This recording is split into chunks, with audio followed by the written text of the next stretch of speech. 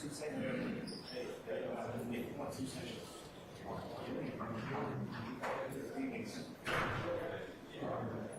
Straight to the police and law and out. 2 seconds.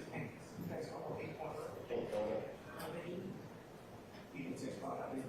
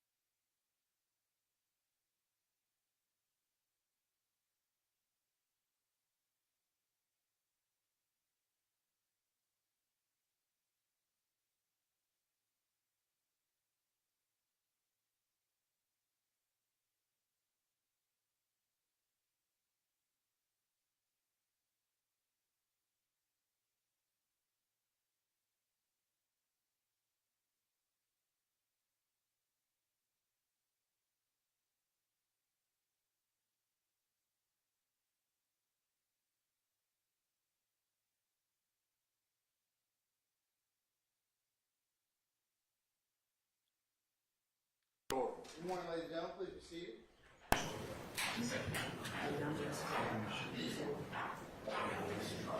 Or just need a number.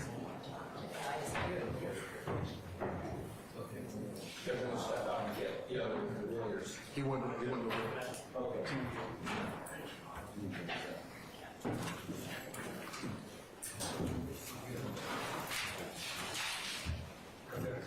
You take over.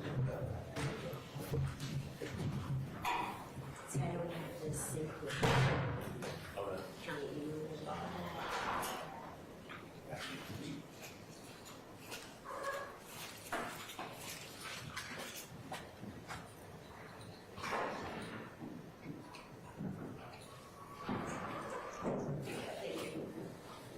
Oh, I have.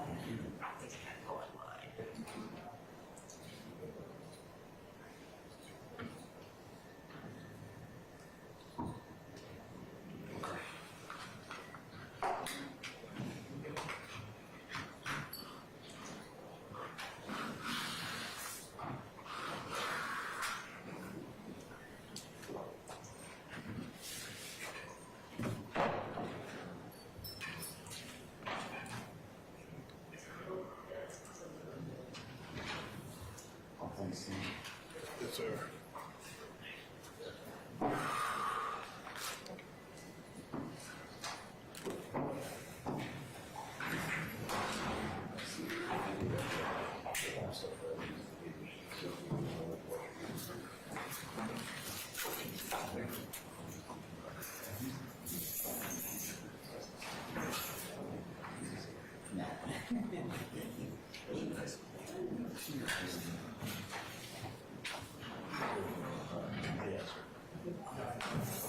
That's just our living room.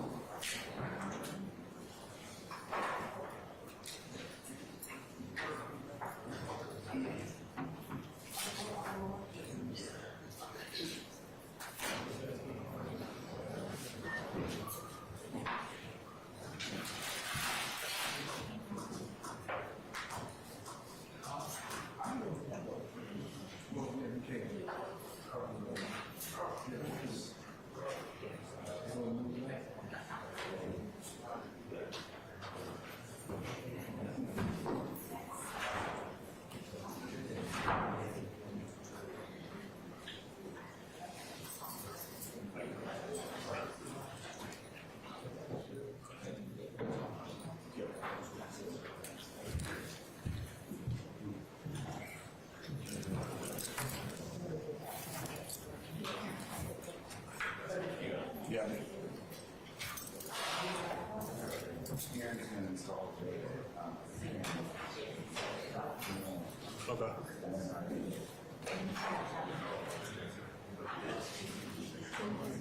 That's just for in here, right?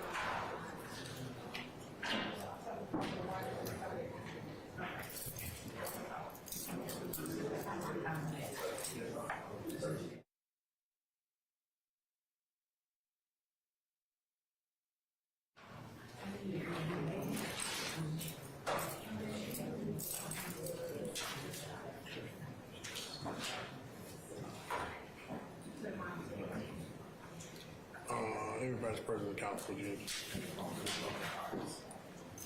Left.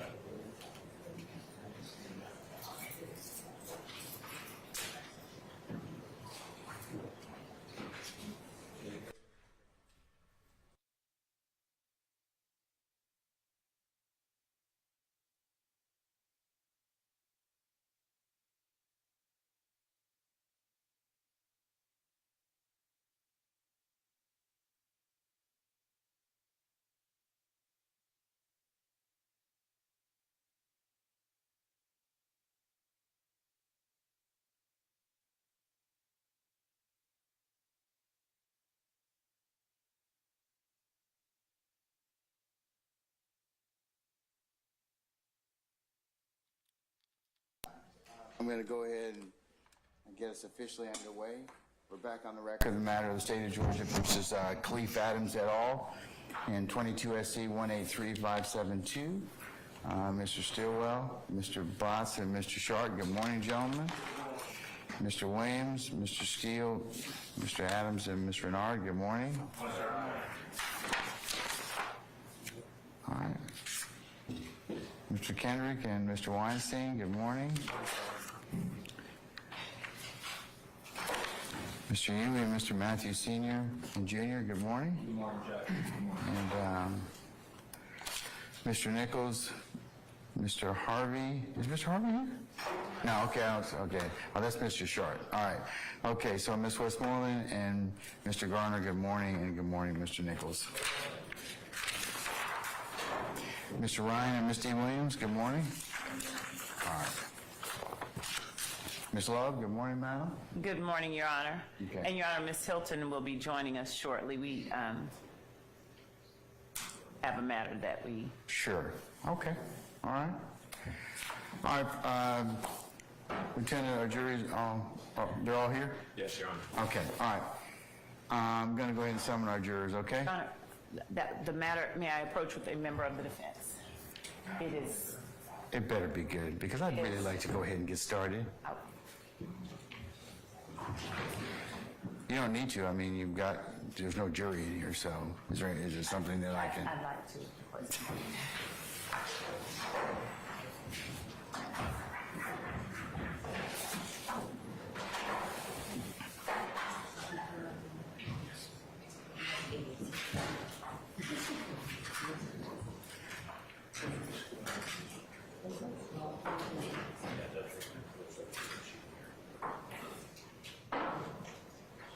Talk radio.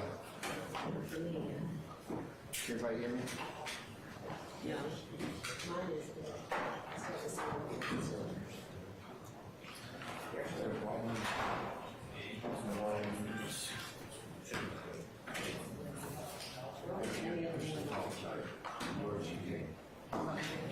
Can you hear me? No, sir. I don't think anyone got charged last week. You have to make someone charge.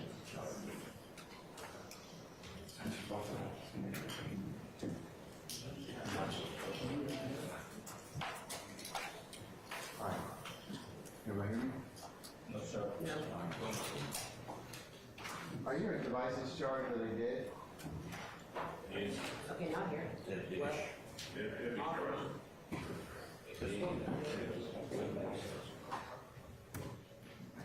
You wouldn't know that this game. Not here.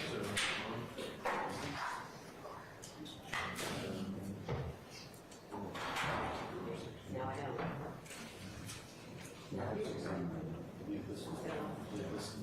That's the master, yeah. I don't know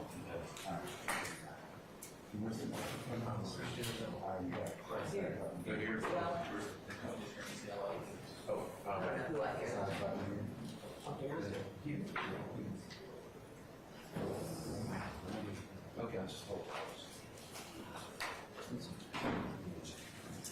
All right, you all hear me?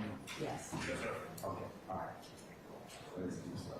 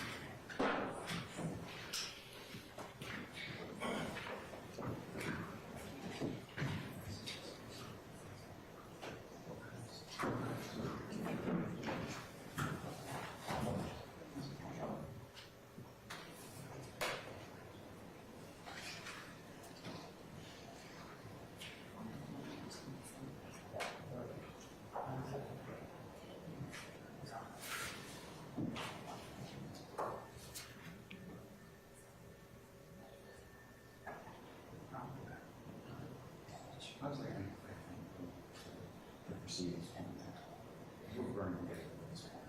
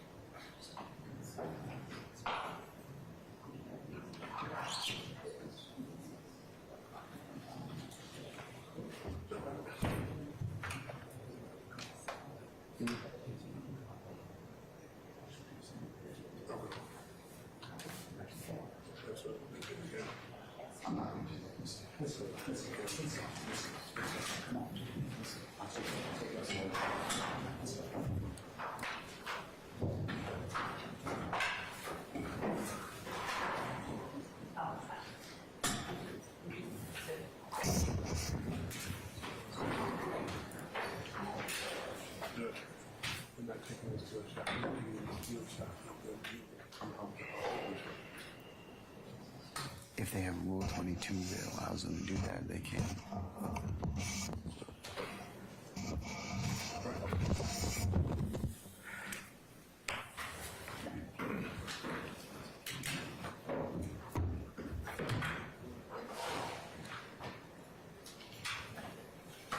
All right, let's summon our jurors, please. Thank you.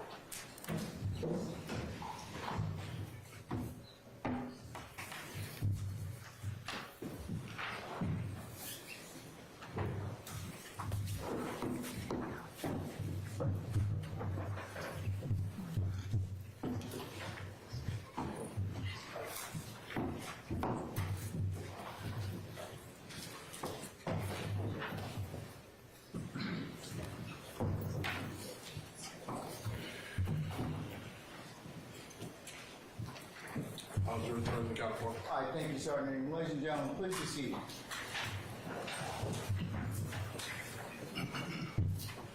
All right, before I get started, let me make some administrative announcements, primarily to our members of the press. And please make sure that you do not take any photos or the camera is not visible on any of our jurors. We had a problem with that yesterday, and I don't want that to appear today. I know it was inadvertent. I know it wasn't intentional, so I'm not saying that to anybody, but I would just make sure that you garner that. If your Rule 22 authorizes you to take pictures or video of the witnesses, you certainly are willing to, you may be able to do that. But please make sure that you stay in the confines of your Rule 22, okay? If you have any questions, just let me know. I'll be more than happy to answer those or take any inquiries, all right? But you all are welcome, and welcome to cover our proceedings. Okay, with that, Ms. Love, go ahead and call your next witness. State calls Melissa Rosser. All right, summon Melissa Rosser, please.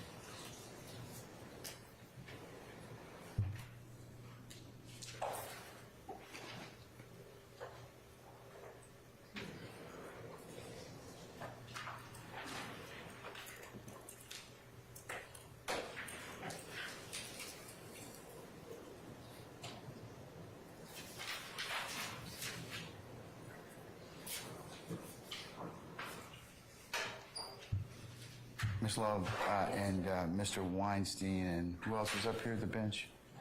Mr. Matthews, if anything or any motion or pleadings is filed, let me know at that point in time, and I'll take a look at it at that point, okay? Yes, sir. All right.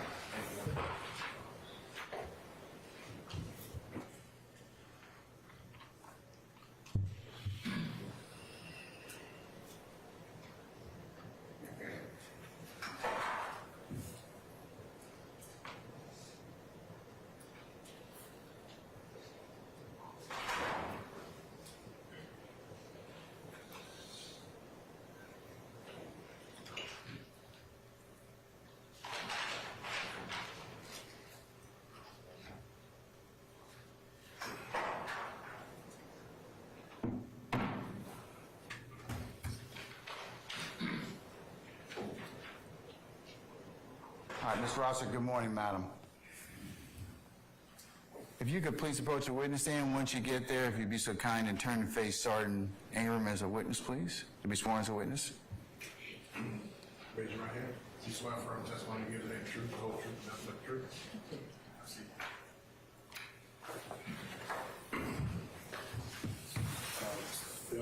State your first and last name, spell first and last name for the course, please. My name is Melissa Dees Rosser, Mellissa, Dees, D-E-E-S, and Rosser, R-O-S as in Sigma, S as in Sigma, E-R. Good morning, Ms. Rosser. How are you? I'm fine, thank you. Good. Ms. Rosser, and Your Honor, for the court's edification of the parties, this is as to Act 1 of Count 1. Ms. Rosser, would you tell the jury a little bit about yourself? Where is it that you're originally from? I'm from Fulton County, Alabama. All right. And so, where did you grow up? You grew up in Fulton County, Alabama? I lived in Fulton County until I was about 6 or 7, at which time we moved to Pascagoula, Mississippi. I lived there until I was about 11 or 12, then we moved back to Fulton County, Alabama. Did you go to college in Alabama or somewhere else? I went to the University of Montevallo on a presidential scholarship. Which major in? I have a degree in math, a minor in English, and I was, I think, one biology and one computer programming short of a triple minor in biology and computer programming. I thought I was that great. Okay. So, what did you do with the math degree? I taught math. Excuse me, I'm going to, Basis, you're gonna object, basis? Background, Your Honor. I'll rule the objection this time, sir.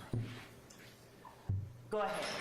I taught math for 5 years at a middle school and as an adjunct teacher at Wallace Community College at night and in the summer.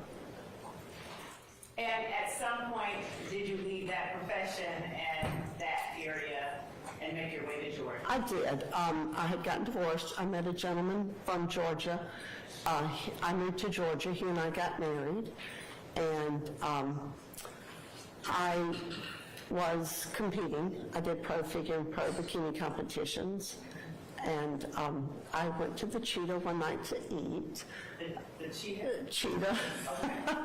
Was totally shocked at the amount of money the young ladies were making that I was not making with a math degree and my minors. And I got hired for a year to be a Cheetah girl. And so I represented the Cheetah. We went to events and did Cheetah stuff. And the year was about as much fun as I could have doing that. I'd had all the fun I could handle. So I didn't want to do that anymore. And what year was that? Oh my, that would have been 2004 to 5, because in 2005 I found out they were opening a club in Forest Park, and I went to to Pink Pony and worked day shift to train to be a house mom. Mr. Gallardi owned 11 clubs at the time, 11 across the U.S. We were opening a club in Forest Park, so I trained up there, and in 2006 we opened Pink Pony South in Forest Park. I started house momming, and I've been a house mom ever since. Now, you're using a term that I may not be familiar with, or some of the jurors may not be familiar with. So would you, first of all, talk to them about what a house mom is and what a house mom for relevance, Your Honor. Your Honor. What's it go to? It goes to background, it goes to the circumstances of the incident that we're about to talk about. Overrule the objection. I actually also own a fitness center, and I work a day job for a fire investigator. I do all of his editing and computer tech work. So I do that too. I work 3 jobs. A house mom, we have a lot of rules. We're very strict. Our clubs are. All people have to be permitted. I'm responsible for making sure every person has a permit. And what kind of clubs are we talking about? They're adult entertainment clubs. Okay. Everyone has to have a permit, the bathroom gentlemen, the cook in the kitchen. I'm responsible for paperwork. All of the young ladies have to fill out paperwork. We interview them, and because of the rate of human trafficking, we have to do an interview process because our company requires us to try and help alleviate that and detect that if it's ever present. So I live the interview just to try and cut down on that, as it is an issue in the U.S.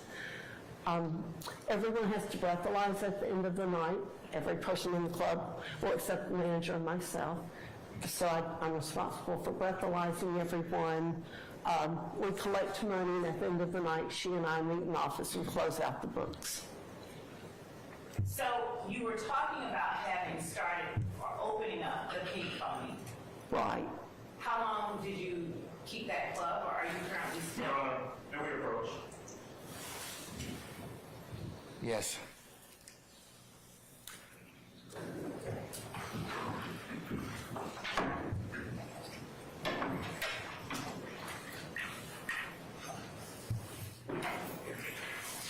All right, start reading.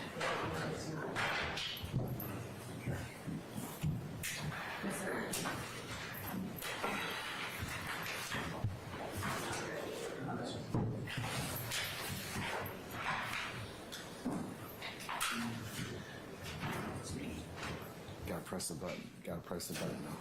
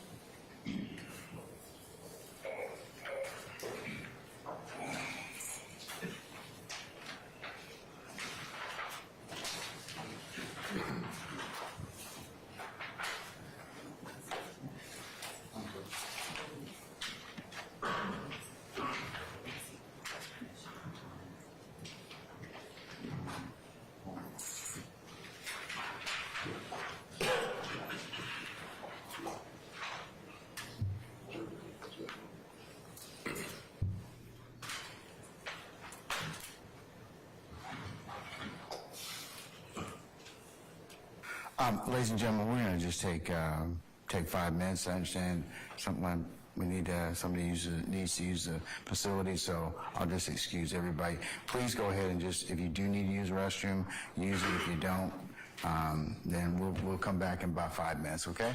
All right. We're in recess.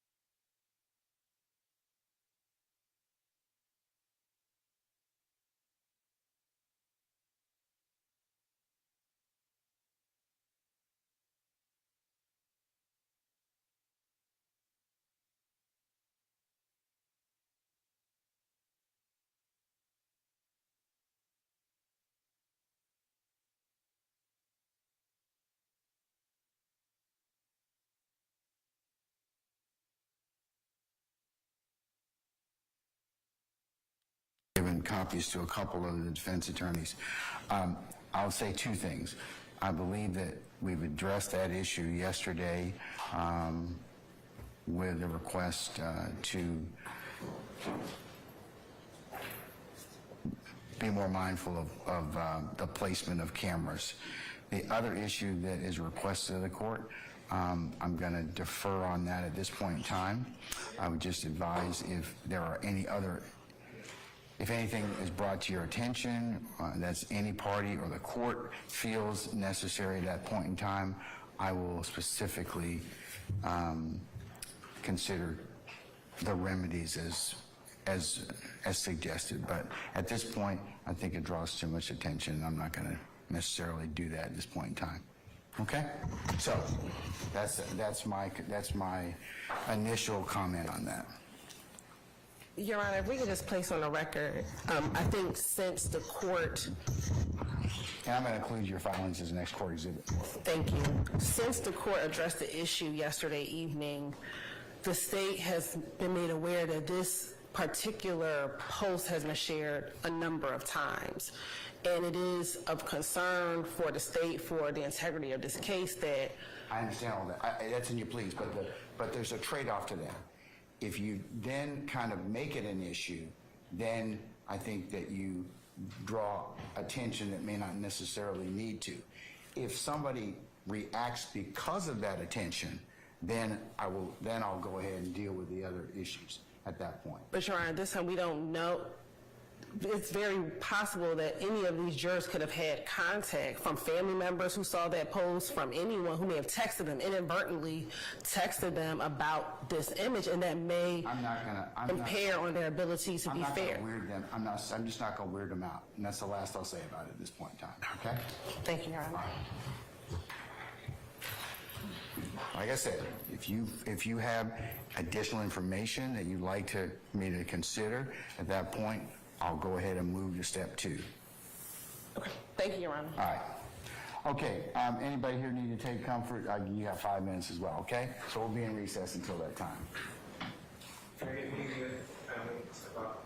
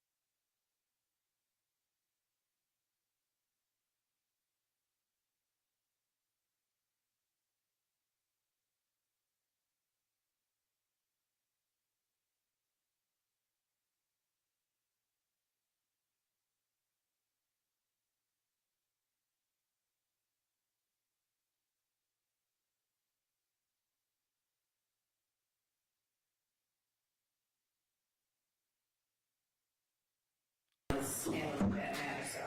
I just want to make sure you file it, okay? I'm gonna, Get the door, Ms. Lowe.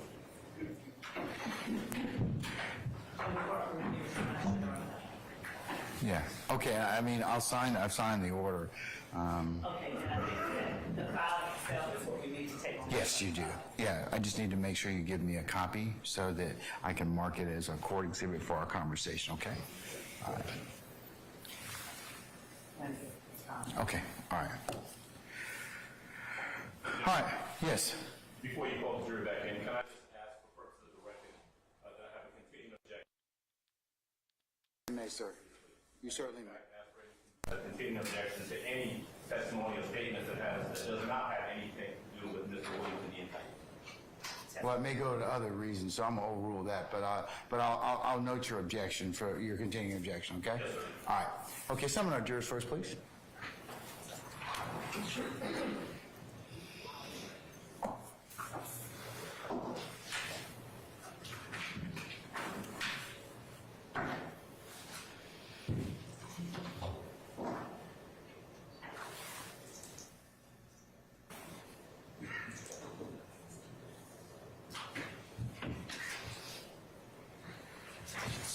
Come on, you should stand.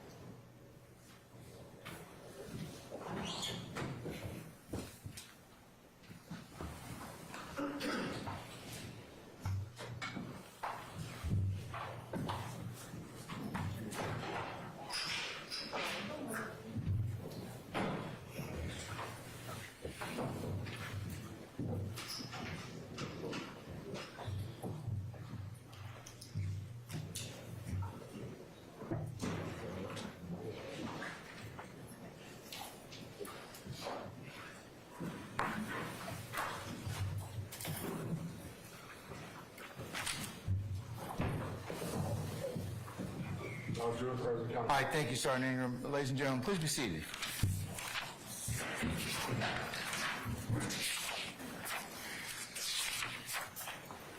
All right, Ms. Love, you can continue the examination of Ms. Rosser, please. Thank you, Your Honor. Ms. Rosser, you were in the process of explaining to the jury your responsibilities as a house mom, and you were talking, the last thing that you were stating was about what happens at the end of the night with respect to the money and your responsibility. Right, and we close out by the manager and I meet in the office, and we close out the books, and then we leave. All right. And if you could raise your voice up to that level that you had it before. Oh, I'm sorry. No, that's fine. That's fine. And is that a practice as a house mom that you do every night that you are working or on duty at the business? That is a practice I do every night since I have been with this company, since I have been a house mom. Well, I've only been a house mom for them. So every night, that is the same practice we go through every night. And you were talking about working or having opened up the Pink Pony South. I was helped open it. I was, we hired, they brought on staff to open it up, and I was one of the original staff brought on to open the Pink Pony South. At some point, did you also become a house mom at another location? Well, in 2011, Pink Pony South was having issues with Forest Park, and it looked like they were going to close Pink Pony South, so they moved me to the Gold Rush, which is on Metropolitan Parkway. What is the address on Metropolitan Parkway? Our address is 2608 Metropolitan Parkway. So when was it that you started working at the Gold Rush? In November of 2011. Now tell the jury a little bit about what your duties were at the Gold Rush, and by that I mean the times that you worked and what you did when you went. It was the house momming process is the same at all of our clubs. Okay. Across, yes, we do everything the same. Paperwork's the same. Wednesdays, every night, I leave my house about 7:30, get there at about 8 o'clock.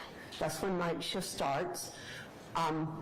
Thursday morning, we'll close the shift Thursday and Friday morning between 5 to 6. I'll get out. Saturday and Sunday morning, anywhere from 7 to 8:30 or 9.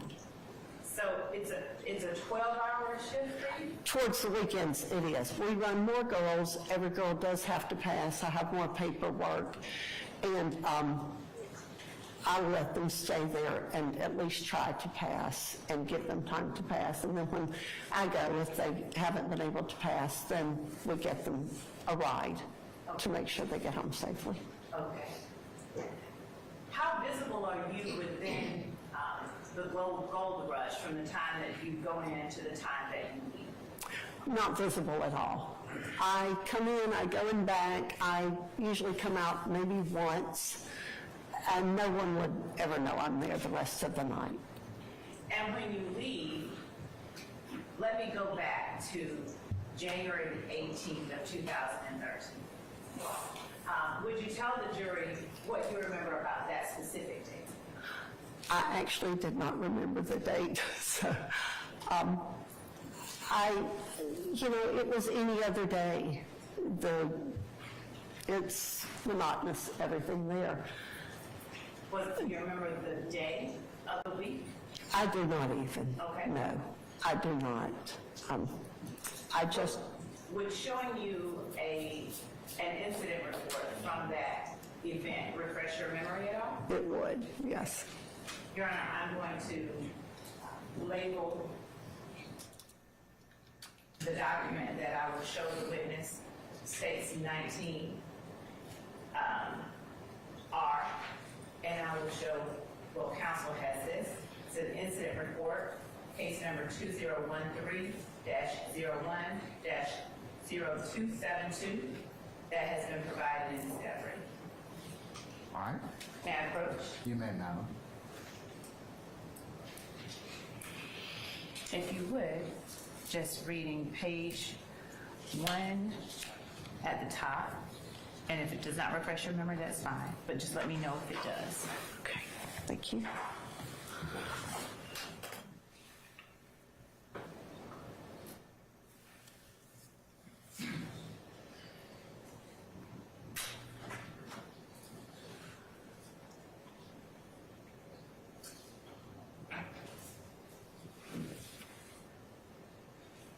And you're welcome to come through any other.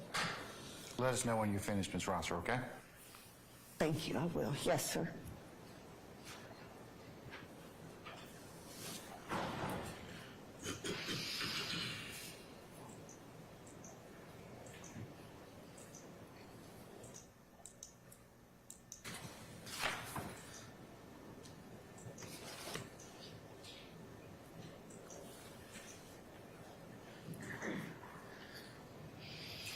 And you can continue to flip through, you don't have to stop at. Oh.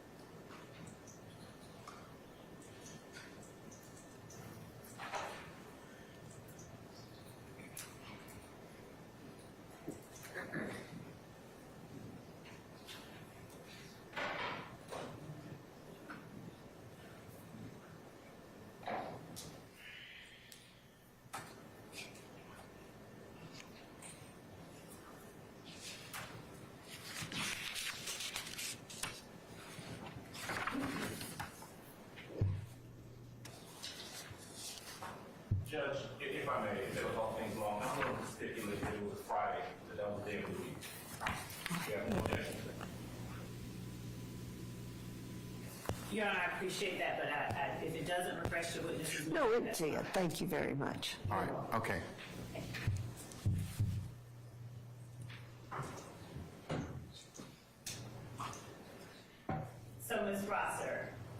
If it is a Friday. Right. If that's the day of the week that it was, what is it that your schedule would have been on that day? It says it was 4:30 in the morning. That was early. It's January. That wouldn't be unheard of. That's a little slower time of year. It's seasonal, just like any type of work like that. So that isn't surprising. So the schedule still would have been the same as far as the paperwork, checking out all of the young ladies, waiting on everyone to breathalyze, and then closing out the books. At which point I would have had left to go home. Now, when you left to go home, are you usually escorted to your car, or do you go to your car by yourself? What is the practice that you usually followed back then? Valet usually pulls the few of us who are left. He pulls our cars up in front of the front door. There's security still inside and security outside. So we have security outside, security inside, and I just walk out and get in my car myself. It's usually like I step out our front door, walk a couple of feet, and my he parks it so that I can get into it and drive off. And are you carrying things in your arms normally, or is someone else bringing your things to the car for you? No, I carry my own things. Okay. And this particular night, or morning rather, so this would have been Thursday night, you would have worked into Friday morning? That is correct. So this particular morning, as you're leaving to get into your car, do you recall what it is that you're carrying with you and taking to the car? Well, I know I would have had my purse and a lunchbox. I take food because I eat every 3 hours. And I had my backpack that night because my daughter had an engagement party, and my dad had passed a year prior. And so, I think it was a year prior. And I had brought my camera. Phones didn't do back then what they do now. I brought my camera to upload pictures. And I had a CD of my dad in there. I'm sorry.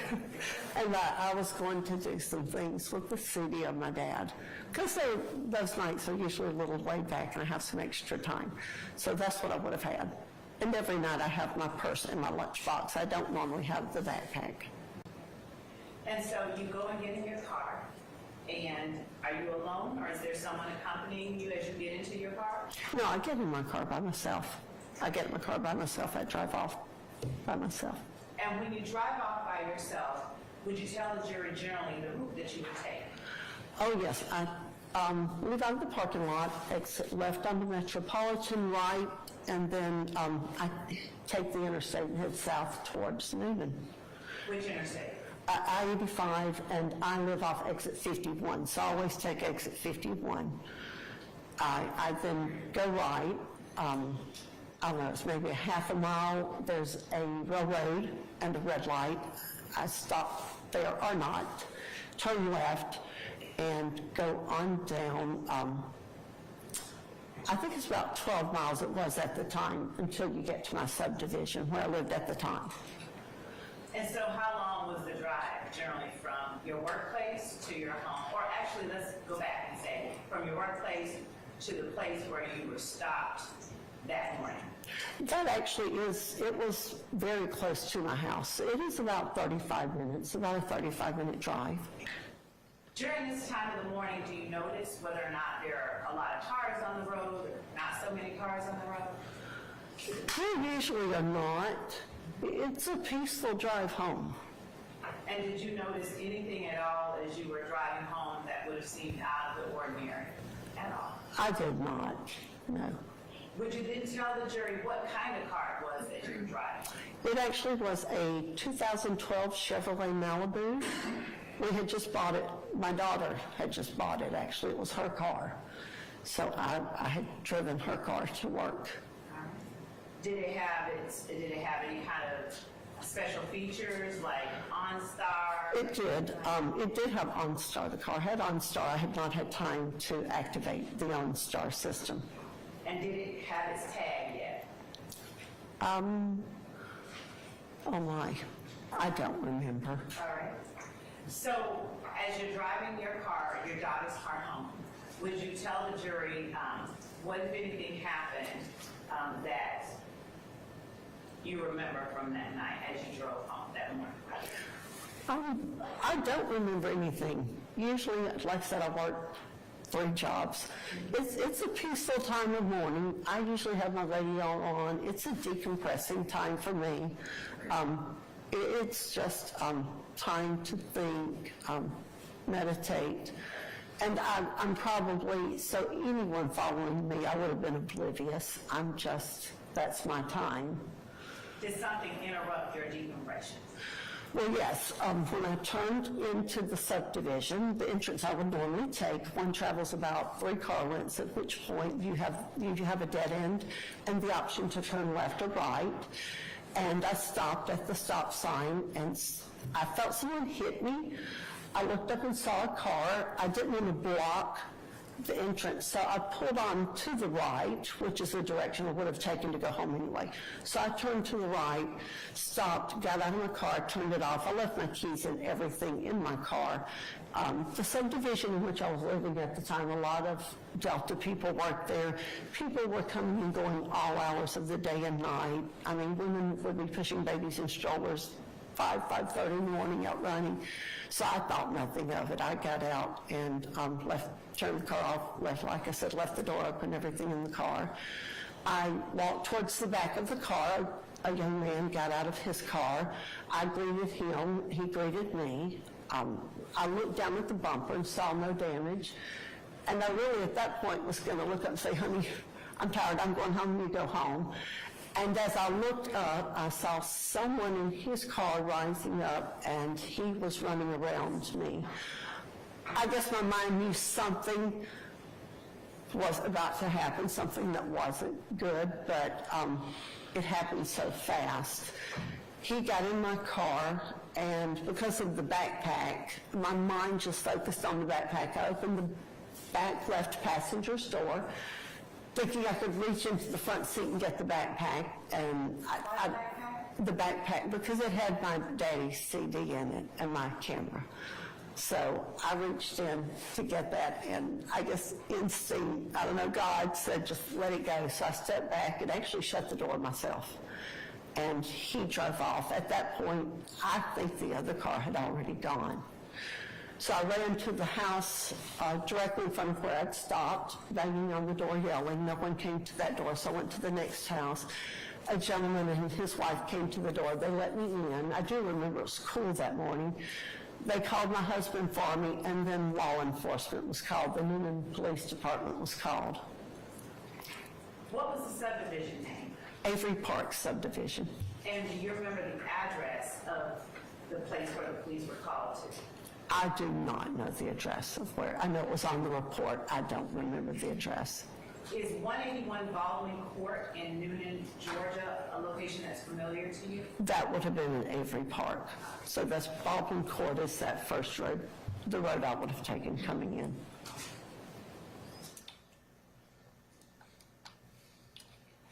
You said that women are generally sometimes pushing their babies in strollers around 5 o'clock in the morning. So it's around 4:29, 4:30 in the morning. Do you remember what the atmosphere was like? It was quiet. I mean, it was early, but like I said, people are coming and going at all times of the day and night there. So. And what did you mean when you said Delta people live there? A lot of Delta employees. Delta Airlines? Delta Airlines, yes. Is the lighting, is it lit inside the subdivision, or is it dark? It is lit, yes. The subdivision is well lit, yes. Approximately how long did the interaction with the people who took your car take place? It was just me literally stepping out to greet him and the young man greeting me. I mean, in my mind at that time, it's a fender bender. Most accidents aren't on purpose, so I'm going to greet someone. Now, you were never asked to identify anyone or anything like that, right? Or were you? I was not, no. And were you never shown any lineups or anything like that? I was not. However, were you able to at least observe a general description of the person that did that? I was, because I'm 5'8". He was slightly shorter than me. Not thin, but a little smaller young man. Were you able to discern what ethnicity or race this person He was? was a black young man. Okay. Or And he looked to be black. I could not say he was for certainty. He looked to be like a black young man. okay. And do you recall his general age that he appeared to be? He seemed really young. He did seem young. I would say early 20s to mid 20s. I know kids around that age, for a span there, they don't age at all, so one wouldn't know. Right.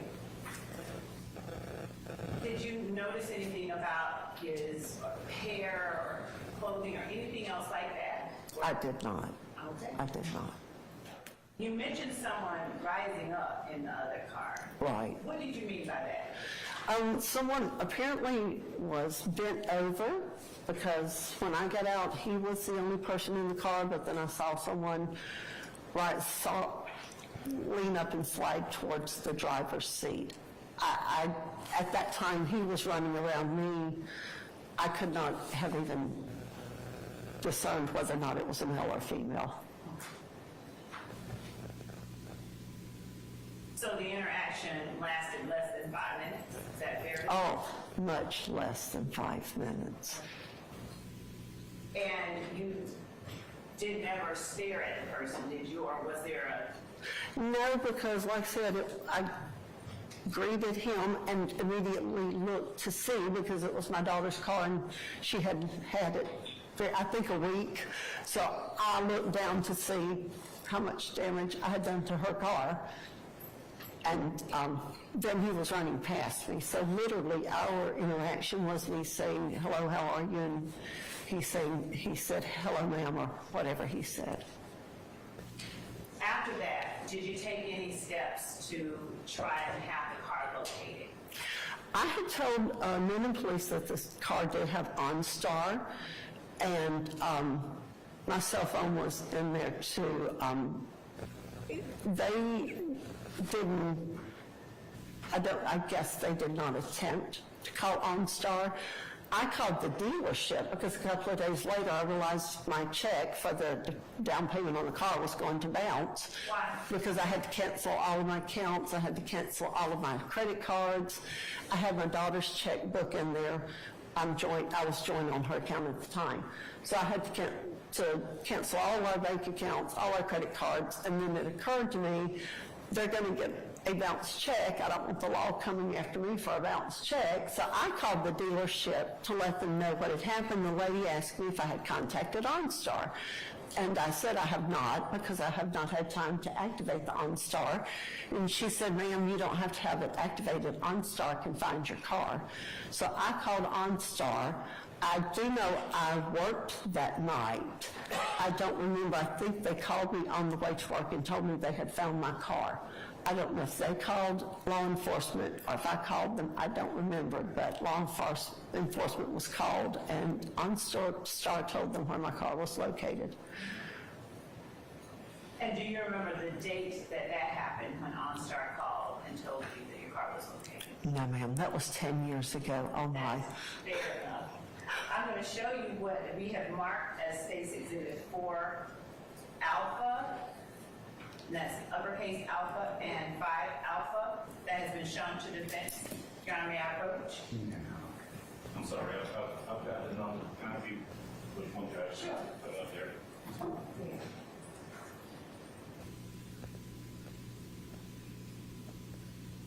right, that's fine. I have no objection. Okay.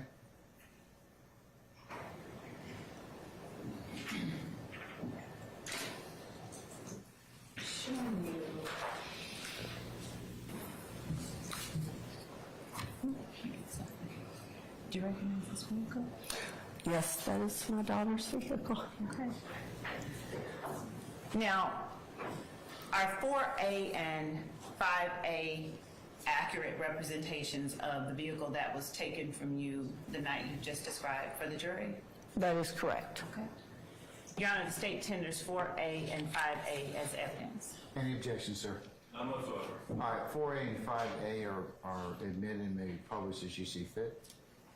Ms. Rosser, in the photograph depicted in 4A, was that your residence where the vehicle is parked? That is not my residence. Did you ever take that vehicle to that residence? No, I did not.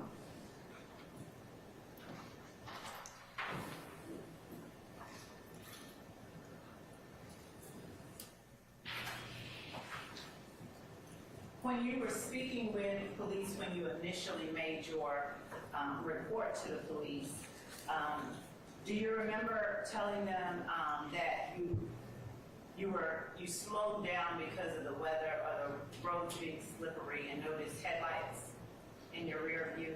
I don't remember that, but if the road was slippery, I would have slowed down. And would showing you the narrative from the report that I just showed you, would it refresh your memory as to that? I actually had read that when you handed it to me earlier, and I did not remember, but obviously I did tell them that.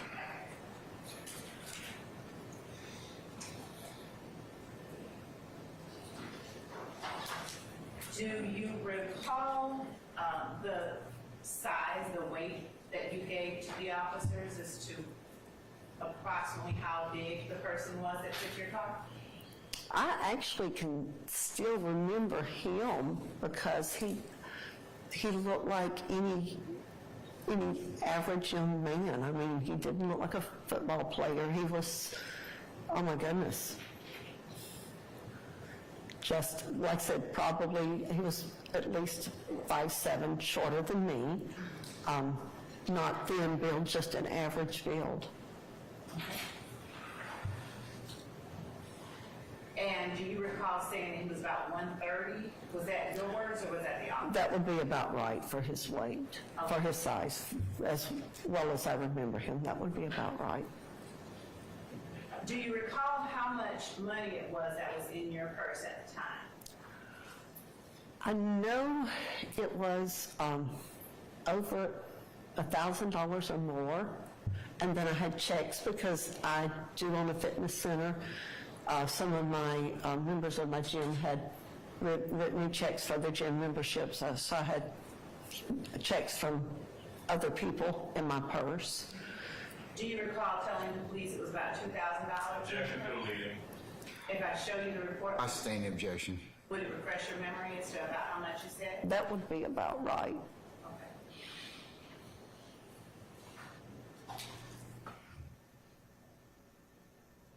And the other items that you said were inside your vehicle, would you repeat what those were? My laptop was in a backpack, a laptop backpack. I had a laptop, which was a custom order laptop, because my degree's in math. It was a PC, a custom order PC, and I think I paid about $3,200 for it. I had a camera. I had, like I said, my lunch bag. I had my purse, my checkbook, my daughter's checkbook, cash, checks from the gym members, my credit cards, my driver's license, and my social security card. Did you have an iPhone? I did have an iPhone, that is correct. Did you try to use your iPhone or iCloud account to locate your car? I did not use it to try and locate the car. I did try and find my phone, and to no avail. What do you mean to no avail? We couldn't find it. It was just not even registering at all. So, Was it on at the time that your car was taken? I'm almost certain I would have had it on. Because I have kids, I work a lot, I keep my phone on. So I guess at the time that they had turned it off because I could not locate it. That Thursday night leading into the Friday morning when your car was taken, were there patrons in the club? Oh, Were there people? Were there customers? I'm sure there were.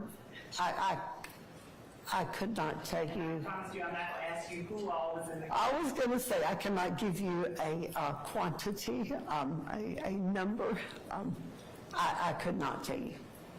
Are you able to tell the jury, generally, are there any age groups or specific demographics that visit the club, or is it a broad spectrum? No, we actually have a very mixed customer base. It is the age range, the ethnicity, we have a range. So are there young black people, young white people, older black people? All of the above. We get blacks, Asians, Hispanics, whites. We get young people, we get middle-aged people, we get men, we get women. We have quite a diversity among our customer base. And are you at all familiar with, or were you at all acquainted with anyone by the name of Trontavia Stevens? Not of which I'm aware. We have a few customers that I come in, they'll hug my neck, the regulars, hey, Miss Melissa. I don't know people's names. I'm not out there long enough to know a name.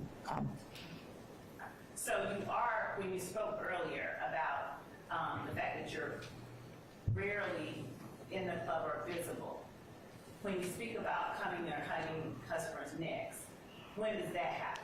When I get there, when my shift starts, because sometimes there are regulars in there, and I'm 55. I'm like mom to them, so they're all going to hug Miss Melissa's neck and ask, and they're sweet. I mean, we have amazing customers at our club. And when you leave, do you generally tell your customers goodbye, or are there generally no customers left? There are no customers. We know the young ladies have an option to either leave prior to, when we do last call, at that point, young ladies are not allowed to leave until the parking lot is cleared of all customers. No staff is allowed to leave until the parking lot is cleared of all customers, and that is for their safety, because we have a barricade. There's only one way in and one way out. And what time is it that the club would have closed and all customers would have been required to leave? We do last call at 2:45. All customers have to be out by 3. No exceptions. That's the law. And if all customers were out by 3, what time would you have gone out, like left? If that incident occurred at 4:30, I would have had to have left about 3:55 that morning. Because I was in my subdivision and within a half a mile of my own house. As far as the parking lot is concerned, how wide or how large is the parking lot of the Gold? Objection, relevance. Your Honor, I'm going to ask that question because I'm going to next ask her, did she pay any attention to whether or not anyone was on the perimeter of it, or could she even see that? Your Honor, she's already testified that there was no one there at the time she leave. I object No to exception. the Okay, all right, okay. I'm going to sustain the objection. Just move on, all right? Sure. And you said that you left and you got in the car, you didn't notice anything, but was there anything on the perimeter of the parking lot, anything at all that caught your attention, or nothing at all? I really don't pay attention. I mean, when I walk out, I notice, like, the manager's car, security is usually there, a foreman, cars of any young ladies who have not been able to pass the breathalyzer. They leave their cars, because we do have overnight security. As far as the perimeter, behind us is a trailer park. If you're exiting our club, to the left would be a trailer park. Directly in front is a liquor store, and to the right is Metropolitan. So as far as the parking lots where the liquor store and everything is, I wouldn't have paid attention because there, again, can be cars in and out. Across the road, there's parking, and there are cars there throughout the night, and when we leave in the morning sometimes. So I would have paid that no attention either. Now, I asked you whether or not you knew a Trontavia Stevens. Are you at all familiar with, or have you ever had any reason to be at 2612 Old Hateville Road? No, I don't know where Hateville Road is. Okay. Thank you. That's all that I have. Defense may have some questions. Cross. Yes, ma'am. Mr. Adams. Yes, sir.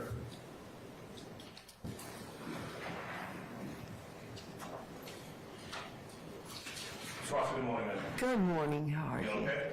I'm blessed, thank you. All right. You and I have not met before, true? That is a true statement. All right. And so I want to ask you just a couple questions. Yes, sir. And I know that this case we've been discussing, the incident which you happened back in 2013, right? That is correct. 10 years ago, roughly. Yes. But I want to ask you about this case. All right? Some questions about this case that you're here for today. So, you were a house mom back in 2013, right? That is correct. This incident you've been questioned about occurred in Noonan, Georgia, where you live. That is correct. That location is about a half an hour or so away, maybe a little bit more, from where you work. That is correct. When you left the club that night and you went to Noonan, you drove to Noonan, you did not notice anyone following you, anything like that. No, sir. One of the things you testified to a little while ago, correct me if I'm wrong, and if I say anything wrong, please correct me, all right? You said that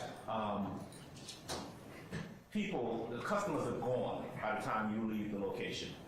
That is correct. They're cleared out, I think your words were no exception, right? That is correct, yes, sir. So when in talking to the officers later on in regards to that incident, nothing to suggest that there was you didn't see anyone follow you when you left the club, right?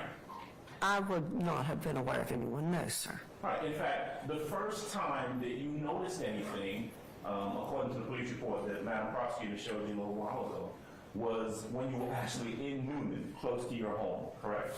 Correct. You saw lights in your rear view, and you actually, you kind of caught your attention because you thought, hey, I'm driving slow, and you thought the person behind you, the lights coming up on you might be kind of irritated that you were driving slow. You remember telling the police that? I really do not even remember that part of it, Okay. and I apologize. But if I told him that, then I'm certain, and that does sound like something I would say. Okay, and listen, no need to apologize. We're just asking what you remember, just trying to get a sense of what's relevant. Objection, Your Honor, as to relevance. I sustain the objection. Thank you. All right, rephrase, sir. Oh, yes, sir. All right, so back to the facts of what happened. Someone hit you from the back. Yes, sir. You get out of the car. Yes. You see a young man, kind of nondescript looking young man, right? Correct. 5'7" Yes, sir. 130-ish pounds, a small guy. Yes, sir. Maybe a little smaller than me. Probably a little smaller, yes, sir. Give me 5'8". I'm 5'5". Look, I don't want to hurt you. I'm trying not to step on your toes on that one, okay? And I appreciate that too.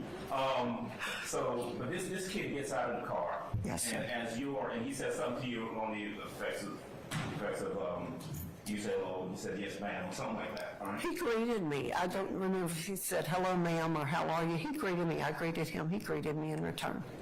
You're in the back looking at your car, and he in the meantime goes around, jumps in your car, and takes off. He circles up on the curb, and yes, sir, he turns around and takes off back out the direction in which we had come in. You don't know where that kid in the car he was in came from, right? Oh, correct. No. I mean, this is Noonan, so, whether, this kid came from Noonan or from wherever, you don't know. The only thing you know is that this happened about 35 or 40 minutes away from where you work in Atlanta, right? That is correct. Yes, sir. You didn't recognize this kid coming out of the car, did you? No, sir. Okay. You cannot say, hey, look, I saw him before. That face looks familiar. Not at all. No. Okay. Your car is gone at that point, and you ultimately end up talking to the police. True? True. Okay. You speak to the police, and you told them what happened. You told them about the car having OnStar, and about 6 days later is when you're notified, whether by the police or someone, that the car had been recovered or found. True? True. Okay. You don't know, right? I mean, frankly, what happened to the car in that 6-day period of time? right? That is correct. No, sir, I do not. You have no way of knowing, you can't testify that it went through 1 pair of hands, 5 pair of hands, 6 people went to however many different cities, we just don't know, right? That's true. Yes, sir. All we know is that at some point, the car was found somewhere in Atlanta, right? Correct. Okay.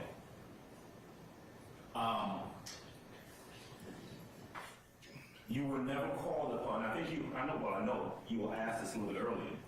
You were never called upon to come and identify anyone who was found in possession of the car, right? That is correct. Yes, sir. You were never told by anyone, by police, law enforcement, that anyone was found in possession of the car. At some point, I received a call. They had found my car. It actually was sometime later. I was given 2 names because they did ask me if I knew the names. I wrote the names down and did not recognize the names, so that is the extent of it. Right. And certainly there was never a time when the police said, hey, you know what? I want you to come in here, take a look at this picture, and see if you identify anyone. That never happened. No, sir, that did not happen. All right.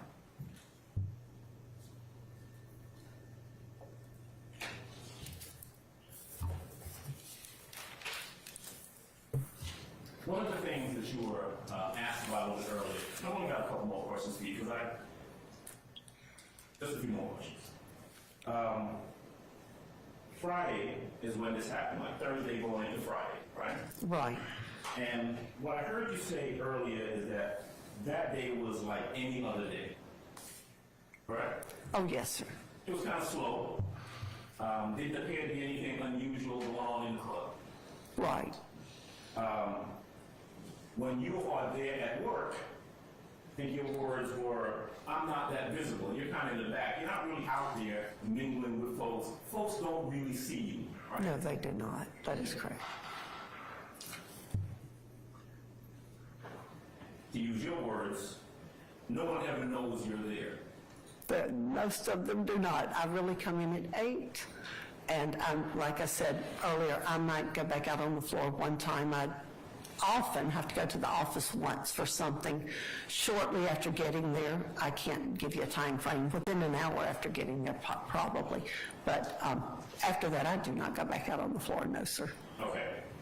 And there was nothing, in this case, on this particular day, go to work, you're there, right?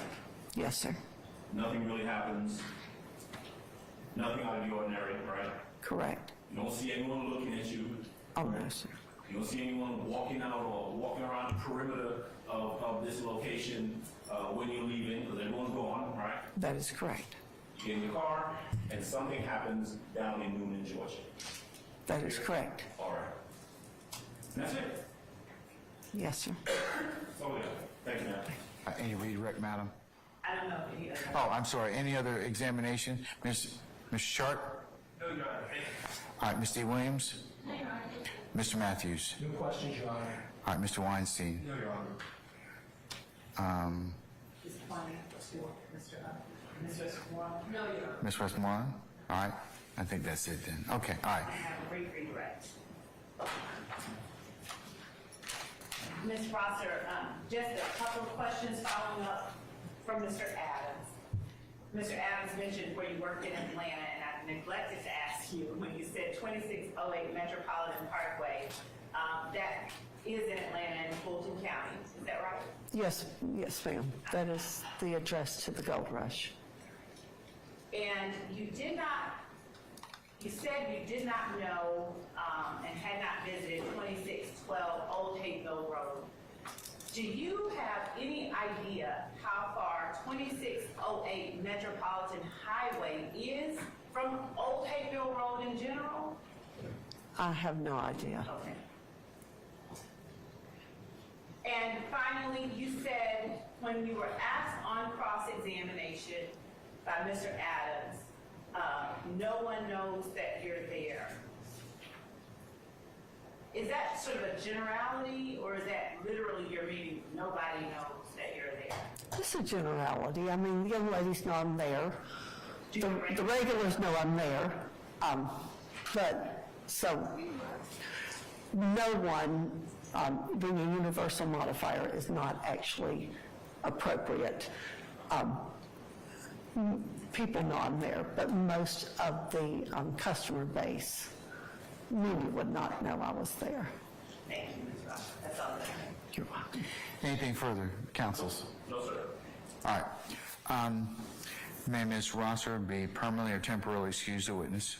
Yes, Your Honor. Thank you. Permanent? Permanent. All right. Ms. Rosser, I'm going to permanently excuse you as a witness. I appreciate your patience with us. Don't discuss your testimony with anybody except the attorneys in this case, okay? Thank you very All right. much. Thank you, madam.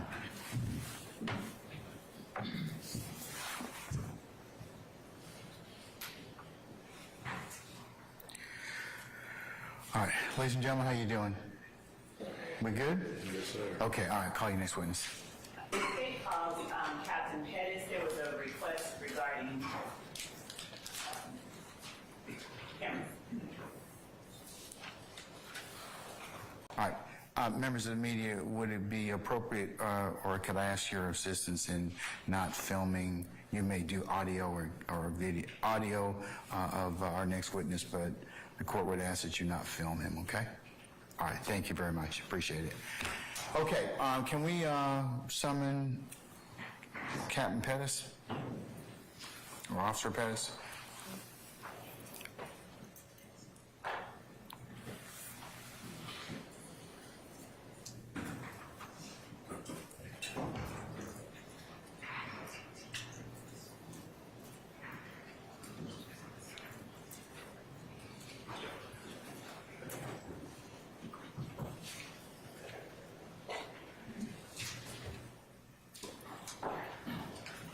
Ms. Love, what's the first name of your witness, or Ms. Hilton, what's the first name of your witness, please? This is right here. Reginald? Yes. Thank you.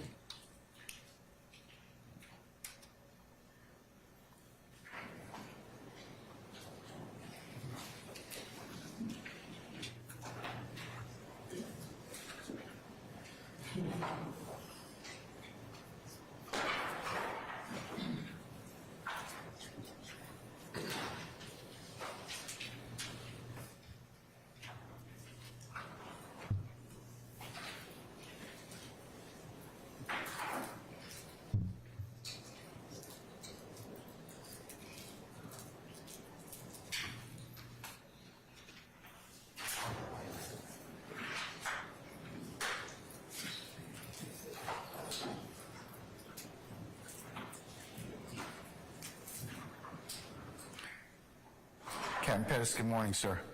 Sir, I'm up here. If you could please approach the witness stand. Once you get there, if you'd be so kind to turn and face Sergeant Ingram and be sworn as a witness before you sit down, sir. Raise your right hand. You swear affirm testimony you give the truth, the whole truth, nothing but the truth. I do. Have a seat. State and spell your first and last name. First name is Reginald, R-E-G-I-N-A-L-D. The last name is Pettis, P-E-T-T-I-S.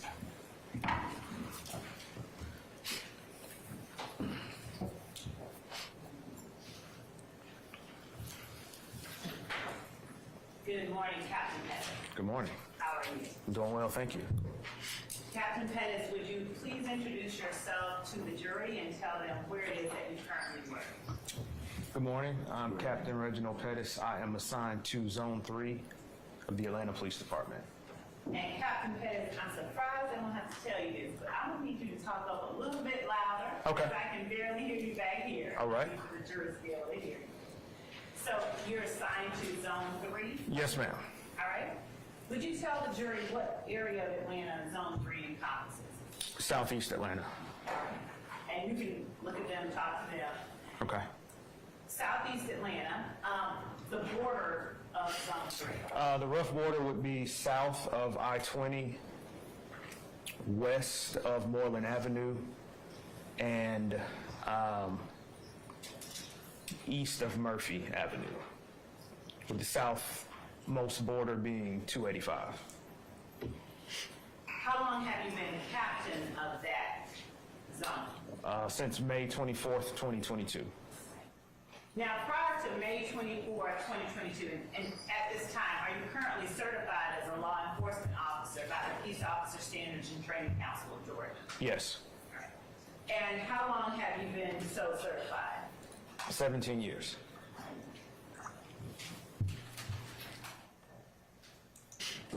So prior to working or being promoted, I suppose, to captain of Zone 3, what was your position there? I was the unit commander of our Homeland Security unit. Now, would you tell the jury what responsibilities that you currently hold as captain of that zone? I'm the assistant zone commander, meaning that the major is the zone commander. I handle most of the day-to-day operations and the staffing of the zone. And what did you do as unit commander of the Homeland Security Unit? I oversaw a unit that consists of intelligence analysts, investigators, and technical investigators that have proficiency in all things computer related. And how many investigators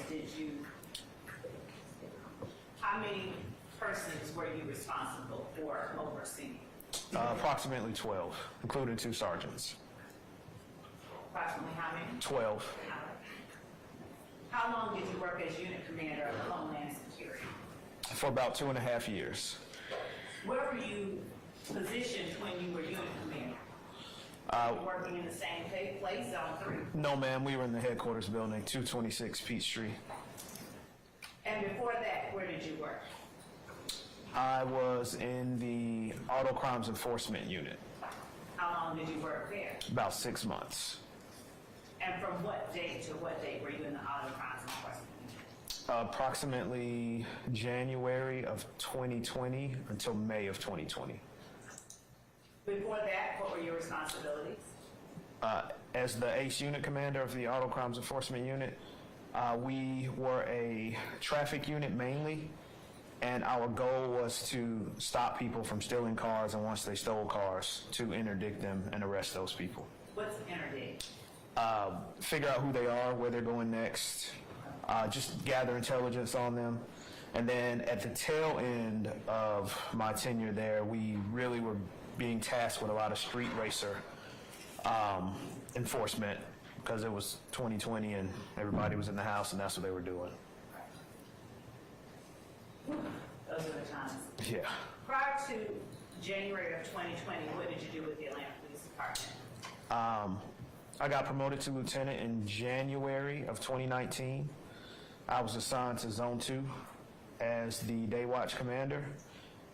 Then I got moved to the administrative unit commander in Zone 2, and then to the criminal investigations division of Zone 2. And what were your responsibilities with the criminal investigations division of Zone 2? Well, back then we had our investigators assigned to each zone, as opposed to now where they're all collected together at headquarters. So I supervised the investigations that took place in Zone 2.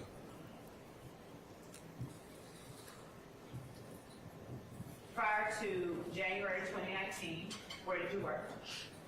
I was a sergeant. I was assigned to Zone 5. When did you start working as a sergeant in Zone 5? Approximately July of 2014. And before then, what were you assigned to do? Before that, I was an investigator assigned to Zone 3. Is Old Hateville Road in Zone 3? Yes. Specifically is 20...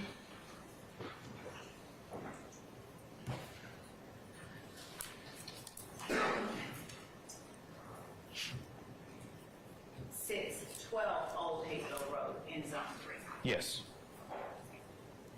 And is 2608 Metropolitan Parkway in Zone 3. Yes. Do you have any idea approximately how far apart those two addresses are? No, ma'am, not without looking at a map.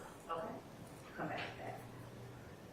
So you were an investigator in Zone 3 in January of 2013? I believe so. All Okay. You said before you became a sergeant in Zone 5 in 2014 that you were an investigator in Zone 3. And before that, an officer in Zone 3. Okay. Tell me when you started working as an officer and when you started working as an investigator.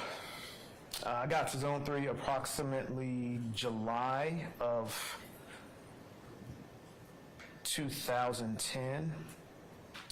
I worked as an officer in Zone 3 until I got promoted to an investigator in Zone 3, which was the end of January of 2013. Tell the jury a little bit about the responsibilities and duties you had as an officer in Zone 3. As an officer, your main priorities are responding to 911 calls. Secondarily, you are to interdict crime, and you can do that in a variety of ways. Usually, officers utilize the traffic stop and the suspicious person stop. We also perform what we call directed patrols, which is an area that is known to be a high crime area, so officers might pull into the parking lot there, turn their blue lights on, and complete their paperwork there. So we do response to 911 calls, proactive work, and deterrence efforts to prevent crime. Were you always working in uniform during your time in Zone 3 in 2013? No. And on what occasion would you have to not be in uniform? When I was assigned to the crime suppression unit, we would split the unit between uniformed officers and officers that were in plainclothes. The latter part of my tenure, I was assigned to the plainclothes part of that unit. We would perform various tasks in plainclothes. Some of them would be related to narcotics activity. Some of them would be related to general crimes, or what crime was trending that week and what area it was trending in. So a lot of time we would act as the eyes and then call in uniformed officers to make stops. Now, do you recall January 25th, 2013? Yes. Specifically as it relates to an incident that occurred at 2612 Old Hazel Road. What were you working on that day? I was. And in what capacity were you working? I was working in a plainclothes capacity, driving an unmarked civilian vehicle. Now, what was it that took your attention to 2612 Old Hazel Road? We received information from our dispatcher that OnStar was tracking a vehicle that was taken in a carjacking, and it was in the general vicinity of Zone 3, and one of the beat officers let us know that he located the vehicle, and it was parked at this apartment complex. And so, how long after you got that notification did you do anything like respond? My partner and I got to the apartment complex parking lot maybe 10, 15 minutes later. Okay. We located the vehicle, and we parked in a position that we could keep our eyes on it in case somebody came back to the vehicle. I'm going to show you what has already been admitted as evidence and marked as State's Exhibits 4A and 5A, and ask you if you recall whether or not those photographs depict the vehicle that you were calling in to look for. They do.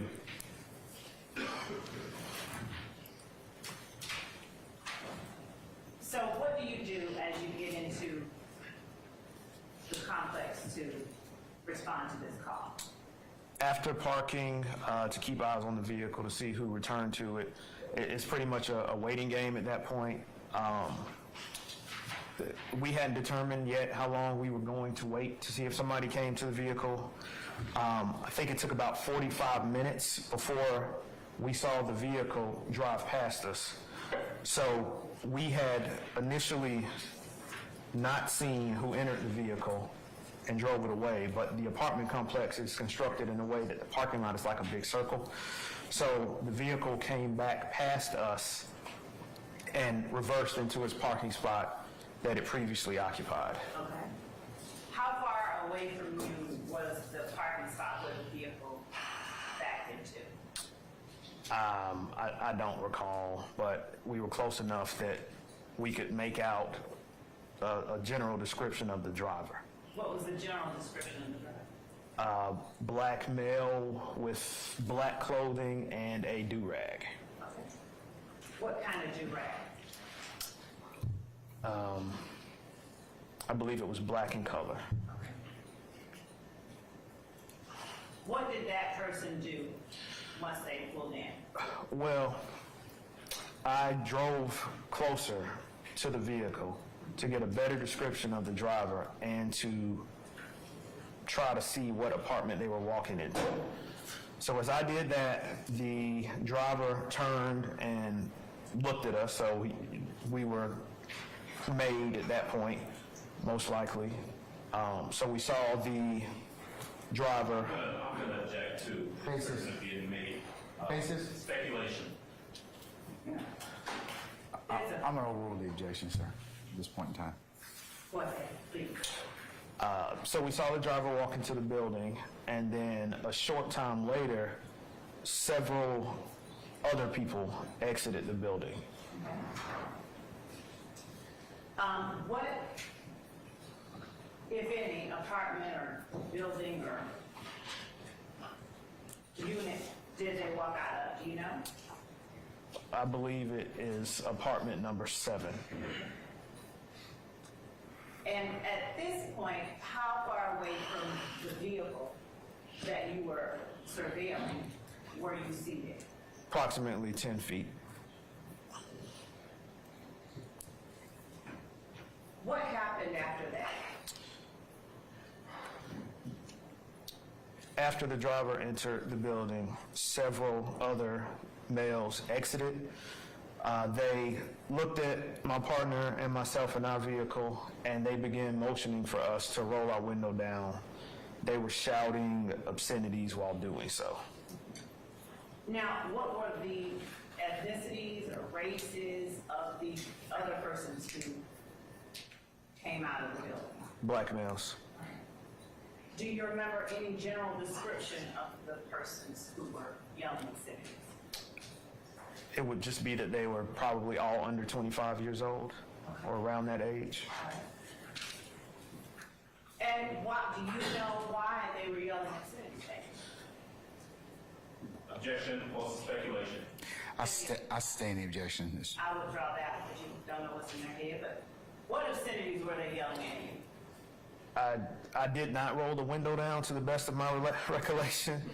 There was some middle fingers, there were some gang signs being thrown. I cannot tell you what they were, but it was aggression was the general gist of it. All right. So what did you do upon the showing of this aggression? At first I did nothing, and then one of the males, who was the most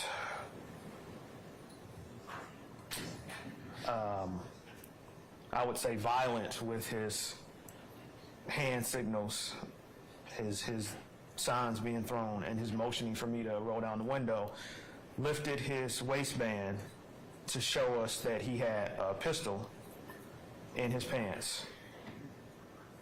And what did he do at that point? He pulled the pistol from his pants and held it down beneath his waistline while pointing the barrel at myself and my partner. Okay. What did you do at that point? I drove away.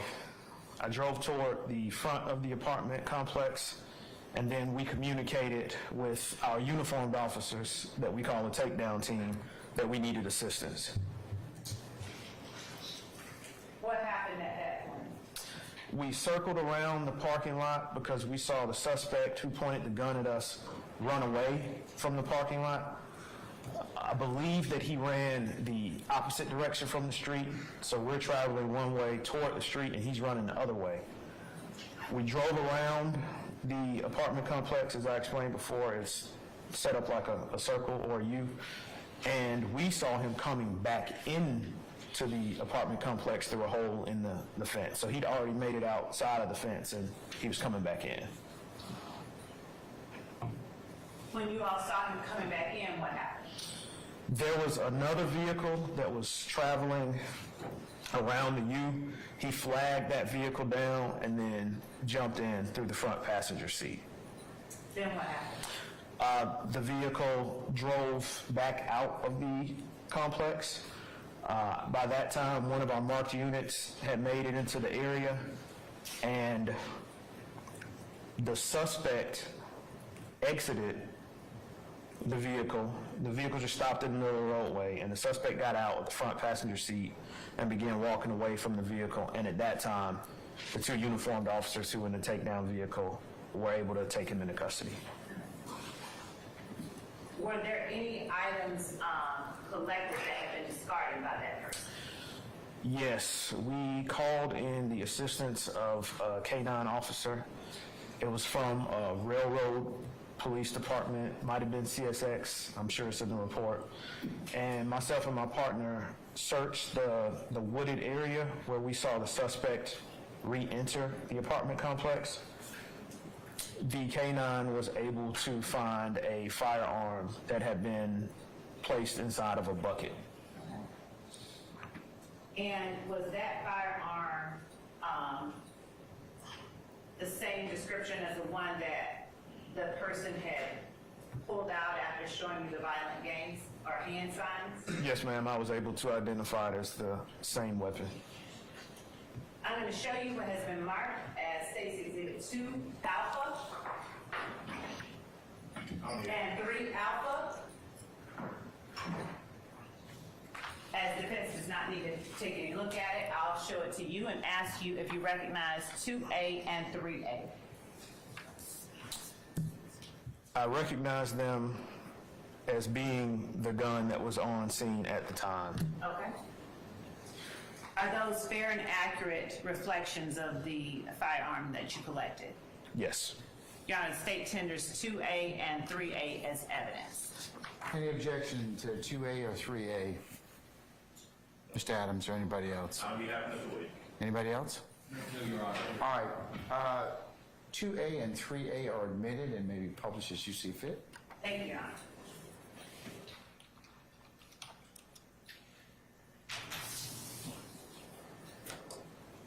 I'm holding up 2A and 3A for the jury.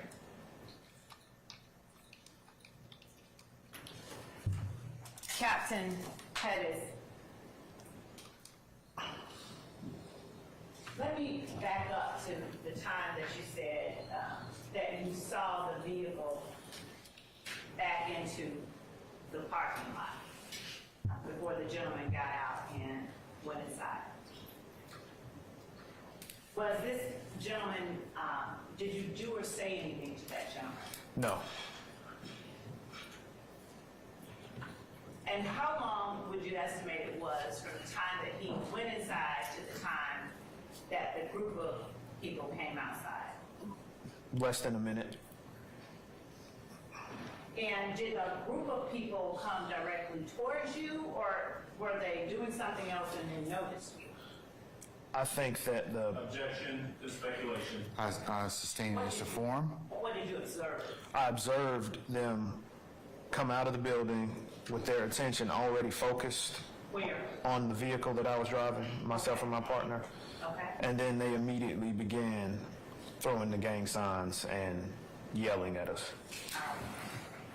Had you done anything to that group of gentlemen before they came out, focusing on you and your partner, throwing the gang signs and yelling at you? No, ma'am. Now, when you talk about gang signs, how long have you worked overall in law enforcement? 17 years. And what, if any, training or experience have you had during that time that would give you the ability to recognize what a gang sign is? We certainly had a block of instruction in the academy. In field training, we would be taught to look for those signs from our field training officers, pointing out the signs. But we would literally drive down the street and gang members would throw gang signs at the police car. Throughout my years, I've attended various other trainings that show gang indicators from tagging to dress to words being said, certainly the colors and hand signs being the most fluid and evolving indicator of a criminal street gang. And how were you able to discern, a gang sign from just the middle finger? I think it would be in the forming of the hands and it doesn't look like a middle finger. It's more complex than that. All right. I'm going to show you what has been marked as state's exhibit 6 alpha, 7 alpha, 8 alpha, and 9 alpha as it relates to this particular incident. And also let me ask, before I do show you these, 2612 Old Hayfield Road, that's in Fulton County? Yes. All right. I'm showing you, and given that this has been already served upon offense, I'm showing you 6A, 7A, 8A, and 9A. Would you look at those without publishing to the jury? And let me know if you recognize those photographs, the person depicted there. I do not. Okay. Do you, at the time that this incident occurred, are you the one that photographed anyone who had been arrested? No, ma'am. Okay. Who was it that did that? I don't know for certain. Was it a crime scene taker from that? No, ma'am. I think that it was one of our supervisors who responded to the scene. Okay.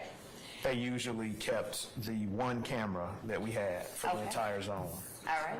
And how did the supervisor, or how did you all document or associate photographs with a particular incident?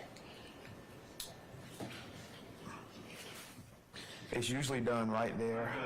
If he doesn't know, he's speculating. Your Honor, I sustain this. he's literally answering. I stand it, it's the form of the question.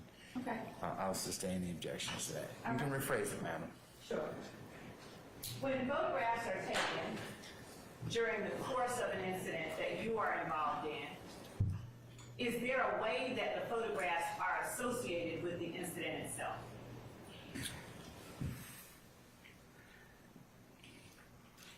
The answer is yes. I'm trying to figure out the best way to say it. So Okay. let me think about it for a second. Okay.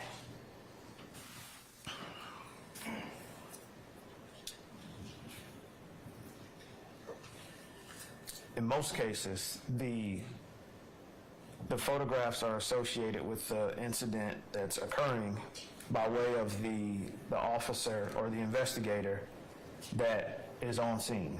Okay. And are those photographs associated with the incident number in the record keeping Objection as to leading. of, I sustain it as to form. is there an incident number associated with the photographs? Yes. Is that incident number and those photographs stored in the normal course of business with the Atlanta Police Department? Yes. Now, who is it that was arrested as a result of this incident that took place with you? The suspect's name is Mr. Trontavious Stevens. All right. And were there any other persons who were arrested on that day? Objection, relevant. Yeah. I'll overrule the objection. I believe that there was one other person arrested, but it was for a warrant, not a crime that had occurred that day. And so the arrest that you made, or that was made that day, What was that arrest for as it relates to what you were looking at? Mr. Trontavious Stevens was charged with aggravated assault, and he also had an outstanding arrest warrant. I believe it was out of East Point for aggravated assault. Okay. Do you know what Mr. Trontavious Stevens' arrest warrant out of East Point for aggravated assault, was that related to? No, ma'am. Was the other person who was arrested, what was that other person's name? Do you recall? No, ma'am. Was showing you a copy of your incident report refresh your recollection? Yes. All right. I'm going to show you what we have labeled as State's Exhibit 50 Alpha, the narrative provided to defense and discovery. Would you just take a look at page 15 at the bottom? Just read it to yourself and do not read it out loud. Just look up when you've had a chance to read it. Okay. Who is that person? Mr. Desmond Hurst.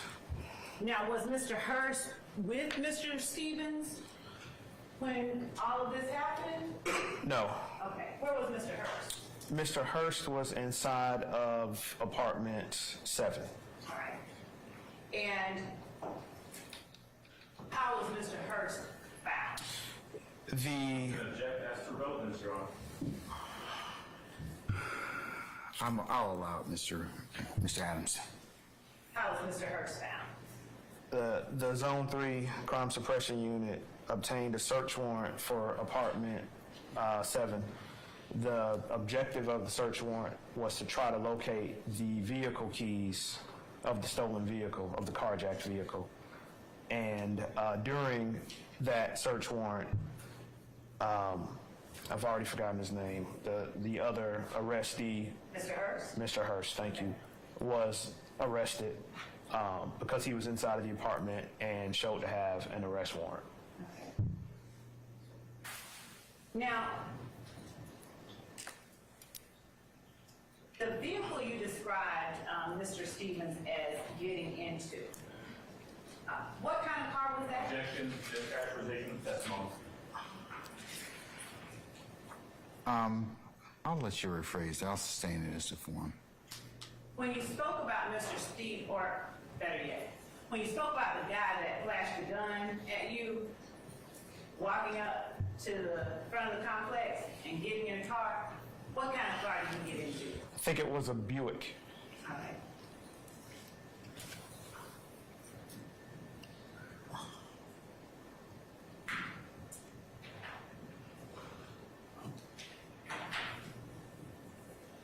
Was there a traffic stop made on the Buick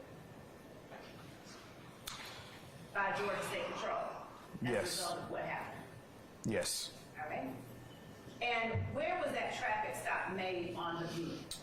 Not far, at a gas station on Cleveland Avenue. The apartment complex that's on Old Hateville is maybe a couple hundred yards away from Cleveland Avenue. What gas station? I believe it was a BP. What was the address of the BP? It was in the 100 block of Cleveland Avenue. If I show you your report, will it refresh your recollection as to the exact address of the BP? Yes. All right. Showing you again State's Exhibit 50A, asking you to look at the third paragraph from the bottom. And just don't read it out loud. Just read it and tell me if that refreshes your recollection. Yes. All right.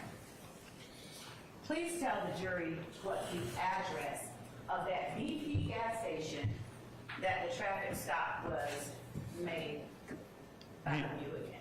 The address was 151 Cleveland Avenue. 151 Cleveland Avenue? Yes. And who were the occupants of that vehicle? Do you recall? No, ma'am. All right. Would showing you the report refresh your memory? Yes. And showing you the narrative,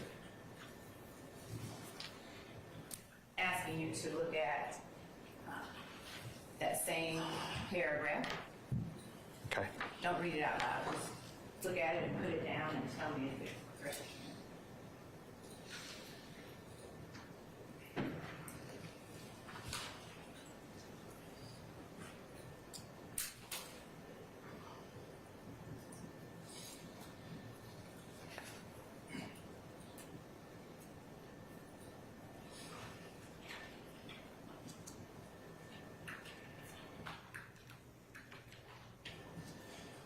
Okay.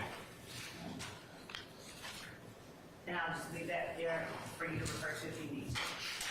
All right. So who are the occupants of that vehicle?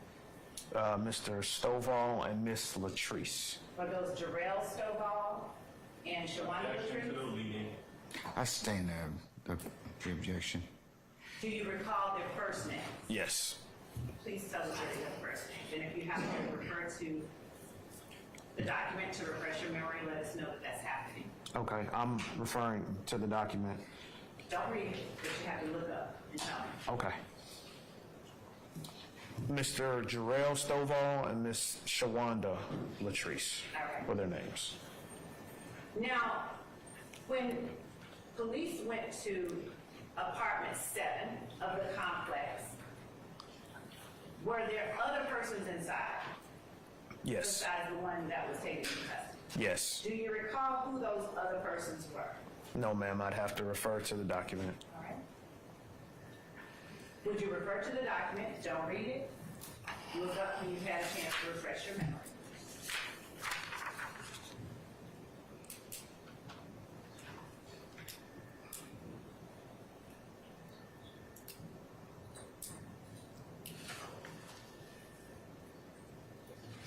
Okay. Who were the other persons inside? Alfonso Dixon, Trevez Watkins. Watkins? No, I have to look again. Johnson, Okay. and the aforementioned Mr. Hurst. All right.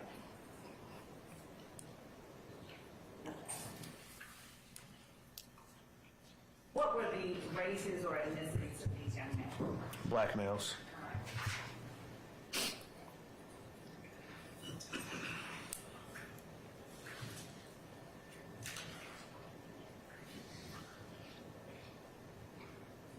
Now, were the occupants of the Buick any of the people that had come out of apartment number 7?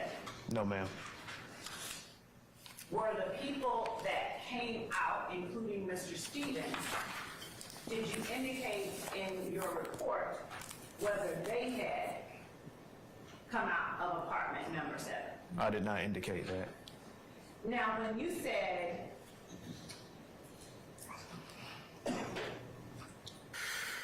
that you looked at the occupants of the Buick and decided they had not come out of number 7, do you recall what you said in your report about the occupants of apartment number 7 as it relates to walking towards your vehicle? No, I do not.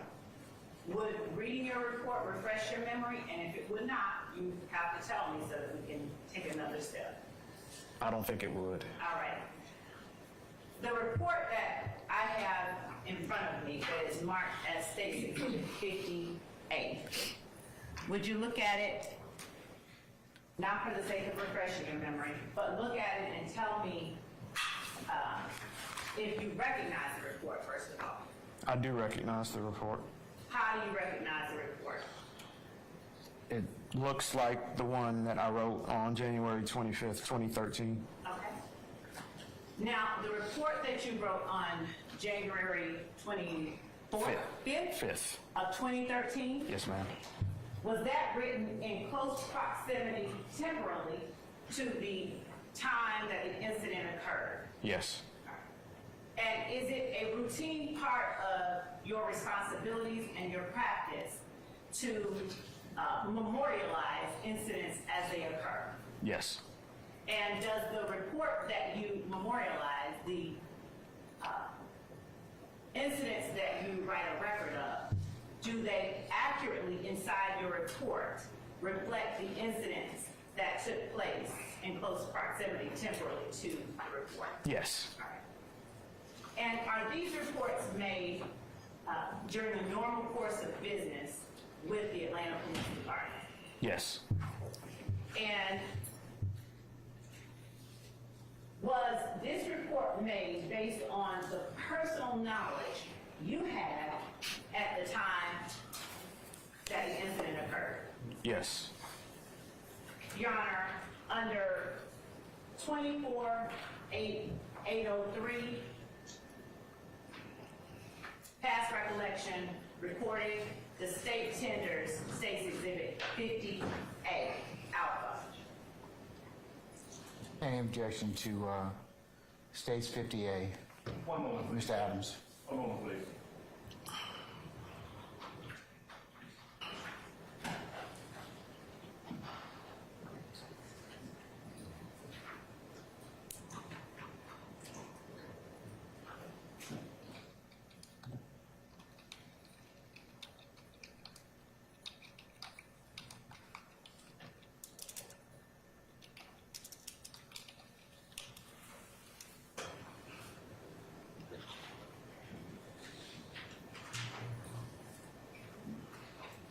No objection to its admission. This one does not go out to the jury.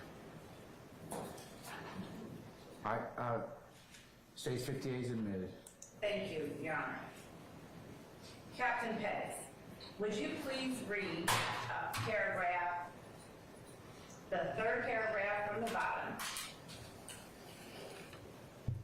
in its entirety, starting with several? Yes, ma'am. Here.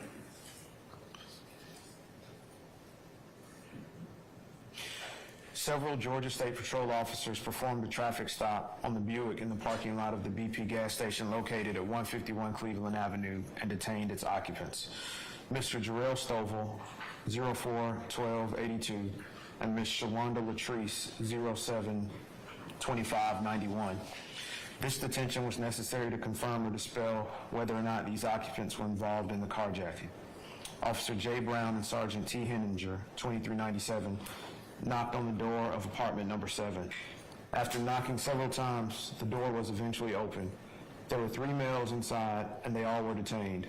Those males were Mr. Travis Johnson, 11-04-85, Mr. Desmond Hurst, 07-17-95, and Mr. Alfonso Dixon, 08-26-91.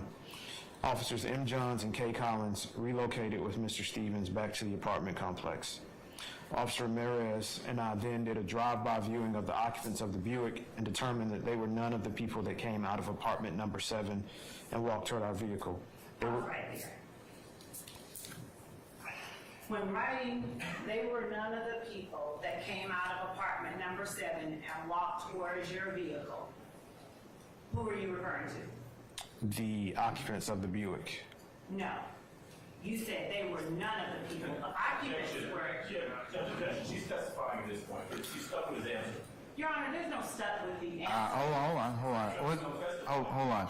I will sustain that objection. So, Ms. Love, you do have to go through the proper foundation. Sure, Your Honor. You just can't tell the witness no. I'm not trying to tell them. Thank you. Yeah, well, you just started to, so that's why you drew an objection. All right. All right. So, Captain Pettis, let me make sure I understand. When reading that last sentence, when you said none of the people, they were none of the people, who were you referring to when you said they were none of the people? Can I refer to the report? Yes, please.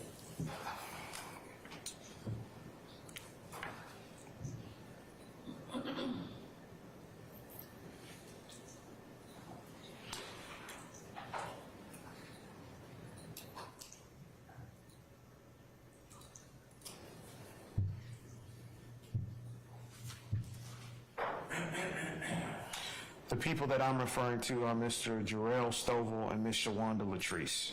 Now, if you would, please go up to the third paragraph. Actually, you know what? Start at the top and read the first three paragraphs. Your Honor, I'm going to object. Your Honor, it's admitted. Let him finish his objection first, madam. Okay, what's your base of your objection? It's going to be cumulative. He's already testified. It's going to be improper bolstering. He's already testified about the items that that she's asking you I about. sustain it as to the Your Honor, second I am basis. not. There is a particular part that he has not testified about. I'm certain Mr. Adams is aware of it. And Well, I'm gonna sustain the question as formed as of yet. You can rephrase if you like. All right. Starting at the top of paragraph 3, would you read what you wrote there in paragraph 3? I witnessed a black male, approximately 25 years old, wearing all black clothing with a black do-rag and black hat, reverse the vehicle into its parking spot and then exit and walk toward apartment number 7. By this time, I had driven my undercover vehicle to within 10 feet of the target vehicle so that I could observe where the driver was going. The driver stopped walking and looked at me. Several other males then exited apartment number 7 and walked down to the street level. The males were yelling at me and motioning for me to roll down my window. One of the males, later identified as Mr. Trontavia Stevens, was more aggressive than the other males in trying to get me to roll down my window. Thank you. You're welcome.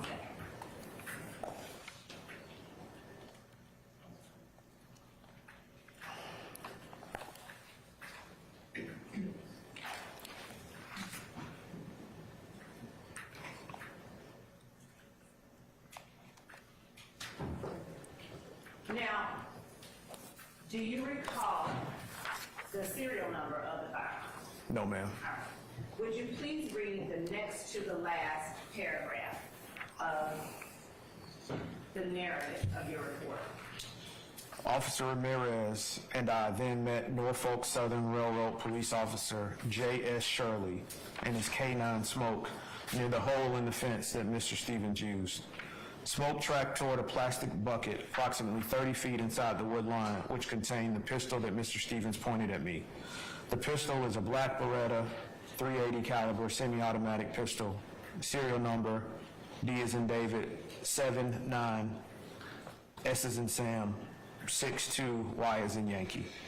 The pistol was turned over on scene to Atlanta Crime Scene Tech number 7345 to be processed. Your Honor, at this time, the state having made state's exhibit number 10A as in Alpha, I'm going to have investigator Chief Long show it to Sergeant. Does anybody wish to examine the state's 10? Or have you seen it? I'll take seconds. Okay, all right.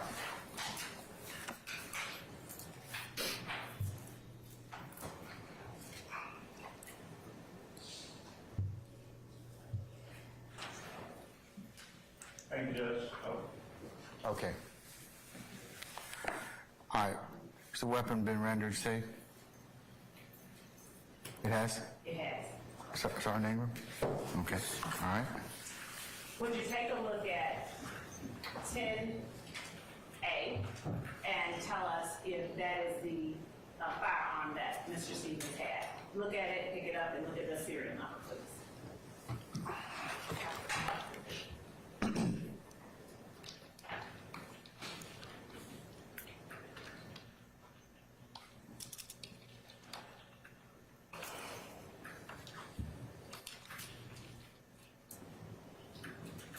Yes, ma'am. It matches the serial number. And does it also match the, Description, yes, it does. and so is 10A the black Beretta .380 caliber semi-automatic pistol you described in your report? It is. State tenders 10A as evidence. Any objection to state's 10? Anybody else? Anybody else have any further objection? All right, state's 10 is admitted, and may be published as you see fit.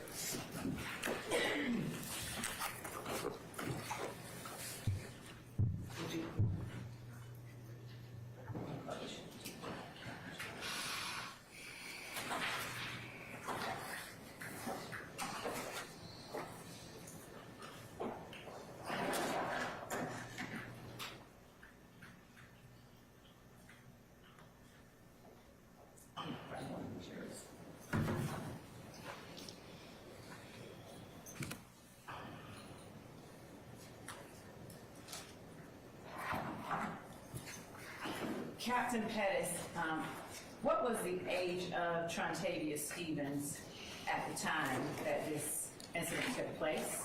And if you don't remember, I'm going to ask you to read it from the report that has already been admitted as evidence. Okay.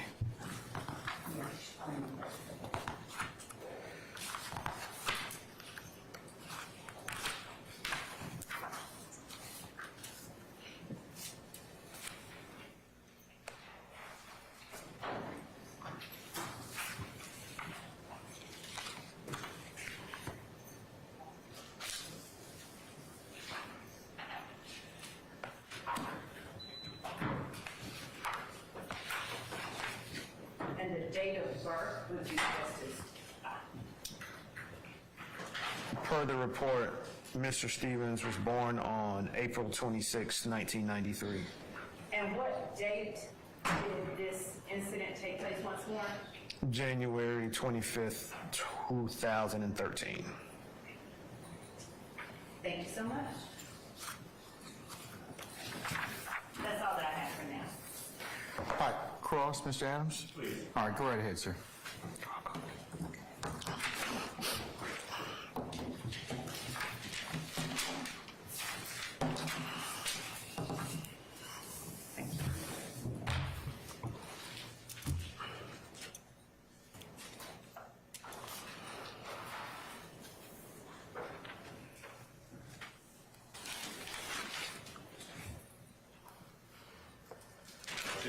Oh, yes, sir, go ahead right ahead, I'm sorry. Thank you. Captain Pettis, good afternoon, sir. How are you? Good afternoon, I'm doing well, thank you.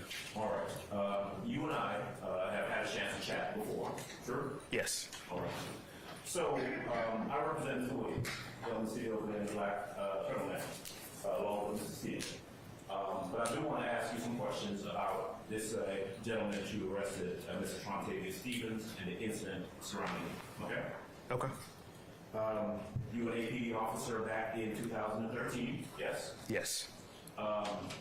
You arrived at the location that we've been discussing at about 4:30 in the afternoon, true? If that's what the report says, yes. And I know we've spent some time with the report. You have it in front of you? I do not. All right. Yeah?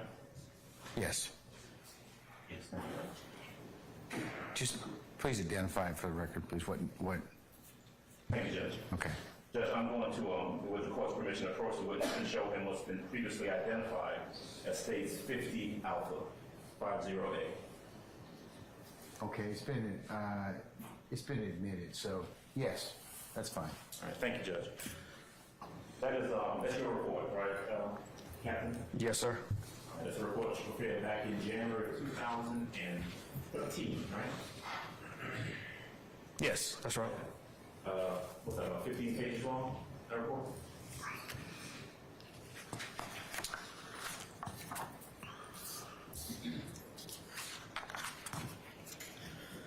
The report itself is actually only 2 pages. What's attached here is the warrant application, another copy of the report, and the actual warrants, along with the copies of the arrest tickets. All right, the report itself that you wrote, about 2 pages, right? Yes, sir. But it fairly and accurately captures what happened on that day and your involvement in everything that happened. Is that true? Yes. Okay. Just to be clear, you were not involved and you don't know anything personally about how this vehicle that you saw came to be taken, right? Correct. I mean, you were aware at some point that this is something that happened over noon, right? I would have to look at the report to tell you what jurisdiction it was stolen from. Because you don't know personally. Correct. And then you don't know where the car was, who was in possession of it, or how it came to end up in this apartment complex where you saw it, right? Yes. You don't know who, Trontavia Stevens, anybody else, was ever in possession of that vehicle prior to the day that you showed up in that apartment complex. Is that true? Yes. Okay. Now, I want to jump ahead a little bit and then come back. Because what I want to make sure I'm clear on is that what you actually ended up arresting Trontavia Stevens for was aggravated assault, right? That was one of the charges. What was the other charge? The other one was pointing or aiming a pistol at another, and the last was the warrant that he had. Okay. Essentially, what you, the officer who was involved, it was the crux of this case, what you charged it. Objection, Your Honor, as to the testimony about crux of the case that Mr. What's your objection, madam? Is it form? Is it, what is it? Testifying. I'll sustain as to form. Just rephrase, Mr. Adams. Okay, all right. You were the officer who took out the charge, right? Yes. You are the person that's listed as the victim in this case, right? Yes. And the criminal offense that you charged Mr. Trontavia Stevens with was aggravated assault, right? Yes. You didn't charge him with auto theft, right? Correct. Didn't charge him with carjacking, right? Correct. Because you had no evidence that he did any criminal act other than what you said was an aggravated assault, right? Correct. Okay. In fact, what happened here, and I'm gonna jump back now, is that you get to the apartment complex because you advised over radio that a stolen vehicle is located in this area, right? Yes. Okay. You get there, you are in plain clothes. Yes. You don't have a uniform on, you're dressed regularly. Correct. Your partner, Officer Ramirez, also in plain clothes. Correct. Dressed regularly, no uniform, nothing like that. Right. You're all in an unmarked car, right? Yes. No police markings on the car, nothing that identifies it as a police car, right? Correct. Anyone looking at the vehicle would see a regular car with two regular-looking folks inside the car, right? Yes. Okay. You pull up, and the car that we're talking about is parked there in location, and you guys sit on it. Correct. About 45 minutes. Yes. At some point, you'll know what happened to it because you saw it coming back your way. Right. Which suggests, obviously, that it left without you knowing that it left, right? Right. Okay.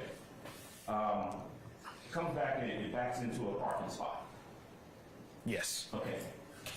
A person gets out of that car, and that person starts to walk towards apartment number 7 that you referenced, right? Yes. Now, that person, from your observation, you're inside the car, and your windows are rolled up, right? Yeah. Yes. And you move towards where the car had backed in. True? Yes. All right. You're now 10 feet away from this car, maybe from here to about there, right? Yes. Yes. 10 feet. Windows still rolled up, plainclothes inside the car, and some people come out from apartment number 7. Yes. All right. Now, Trontavia Stevens, the person that we're talking about, who ends up, the person with the gun, the guy you arrested, he is not the same person who had gotten out of that car. Correct. In fact, at no point in this day did you see him interact with that car at all. Correct. Right. What you saw was him and other people coming towards your unmarked police car with the windows rolled up, with regular dressed individuals inside, and you saw them motioning to roll down the window, right? Right. And you said they appeared to be aggressive. Yes. In fact, one of the words you used is that, I think you said, Trontavia Stevens appeared to be the most violent in his actions, right? Yes. Now, when you testified a while ago for the state, and they asked you a couple questions about this, you said they were flashing gang signs, right? Correct. Right. Now, you didn't say that in your report, though, did you? No. And I mean, you wrote a 2-page report, and it was very detailed about everything that happened and everyone who was involved, down to names and dates of births, right? Right. You put a serial number in there, right? Yes. And you're trained as a police officer that anything that is of significance, like if you think, for example, something is gang-related, you put that in the report, right? Right. But that report, the same one that she had you read, right, because you can remember some stuff, in that 3rd paragraph where it talks about what you saw those people doing, you ain't say nothing about, I saw gang signs, right? Correct. What you said was that the person who would later be identified as Trontavia Stevens, and again, I'll represent that here, but what you said is that he was moving towards your car, right? Right. Motioning to roll the window down, right? Right. And then and you never did. You didn't roll the window down. I don't think so. Okay, was the window tinted? I don't know. You remember? No, sir. All right. You saw him motion towards his waistband or grab a gun that was in his waistband. That's what you said, right? Yeah, And held it down like below his waist and pointed at you and your partner. correct. Kind of like this, all right?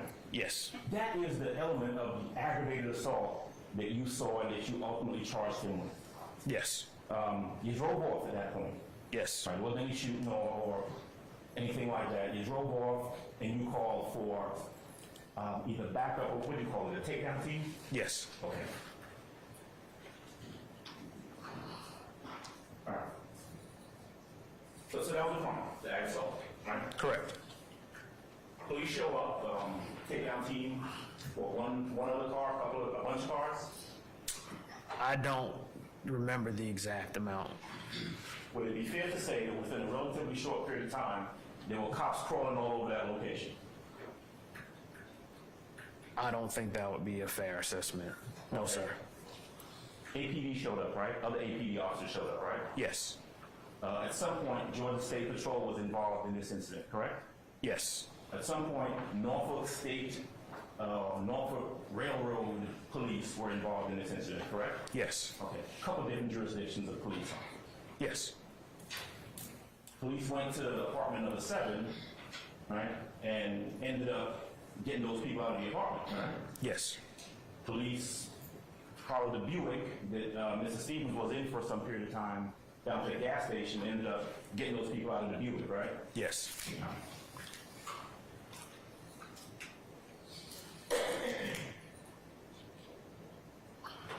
And you recovered a gun.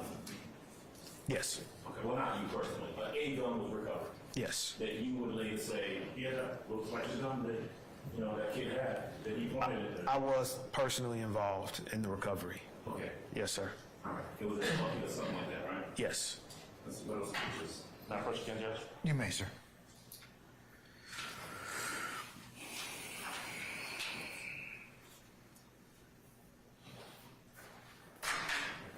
No, states,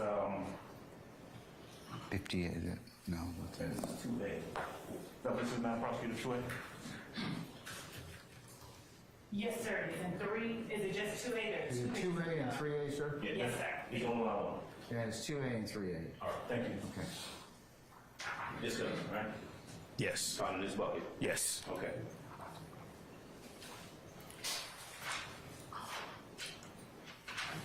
So,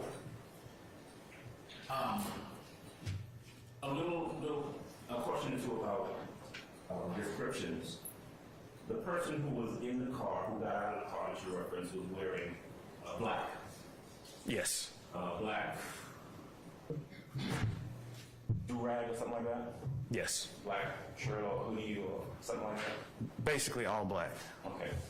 Trompetier Stevens is a guy, he had a whole lot of hair, right? Like I have no idea. you all remember? No, sir. All right. All right. At the time that this incident occurred back in 2013, you had been an officer at APD for how long? I got hired November 14th, 2006. All right. By that time, you had received what I think I heard you say was some training in regards to gangs and gang recognition and stuff like that, right? Yes, All right. You were trained and you were told that if there is an incident that occurred and you believe it to be gang related or anything like that, that you indicate that on the police report. probably. Okay. You didn't indicate that anywhere on this police report that there was any sort of gang involvement in this case, did you? No, All right.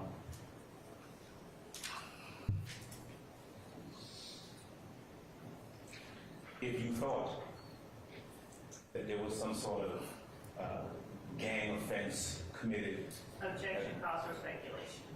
I'll stand in this if you want. You can rephrase, sir. okay, you didn't charge him with any gang offense. no, sir. You didn't charge anybody with any gang offense on that day, right? Correct. All right.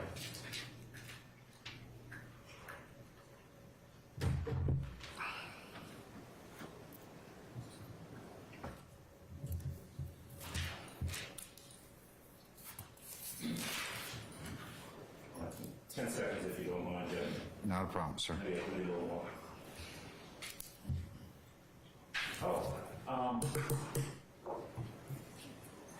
I think I heard you say earlier, or did I hear you say earlier, that one of the things that they were looking for in apartment 7 were keys to the stolen vehicle. Yes, sir. Weren't any keys found, right? No. Nowhere, anywhere on the premises, on location, outside, in the car, in the blue car, nowhere, no keys found. Correct. Okay. That's all I got. Thank you. Any further examination? Yes, Your Honor. Yeah, go ahead, Mr. Matthews. Captain Fettis, good afternoon, sir. Good afternoon. And just so that I'm clear, no time after you completed your report did you offer a supplemental report indicating that you observed gang signs? Correct. No further questions. Thank you. Mr. Williams, anything? All right, Mr. Shard, anything? Ms. Westmoreland, anything? No, Your Honor. Mr. Weinstein, anything? No, Your Honor. All right, any further redirect, madam? Yes, Your Honor, just briefly. Captain Pettis?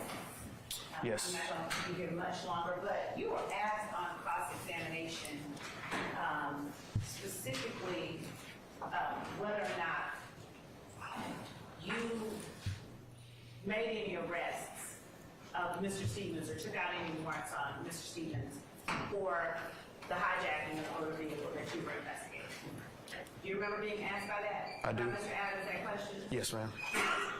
So, beyond receiving a report of a located stolen vehicle, did you have any facts about what had happened in Newman No, ma'am. as it related to that vehicle?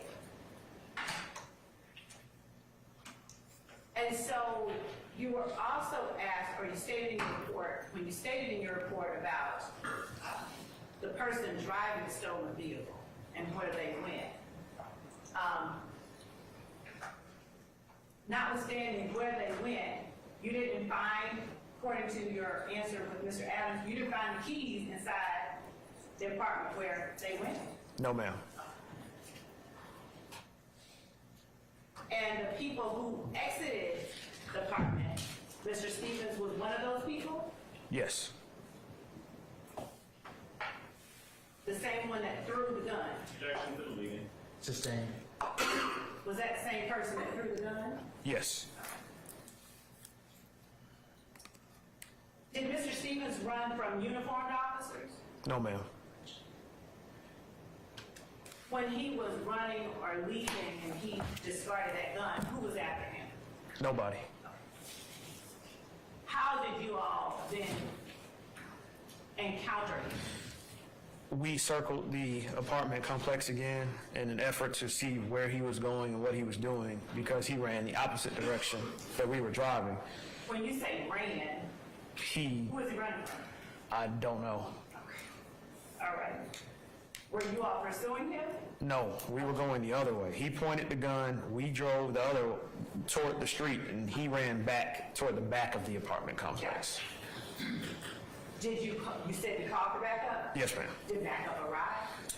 Not at that time, no. How long after did backup arrive? The time it took for us to circle the apartment complex, see Mr. Stevens re-enter the apartment complex through a hole in the fence, flag down the Buick that was driving by, get into it, go back around the apartment complex, so half of the circle back toward the street.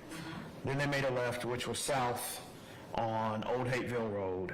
Then a patrol car arrived, and we directed them toward the vehicle that Mr. Stevens had entered. So maybe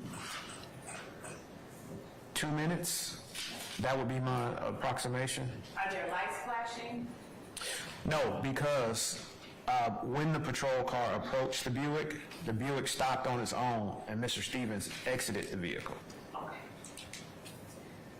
Now, how often did you see people flash gang signs at you during your time as an officer?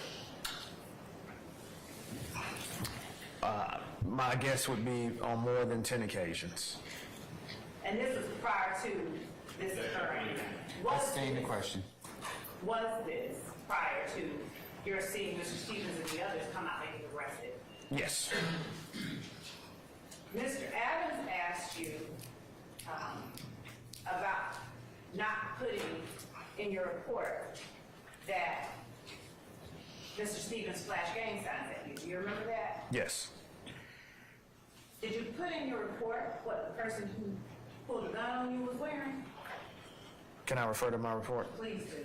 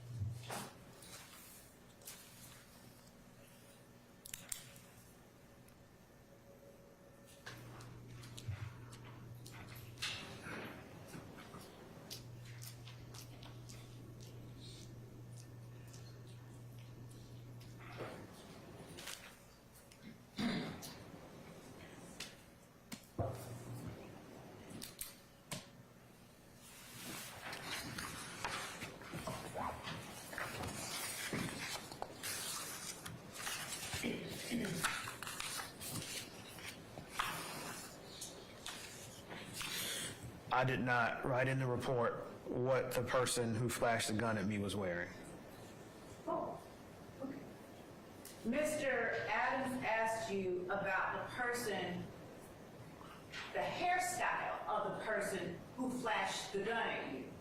Did you put in your report the hairstyle of the person that you actually charged with aggravated assault was wearing? No. Did you look in your report? I don't need to. I did not describe his hairstyle. But is it any less true that he had a hairstyle? I mean, it's something.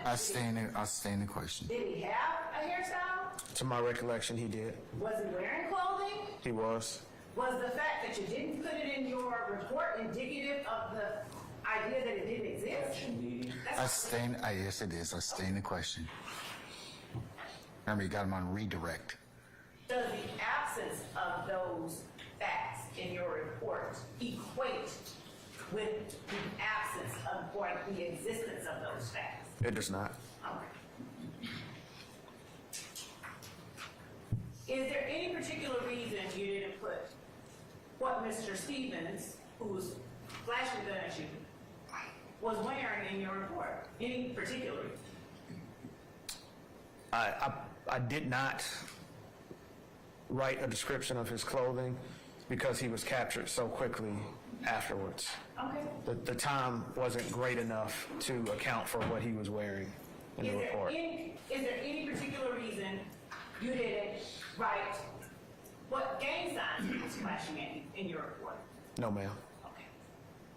And is there any particular reason you didn't write his hairstyle in your report? No, ma'am.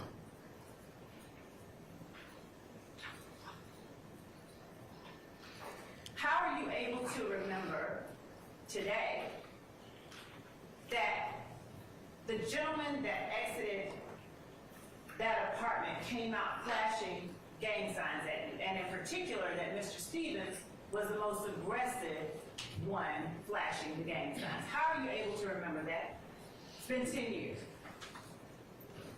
I have a general recollection of the incident because this was the last investigation that I conducted as an officer before I got promoted to investigator. So it's more important, I guess, than others. As far as the question that you asked about the gang signs, I've been, since I was subpoenaed here and had to recollect this incident and read my report, I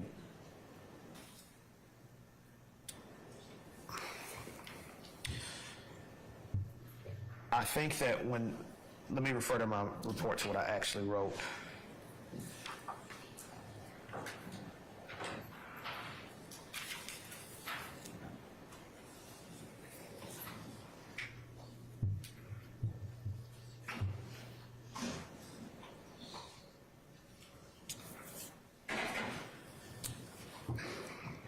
My answer is that when I wrote that Mr. Stevens was more aggressive than the other males, I was mentally incorporating the throwing of gang signs as a universal sign of aggression, but I didn't write it out. And when you were asked by Mr. Adams, were you told to indicate if an incident was gang-related? You answered probably. Do you remember answering probably? Yes.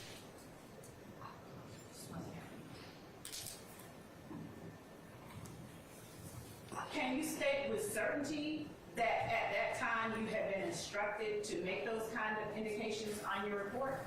I cannot.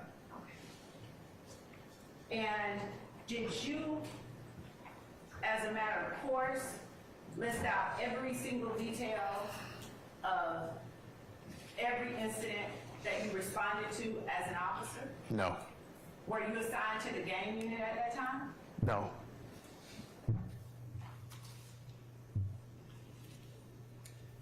Is the information you've given to the jury the best recollection that you have? I sustain the question. Yes, Your Honor. Anything further, madam? Do you have any particular relationship with anyone at state's table that would cause you to say anything that was not true? No, ma'am. That's all I have. Anything further, Mr. Adams? Just a little bit. All right. You're a police officer, right? Yes, sir. You're a captain. Yes. You, what you do when you're conducting an investigation affects people's lives, right? Yes. You arrest people and take their freedom and take them into custody, true? Yes. And you are charged with writing reports that reflect the truth so that someone down the road, maybe a prosecutor, can rely on that information and know if to or how to prosecute someone, right? Yes. That is extremely important. Would you agree with me? Yes. All right. And so when you write your report, and when you were writing reports back in 2013, those things were just as important then as they are today in this courtroom, right? Yes. Okay. And so you weren't a rookie officer back in 2013. You had been on the force for some 7 years? Yes. Okay. And so before coming in here to testify, whether it's today, I don't know, yesterday, last week, whenever, did you have an opportunity to sit down with the prosecutors and talk to them about your testimony and your recollection of the events of 2013? Did you do that? Yes. Okay, right. And you still came in here today, and this is the first time, right, that you're mentioning anything about gang signs that you saw when you were brought in here to testify in this, quote, gang case, right? Yes. Okay. Now, just out of curiosity, Your what was the gang sign? Hold on, what's the basis for your objection? Well, with respect to What's the basis of your objection? form, first time. I'm gonna overrule the objection. Okay. Go ahead, Mr. Adams. Come in. What was the gang sign you saw being thrown up that day? No idea. No idea. None. Okay. You know what's a gang sign, right? Yes. Okay.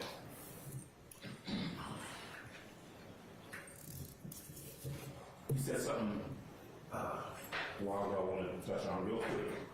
You said that you will, quote, your words now, mentally incorporating the gang sign in describing the person as being the most aggressive. Is that what you said? I did. Mentally incorporating it.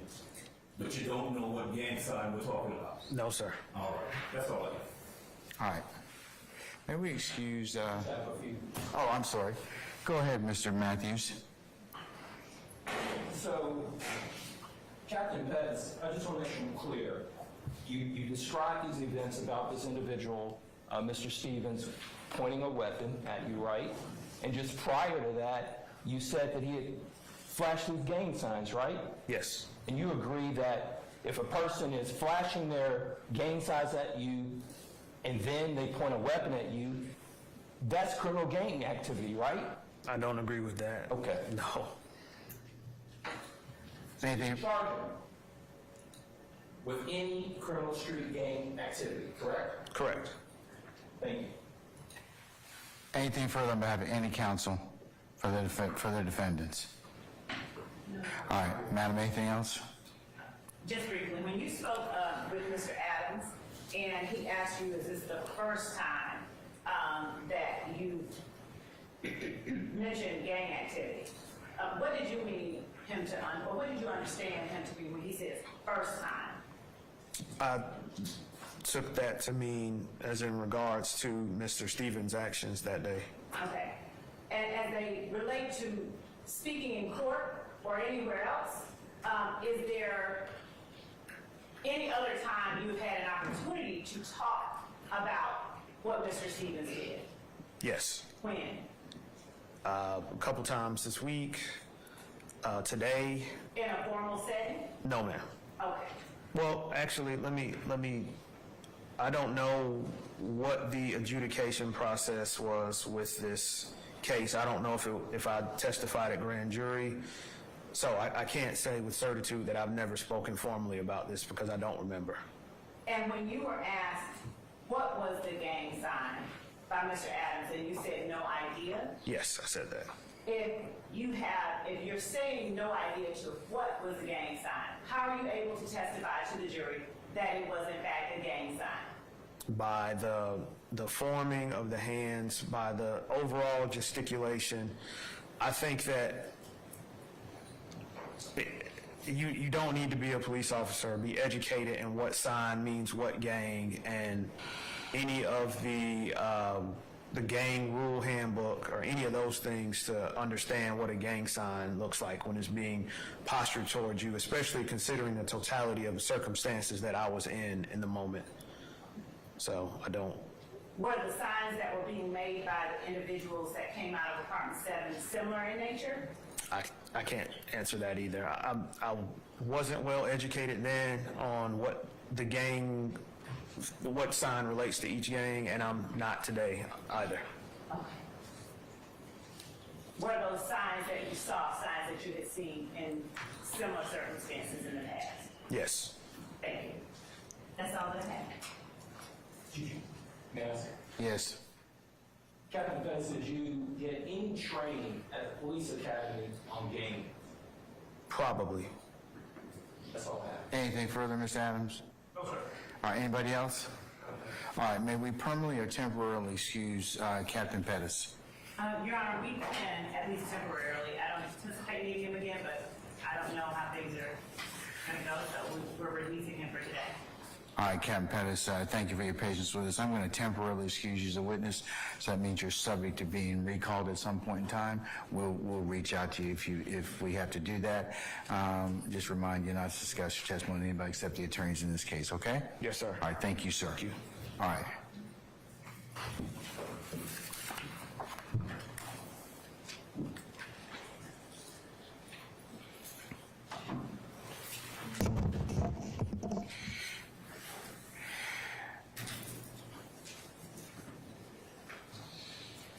Ms. Hilton, does that want to Ms. Weaver's documents? It will be, yes. All right, don't be trying to take the stuff now, okay? I'll watch everything. All right, okay. Ladies and gentlemen, how about some lunch? Yes. Yeah, resounding yes. All right, that's what I like to hear. All right, ladies and gentlemen, at this point in time, it's about 10:01. How about we come back at 2 o'clock? Is that all right? Okay, all right. Remember my admonitions I've given you. If you decide to leave your headquarters, please remember to keep your juror stickers on so everybody can notify you or identify you as a juror. Leave your notepads in your basket, and remember all the admonitions I've told you. Would it be proper for you to discuss what you heard on the stand with each other now? No. Come on, you need to sound better than that. I mean, that sounds kind of lame, you know? All right, no, it's not permissible for you to do that, okay? So just as a reminder, you cannot consider the case until I give you instructions on how to do so. So just as a reminder, a continuing reminder about that. Ladies and gentlemen, thank you for your patience. Enjoy your lunch. We'll see you all at 2 o'clock, okay? All right, all rise.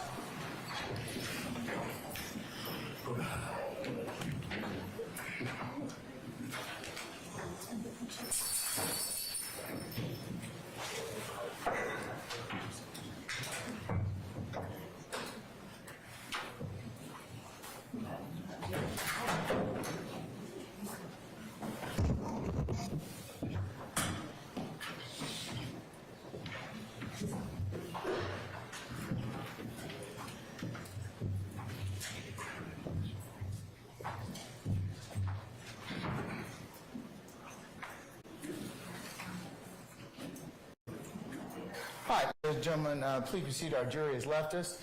Councils, take lunch as well. I'll see you all back for 2 o'clock, okay?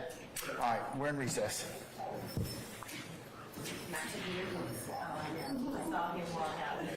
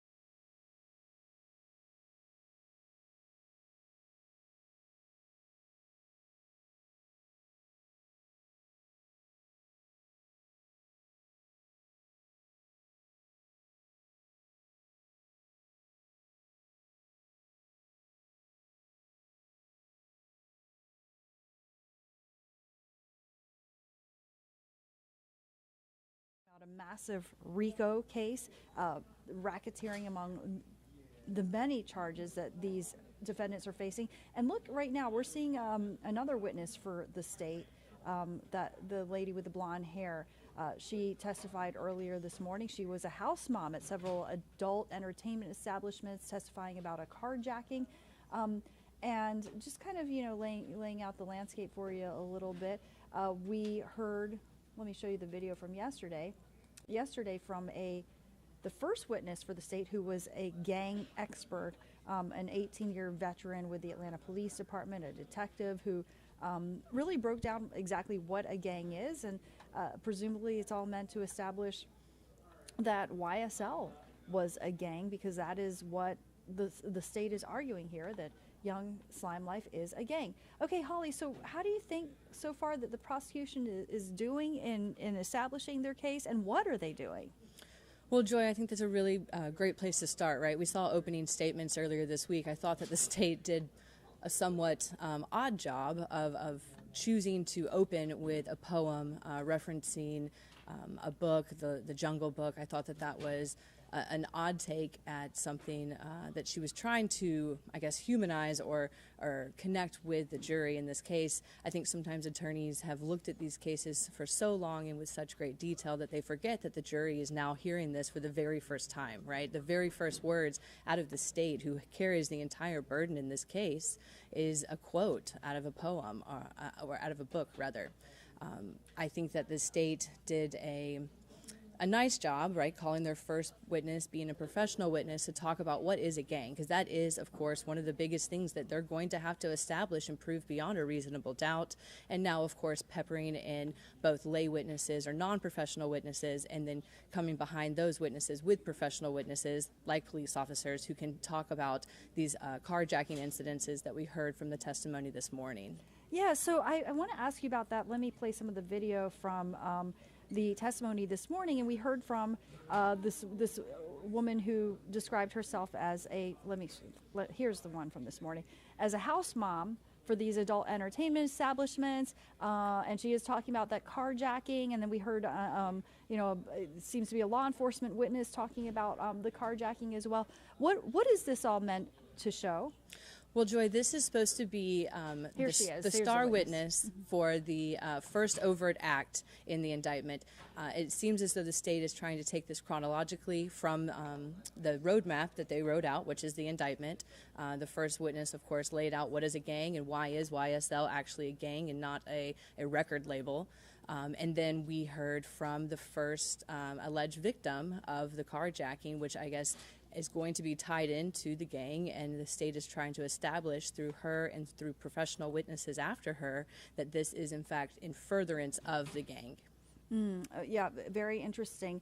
And Holly, so I apologize for the hesitation, because I'm trying to actually play director as well, trying to switch our video at the same time that I'm talking to you. So just a little bit of multitasking there.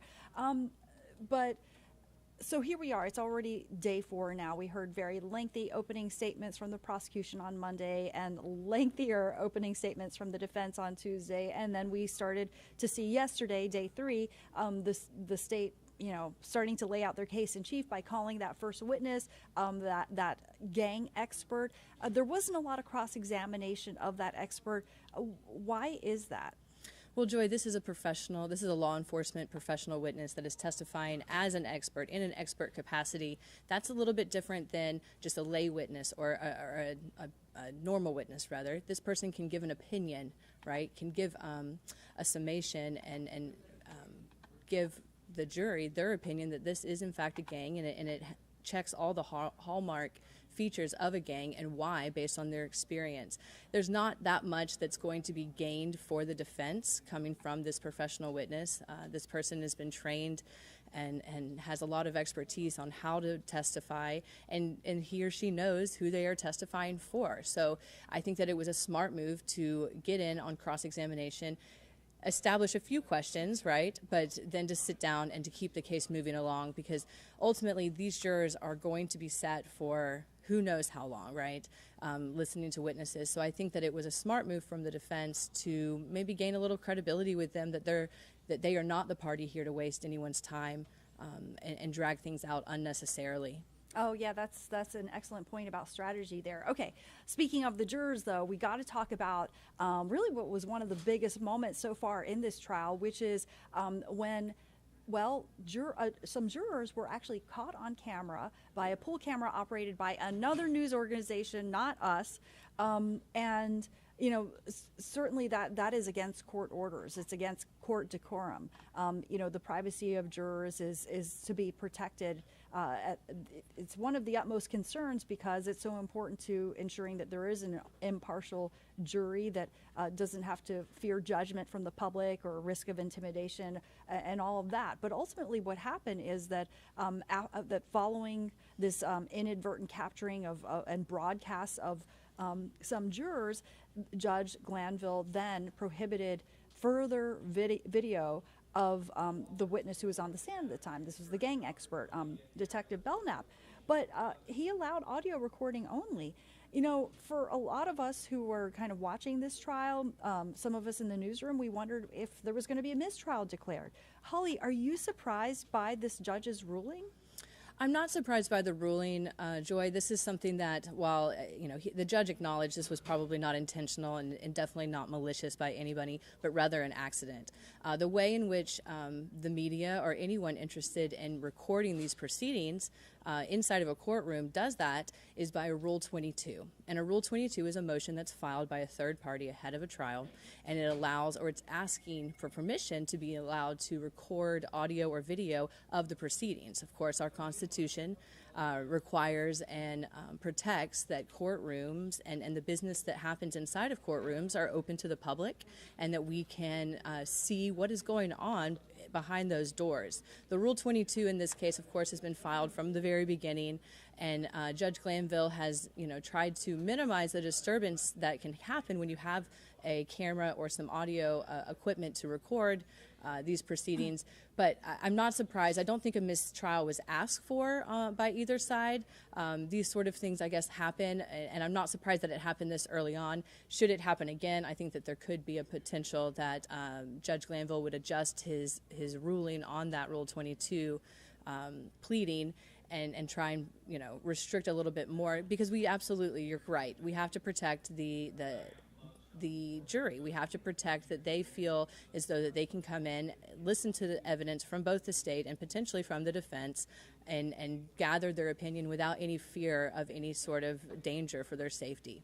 So I do want to ask you, I mean, it was interesting to me that, you know, I mean, well, I should back up and say there was a point in time when I think we were all wondering, okay, is the video going to be restricted going forward for just this witness or for the rest of the trial? I was a little bit surprised, quite frankly, maybe relieved, because I am a member of the media, that then the judge went on and allowed more video recording of other witnesses, such as the house mom, who we were able to show you. But it seems that video was not allowed of another police detective.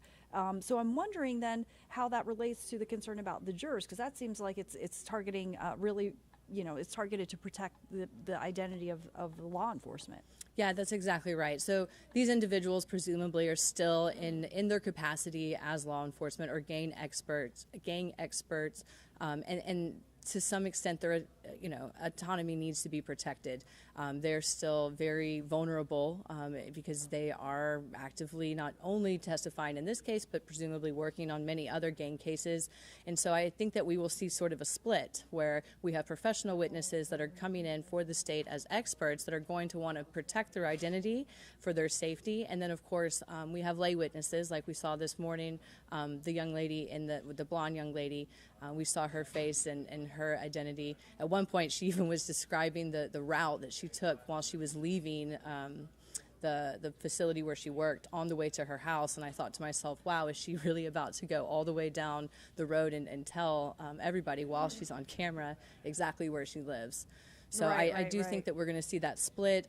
Obviously, if someone is fearful for their safety, I think that that is going to be a pretrial motion that's probably taken up outside of the presence of the jury beforehand, and then Judge Glanville will direct the media, please don't give this person's identity, or this witness is okay with their image being captured on video. Yeah, interesting. But we'll see how it goes going forward. I mean, I think it's safe to say it can't happen again, that a member of the media captures an image of a juror. It can't happen again. I think, what do you think would happen if it did happen Let's again? hope it doesn't happen again. If it does happen again, I do know, because a lot of my colleagues and friends are involved in this case and are attorneys in this trial, I do know there's a plethora of alternative jurors that are available. So I guess one of the remedies that could be available to the court, should this accident happen again, would be that you could relieve that person or those two jurors and then move up the alternates in the case. Right now, the alternates don't know that they're alternates. They obviously, if you know that a 12-person jury is deciding this case and you look around and see 16 of you guys, then there's a presumption that there's some alternates there. But the judge and both parties have decided, and it's primarily the practice in trials, not to inform the alternates they are in fact alternates until after evidence is closed. Yeah, and that's, to make sure that they're paying just as close attention as the primary panel, right? Correct. Okay, so as we watch this unfold, let me see. Okay, so it looks like court is still on recess right now. It's still on the lunch break. Yesterday, the lunch break lasted until 1:45. So in this case, it sounds like recess is going to be until 2 p.m. So we've got some time until we come back for the afternoon session. Based on what we've seen so far, where do you think this is going? What do you think we'll see this afternoon? I think we've started out very slow. I know the court's supposed to start at 2 o'clock. I will be shocked that we start at 2 o'clock and there is not a motion to be taken outside of the presence of the jury, either by Adrian Love for the state or one of the defense attorneys. This morning we saw a late start and I guess, frustrated Judge Glanville, because he said, this better be good if we're going to pause because we have jurors outside. I do think that the judge is doing a nice job of trying to be courteous and expeditious with time for the jury and how much time that they spend outside of the courtroom. But we've seen a really slow start. And I've also noticed this morning in watching this, there's been a lot of objections that Adrian Love has drawn from the defense team, a lot of them very basic in nature, based on the form of her questions being inappropriate, basing a lot of the objections on her leading witnesses that she is not allowed to lead because she is questioning them on direct examination rather than cross-examination. At one point, I think she even overspoke the judge or didn't let the defense counsel even finish their objection before she started responding. I think Judge Glanville did a nice job of stopping her and putting her in her place and perfecting the record, because of course, as you know, Joy, it becomes very hard for that court reporter who's supposed to be taking down every word that's being said in this trial when counsel is speaking over each other or even over the judge. Mm-hmm. Absolutely. Okay, so we did hear from the state that they would be planning to call 70 witnesses over the next 3 weeks. But do we anticipate, I know their witness list has hundreds of witnesses. Generally, Holly, I understand that witness lists are broader than actual witnesses, that, basically not everyone who's on the list would necessarily be called, right? Yeah, that's correct, Joy. You want to put the other side on notice of any possible witness that you might be interested in calling, especially if you're the state, because you carry the entire burden to prove all of these allegations beyond a reasonable doubt. So, for example, as we saw this morning with their first lay witness, Adrian Love was attempting to try and ask the witness something about, do you recall what day of the week this happened? And of course she didn't. She was describing something that happened to her back in 2013. Mm-hmm. It was a traumatic event, and it's pretty common for someone not to be able to recall those sort of facts. So Adrian Love handed her a document and said, will this refresh your memory? The witness went through it, and it did. But in the event that that document didn't refresh that witness's memory, that would be a a type of situation where the state might choose to call a second witness to establish that fact because of the memory loss or their current witness not being able to do it. So yes, they anticipate calling 70. I think that's going to change every day and every hour. I mean, trials are like that, right? And so, I was a little bit surprised. I thought when they said we're planning to call 70 over the next 3 weeks, I wonder, and is that it? Or are we going to, go into many weeks after that, because the estimates are all over the place in terms of how long this trial could go. But some people think it could be at least 6 months, even longer. I definitely think that we have underestimated the time frame that 70 witnesses will take to call. I think yesterday the state said that they anticipate calling 6 or 7 today. I think right now we're somewhere at 3 or 4. So it is a very slow process, and that also is contributed to the way that this case was indicted with so many co-defendants. I mean, if you recall, when this started, there was way more co-defendants on that side of the room sitting at defense tables. Now we've dwindled it down, but every one of those defense attorneys, because even though these individual defendants are on trial together, they all are each getting their individual trial simultaneously. So I think that is a gross underestimation, and it's very possible that it could go way longer than 6 months. Any final thoughts, Holly? Joy, I think the 70 people that the state is claiming that they are planning to call would be in their case in chief. Of course, we fully anticipate that the defense will put on experts and will put up evidence. And then, of course, the state, remember, has rebuttal witnesses that they could call after they close their case in chief. And then do they get a surrebuttal after that? Does the defense get to go again after the rebuttal? It's possible, and it depends on what comes out in rebuttal, right? Okay. Typically, when you have rebuttal and surrebuttal and you go back and forth in that type of way, it's typically surrounding an expert opinion that opens the door to another witness being called from the other side. All right. So, okay. Sorry, just I'm looking at some of the I'm managing this computer system, which is not that easy. Anything else that we should anticipate as we're starting to kind of get a feel for the flow? I was a little bit surprised that one of the days this week, court was not adjourned for the day until 8 p.m. What do you think? I mean, is this, I guess, is Judge Glanville kind of minding the endurance of the jurors? I hope so, because of course we know this is going to be a marathon, not a sprint. Sometimes it makes sense for a court to continue past maybe a 5 o'clock or a 6 p.m. stop time, so that not to break up the testimony of one witness. So naturally, if it flows that way, then of course you would want to keep court in session, and in the hopes that you could at least end that person's testimony and not have to break it up over a nice break overnight, so that it stays fresh in the juror's mind. So I think that my last impressions here, that we are seeing the state present this case in a very different style than we are the defense team. And at times we're going to see that clash, even without the help of the judge, or without the need of the judge to interfere, rather. I gotcha. Well, thank you so much, Holly Waltman, local attorney here based out of Atlanta. By the way, Holly, whenever you do these streams, you always have a lot of fans, understandably so. Hopefully, if people would like to learn how they can get in touch with you, if they do need representation, how should they do that? Yeah, so I have thewaltmanfirm.com. You can go to hollywaltman.com, and we're on Instagram and Facebook at The Waltman Firm. So check us out, leave us a message. We'd love to communicate and talk with you about this case or anything else we can help you with. All right. Well, thank you so much, Holly Waltman, for joining us. And again, we're going to continue our coverage of the YSL trial. It is day 4 now. So it is streaming right now. If you're joining us on our primary stream, you should know it's streaming on our secondary stream, our live event stream. And we're going to provide you gavel-to-gavel coverage. You can tune in anytime and see what's happening with that trial on our secondary stream. Again, that's our special events stream. I do want to just let everyone know, if you're just joining us, just a reminder, court is in recess right now until 2 p.m. But as soon as it comes back up, you are going to see the activity live inside that courtroom. Thanks so much for joining us here on Atlanta News First and Atlanta News First Plus.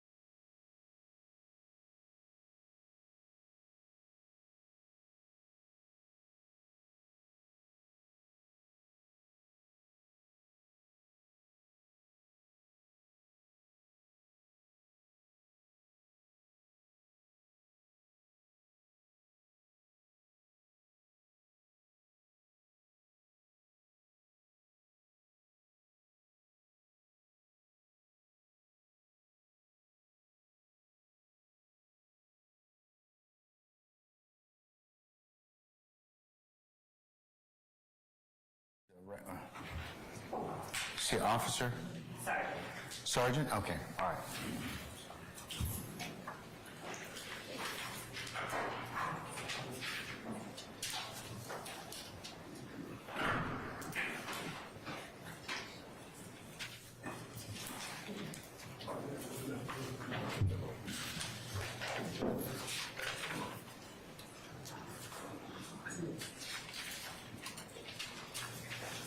Do we have the issue of this witness as well? Yes. Ladies and gentlemen of the media, please don't take any photographs or video of this particular witness. Thank you.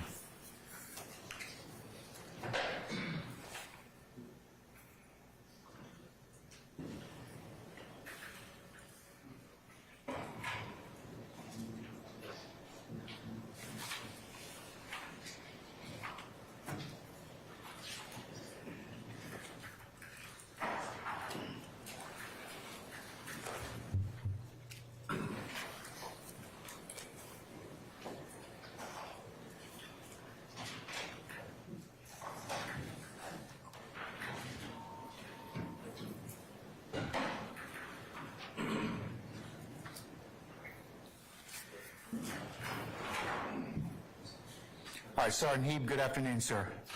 Sir, if you could please approach the witness stand. Once you get there, if you would turn and face Sergeant Ingram, be sworn as a witness before you sit down, please. Raise your right hand. You swear firm testimony you give the truth, the whole truth, and nothing but the truth. I swear. I see. State your first and last name. Spell first and last name for the court. Speak loud into the mic. Jonathan Heeb, Jonathanheeb.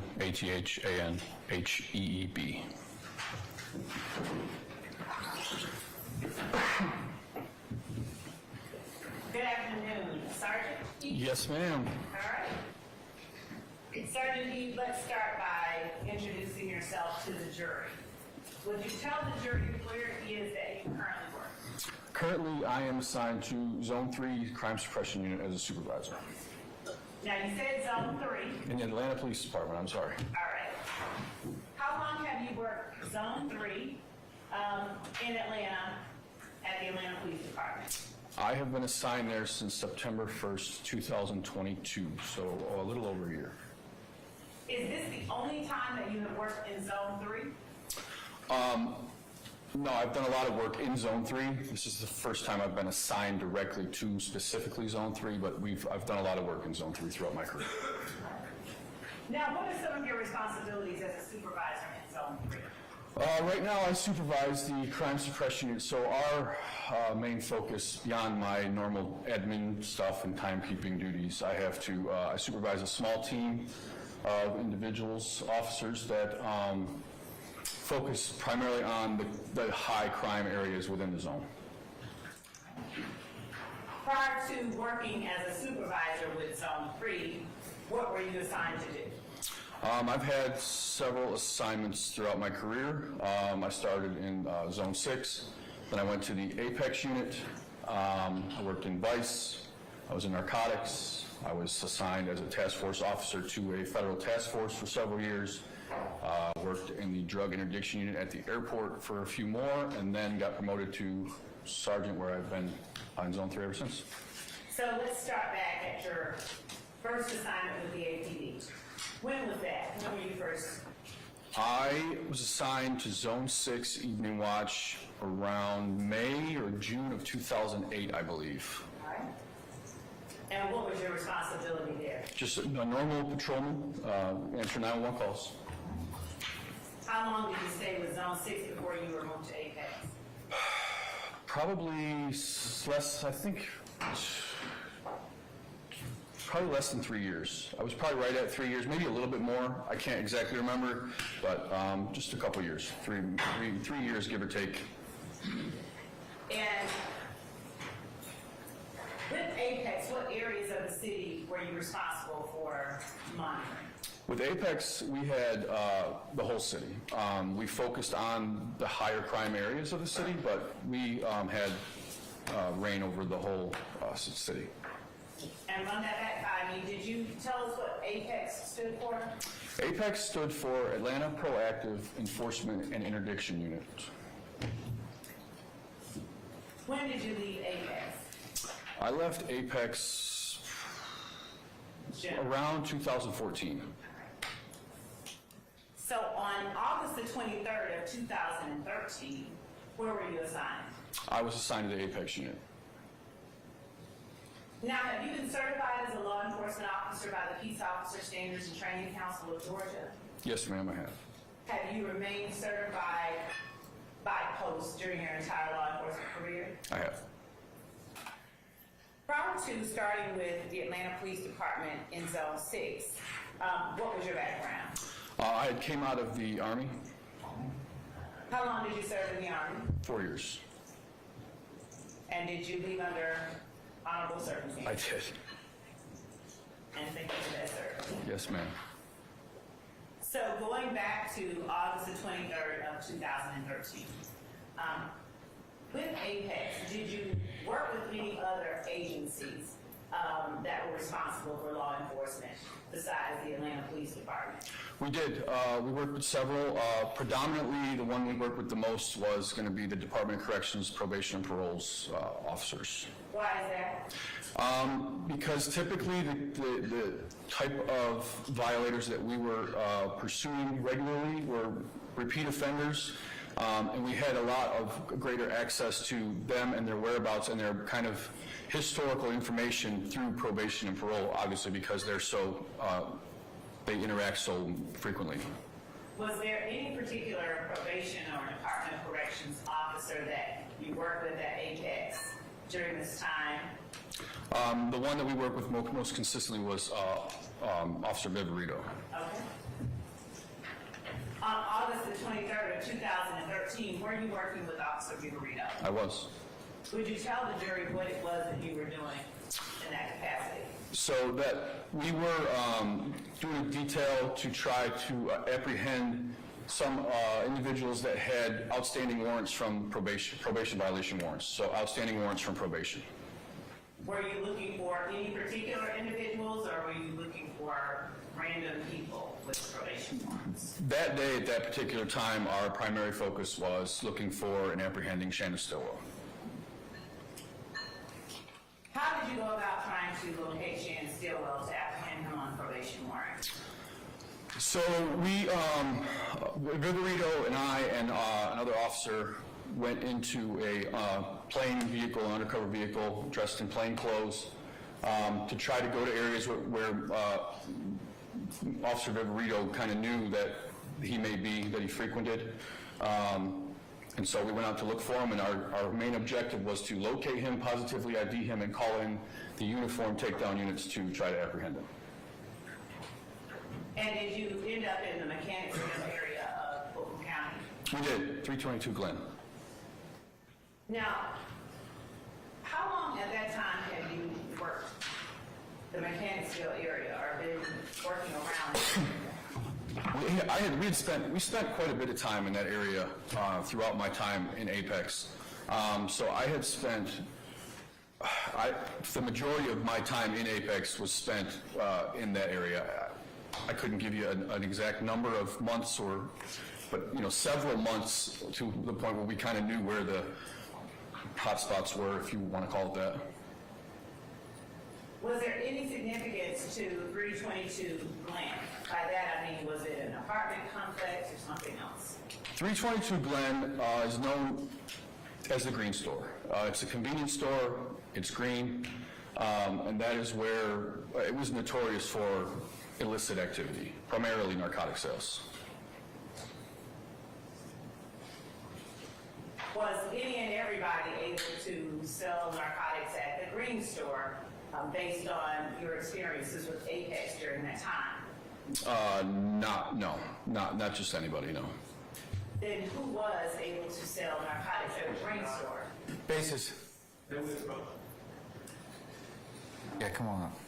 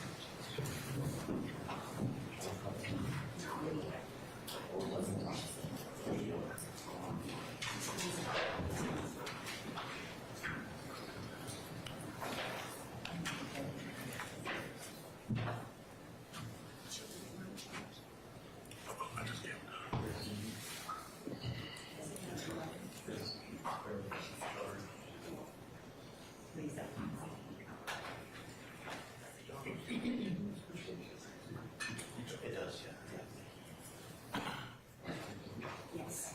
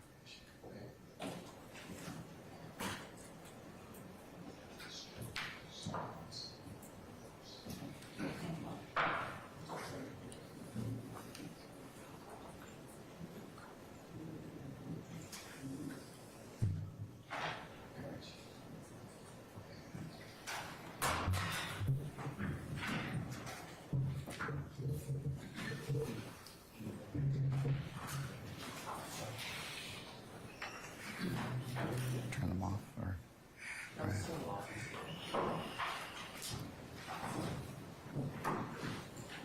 Okay, I've overruled the objection. You may proceed. Thank you, Your Honor.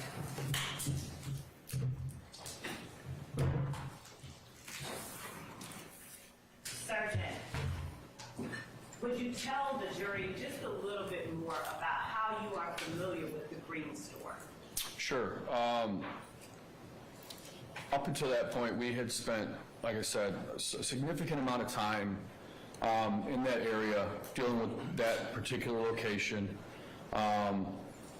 The main reason that we were out there so much was because at the time we were having a lot of crime that the intel suggested was coming from that people that were in that area. We were having a lot of smash and grabs, a lot of high-end jean thefts in stores where vehicles were being driven through windows and people were just stealing things and then find them were selling them in the neighborhoods. So intel had led us to that particular area, and we were focused on that area for a while. By that area, could you give a more definite description of that area as it relates to the Green Store? Sure. So the Green Store is right at Windsor, the intersection of Windsor and Glen. Glen. Okay. The address is 322 Glen. That area of Zone 3 between, from Ralph David Abernathy all the way to Fulton Street, that's kind of that Green Store was the hub for that particular neighborhood. And by hub, please explain what you mean to the jury.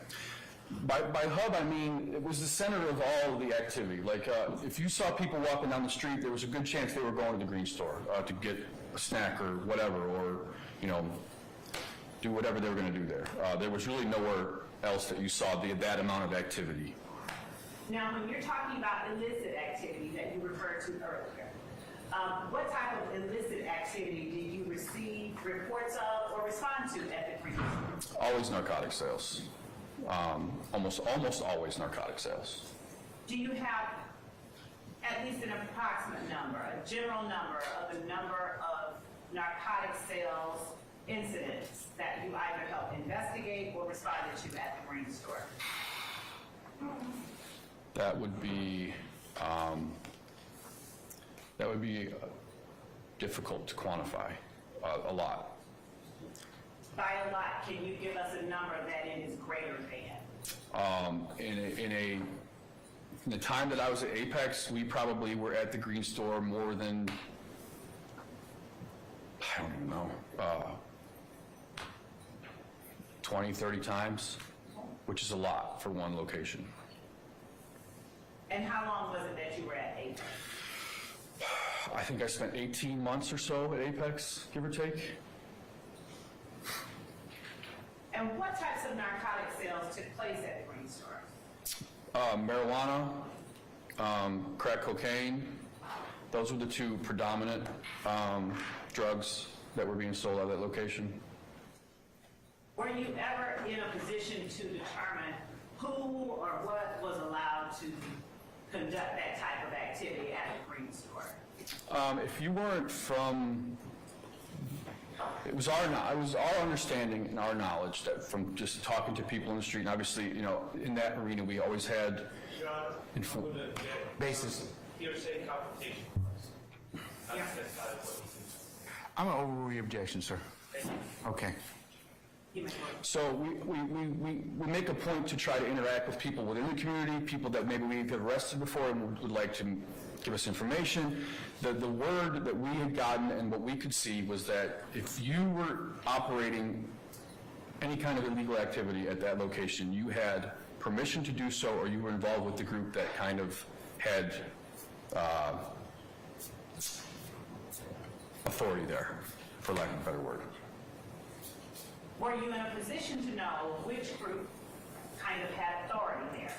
In that area at the time was primarily 30 Deep, and then there was some talks of Objection, Your Honor. Hearsay. I sustain your objection. Without getting into talks of, did you observe any other groups who appeared to have authority there? 30 Deep was a primary for us. So on this particular day, is it that you set out and actually went to the Green Store or 322 Glen in order to find Mr. Stillwell? Yes. All right. Who all went with you? It was myself, Viverito, and Officer Flewellen. We're in an undercover vehicle trying to locate. And then the tactical units, the marked units were Officer Weber, at the time Sergeant Jimenez, and Sergeant Heckenkamp, who were close in the area as well. Okay. Were you all able to locate Shannon Stillwell at that location? Yes, we were.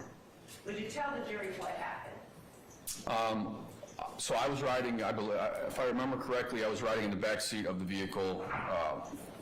Burrito, we spotted Stillwell. She was able to say, yes, that's him. I got on the radio, relayed the information about where he was, what he was wearing, what he looked like to the marked units, and then they quickly arrived and were able to take him into custody.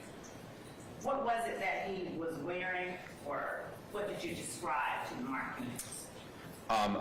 Again, that was 10 years ago. I need my report for that description. I will show you what I will mark as State's Exhibit.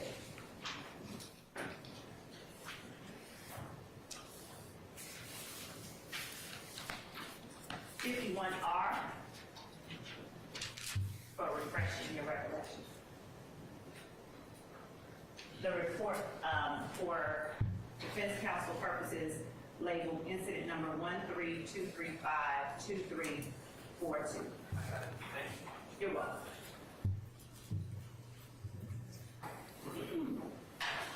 And I'll ask you to just take a look at it and let me know if your memory is refreshed without reading the report.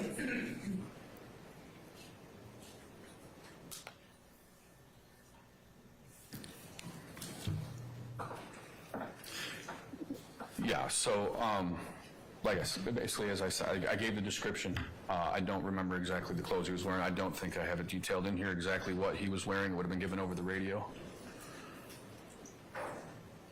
Now,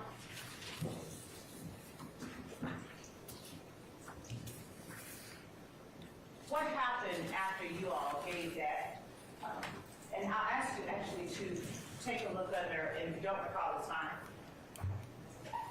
On that page 4, the third paragraph down, read it to yourself and tell me if that refreshes your memory.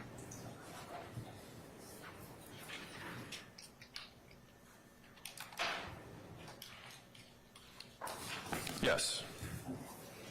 So what was it that you told the tactical units to look out for?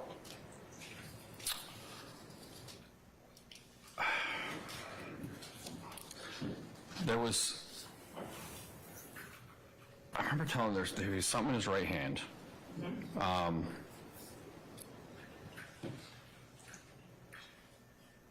The rest of it is kind of, I don't really remember a whole lot of it. What clothing was he wearing? A red shirt. Okay. And what happened after you all gave the tactical units the description of the person? Sergeant Jimenez, Sergeant Heckenkamp were the first ones there. They were able to walk right in the store. Obviously, being in an undercover capacity, I was not going to go in and approach. So they went in and were able to take him into custody fairly quickly, to my recollection. Now, were you involved with the taking into custody of Shannon Stillwell? Not at all. Okay. And so would that be something for someone else to talk about? Absolutely, Sergeant Jimenez. All right. Beyond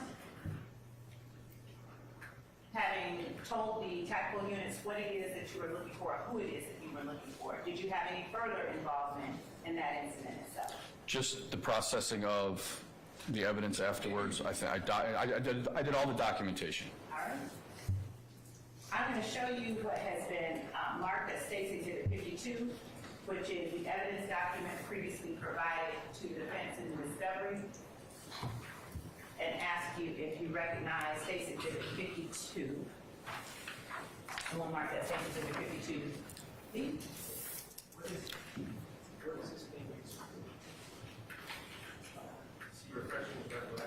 No, we are actually tendering that. It is the, and if you'd like to see it again, I can bring it to you.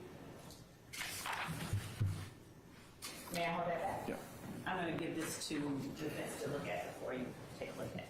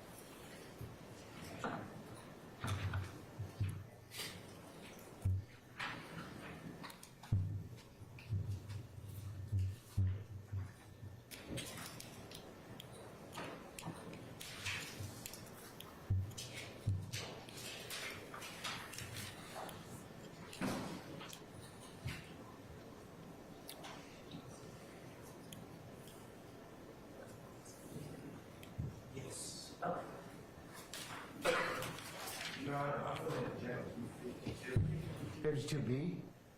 Your Honor, 52 Bravo? 52 Bravo. Okay. David, Your Honor. A day, which one are you gonna give him? 52 David. Delta? Delta, thank you. All right, so we're not identifying 52 Bravo at this point in time, it's Delta. Correct. Okay, all right. What's your objection to 52 Delta, sir? It's testimonial, but when we go back to the jury, if I haven't heard any statement that the witness's memory needs to be refreshed. Can I see it, please? Yes. Okay.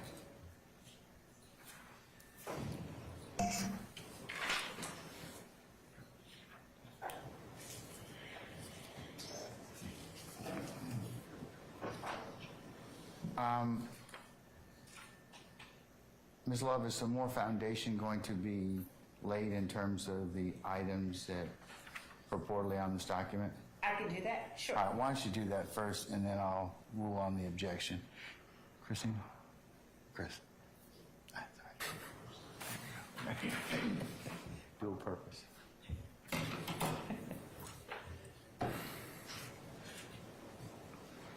Sergeant P, do you remember what all was collected during that time? No, I don't.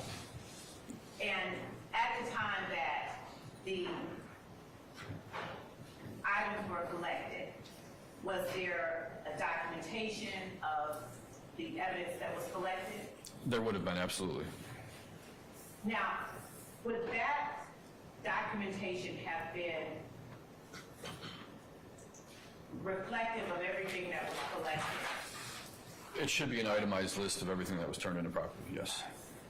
And is that itemized list stored on any kind of database at the Atlanta Police Department? Yes, our reporting system.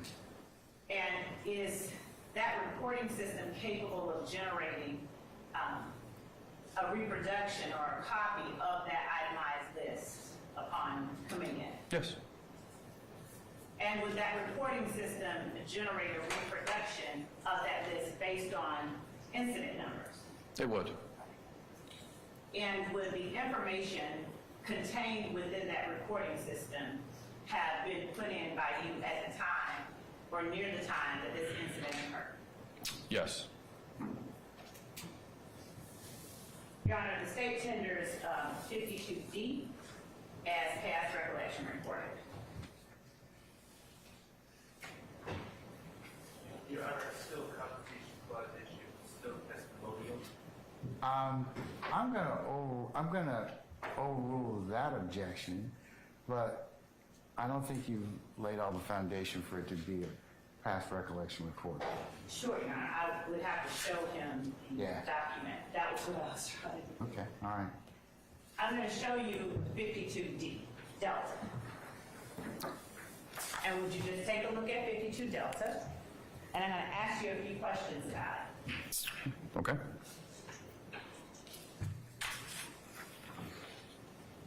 Is 52 Delta reflective of items that were collected in relation to the particular report that you've been speaking to the jury about? Yes, it is. And was 52 Delta generated on a date different than the time it was, in other words, was that report itself printed out this past year? The report was printed out, it appears to be last year, yes. And was that report generated from the reporting system you described to the jury earlier that contains? Your Honor, I'm gonna overrule the objection, Mr. Short. was that report generated from the same reporting system you described to the jury earlier? You're speaking of this particular piece of paper. No. Not the print. Right, yes, so all the data that's on this form Yes. Was input on our reporting system on the day of the incident, yes. Okay. And were you the person responsible for inputting that data? Yes. Your Honor, at this point, the state tendered, and does that report accurately reflect the data that you would have input at the time? Yes. Okay. So, Your Honor, the state tenders 52 Delta. All right, any further objections, sir? Still testimonial, and are we saying to admit to go back to jury or? Your Honor, I don't think that this is the time that we discuss whether. I'm not talking about that at this point in time. That's not an issue for me at this point. Would you have any further objection that you want to make as to 51 Delta? I'll decide that issue later. No? Okay, 51 Delta is admitted. Thank you, Your Honor. And for the record, it's pursuant to 24-88035. 52.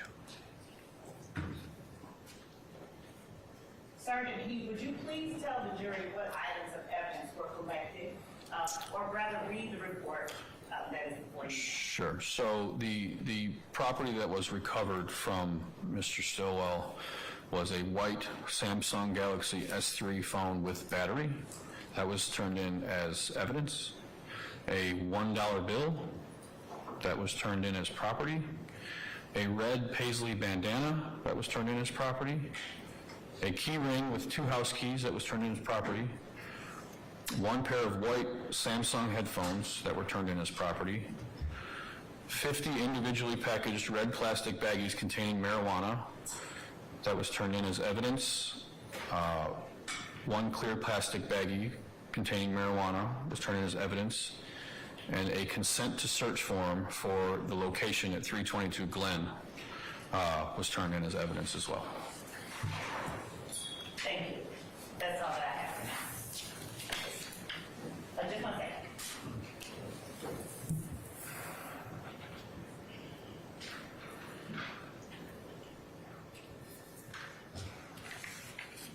Thank you. Cross, Mr. Sharp.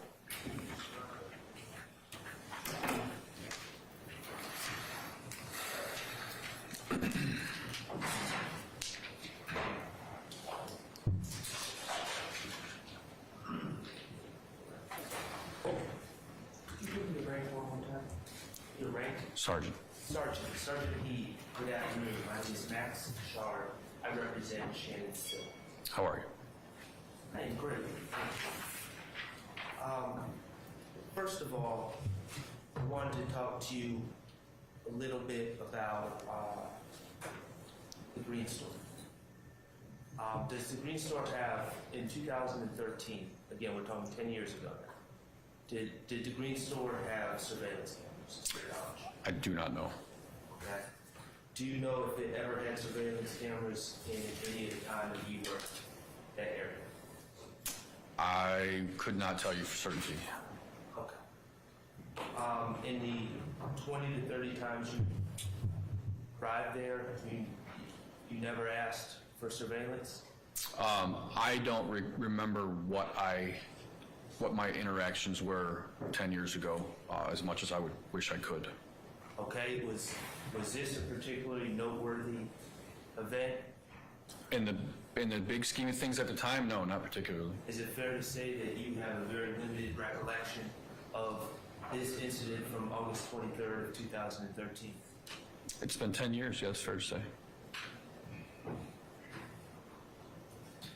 Have you met with the state about this event to prepare your testimony? Briefly.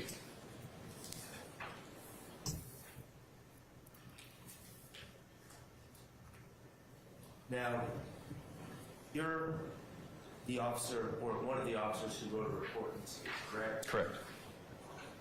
And did you review your report in preparation of your testimony? I did.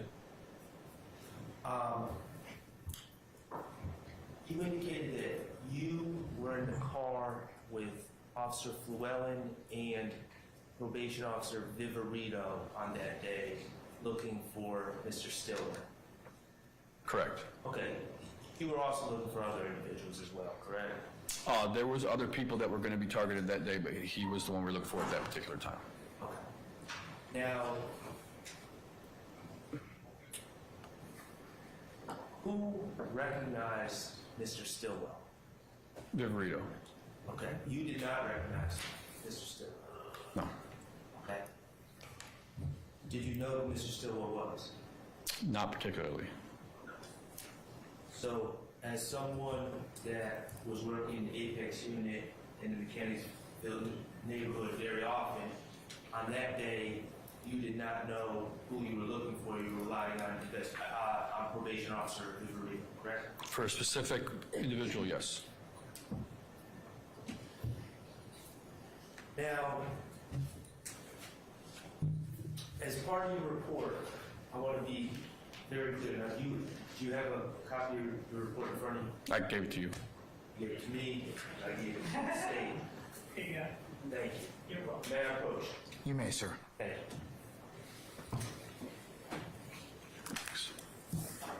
I want to be very clear. I am not asking for a specific address. Okay. I don't want you to give me a specific address. Okay. As part of your report, did you note what was listed as the home address of Mr. Stillwell? As part of my report. Let me go through the rest of it. I would draw your attention to the first page. Yep, that's where I'm looking. Yes. Okay, and I'm not asking for a specific address. Well, what general neighborhood was his home address listed as? It'd be hard to tell you without giving the actual location because it's pretty obvious. Would it be in the Thomasville Heights area? That would be what would be on his ID, yes. Okay. And that is not in the Cannonsville, correct? Correct. And it is not in the Cleveland Avenue area? Correct. Okay, it's by the federal penitentiary? Correct.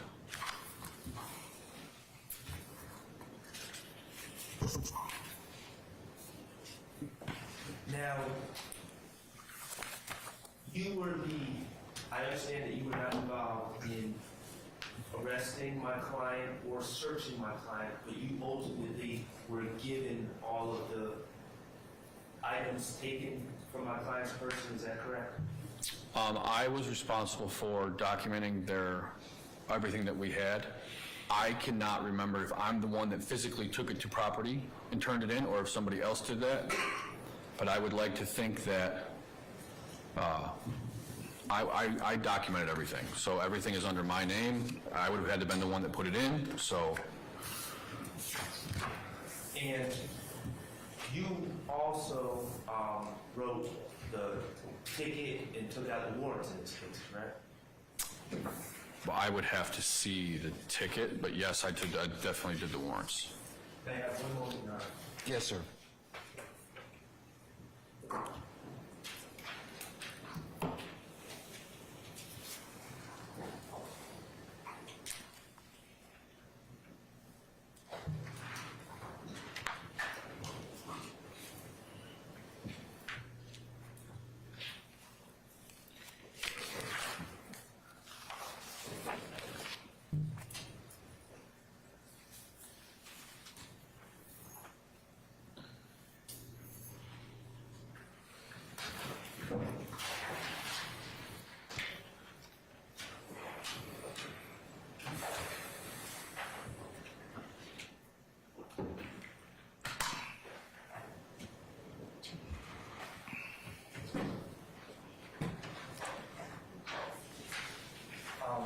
Your Honor, may I approach with 3 documents, and I'm not sure how we're going to do the... You need to identify them for purposes of record unless they're one of the exhibits that the state has already shown the witness.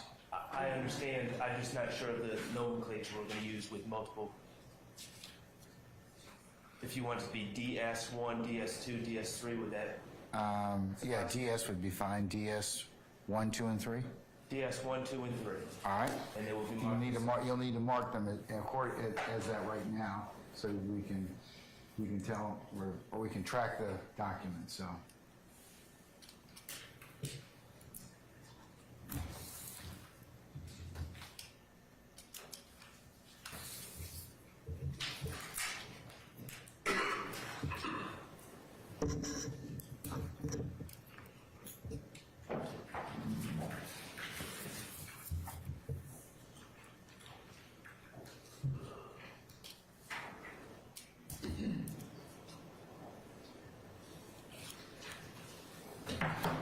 Your Honor, may I approach the witness with DS1, DS2, and DS3? Shown them to State's Counsel already? Yes. All right, yes, you may, sir. Thank you.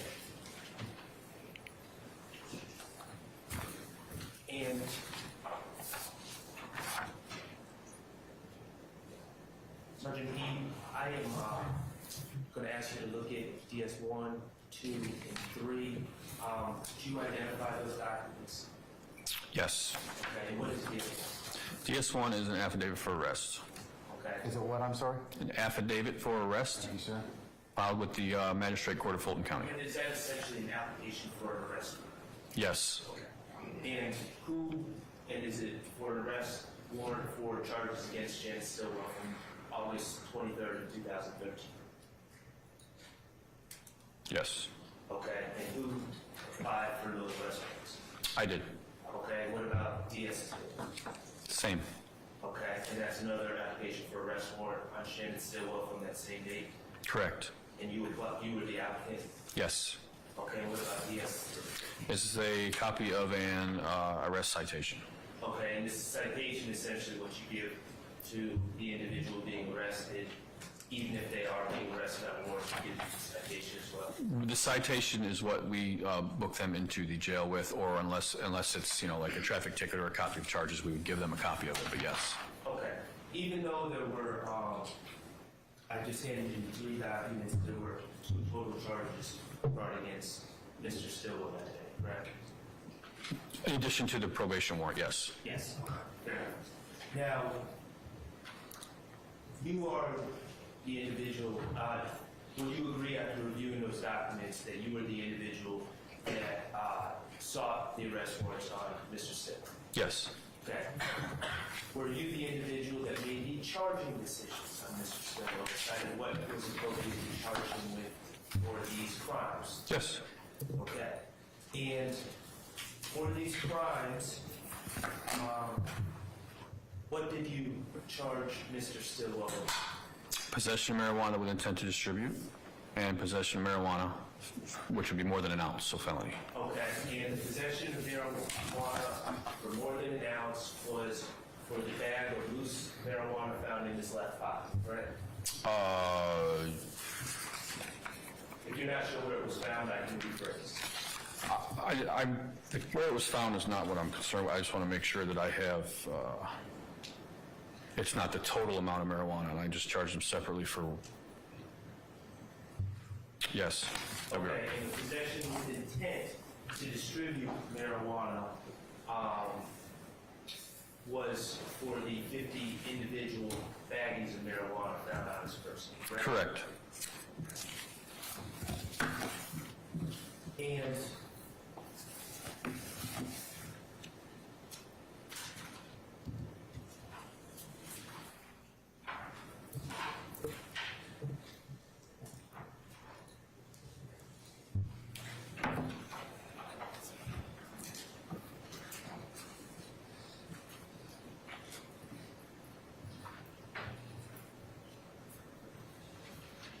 Your Honor,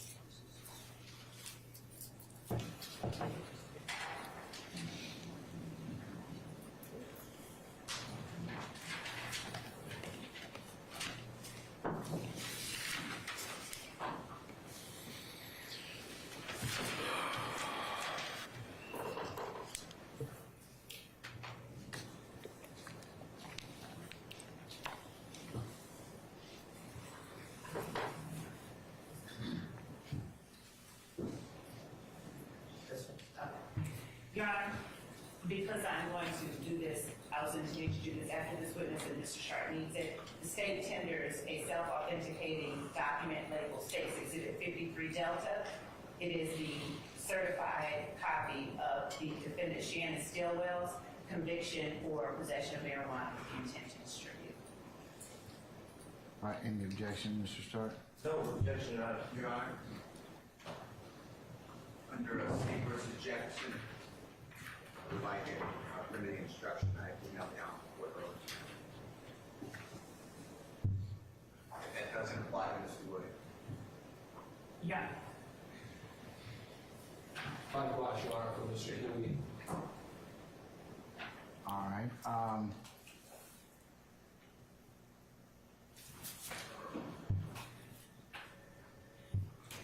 Your Honor, I'm asking. Has anyone sent me a proposed instruction? I did, Your Honor. Huh? I did, Your Honor. Your Honor, I don't have that from Mr. Steele, and I would object to any limiting instruction until I've had an opportunity to at least. It was sent to you, Ms. Lovett, 10:05 a.m.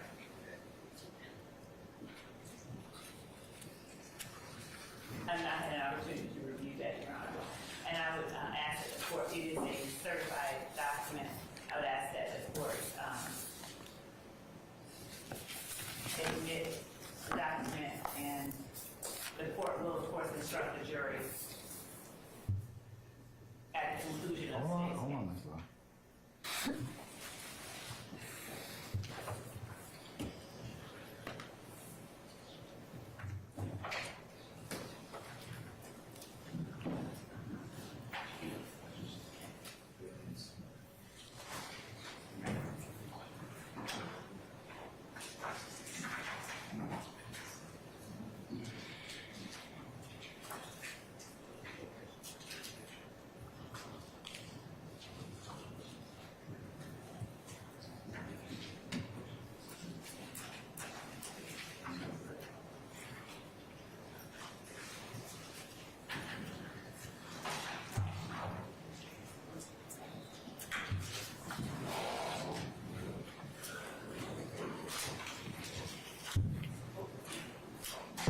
All right, ladies and gentlemen, I tell you what, we're going to take maybe about, we're going to be in recess till about 3:30.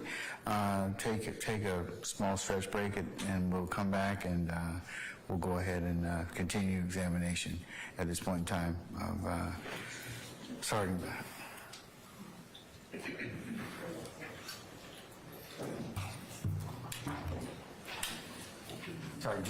Sergeant Heap. So you can step off, sir. Just don't discuss your testimony with anybody except the attorneys in this case, okay? We'll call you back in just a minute. All right. Ladies and gentlemen, we're going to be in recess until 3:30, okay? All rise.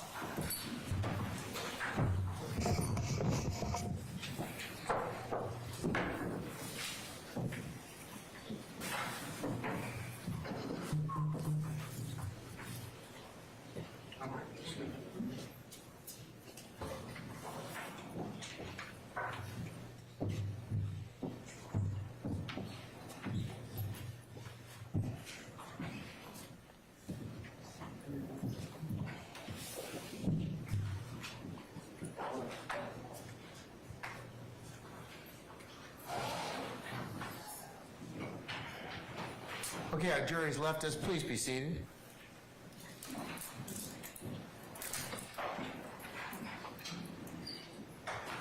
Okay,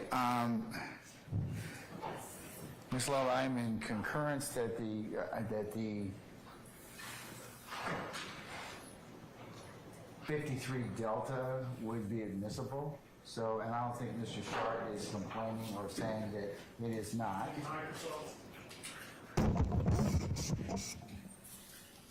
Not saying that 53 Delta is not admissible, so I'm inclined to admit it. However, having said that, it's only admissible as to Mr. Stillwell. So a limiting instruction would be proper to say that it's only admissible as to the consideration for him. So I need to have an appropriate limiting instruction to give them. I just had not had, I had not had the opportunity to review the 10:06 a.m. email with State versus Jefferson, so I'm now reviewing it. That's the only reason that I had to object. I didn't. I understand that, but I mean, I could probably give it at the end. I will give it at the end but I believe that a limiting instruction, at least as to this at this point in time, would be proper. So why don't you all work on that in the next 5 minutes? It doesn't need to be anything substantial, just probably a couple sentences, and I'll give that to them before this particular, they consider this particular conviction. Your Honor, actually, I do have an objection as to a limiting instruction, and this is why. Act 3 of Count 1 is alleged to be an overt act in furtherance of the conspiracy with which Jeffery Williams is charged. Act 3, what, count 1? Act 3 of count 1. That defendant Shannon Stillwell and associate YSL did commit the felony offense of possession of marijuana with the intent to distribute in violation of Georgia law pursuant to OCGA 161330J1, which is an act of racketeering activity under 161435A, and an overt act in furtherance of the conspiracy. So there is no limiting instruction as to the conviction for Shannon Stillwell and Mr. Williams and the other defendants sitting at the table today. Mr. Steele, anything further? Yes, that's respectfully inaccurate. That is, it's testimonial evidence. Jefferson is driving one that's a co-indictee case as well. It's a gang case conspiracy.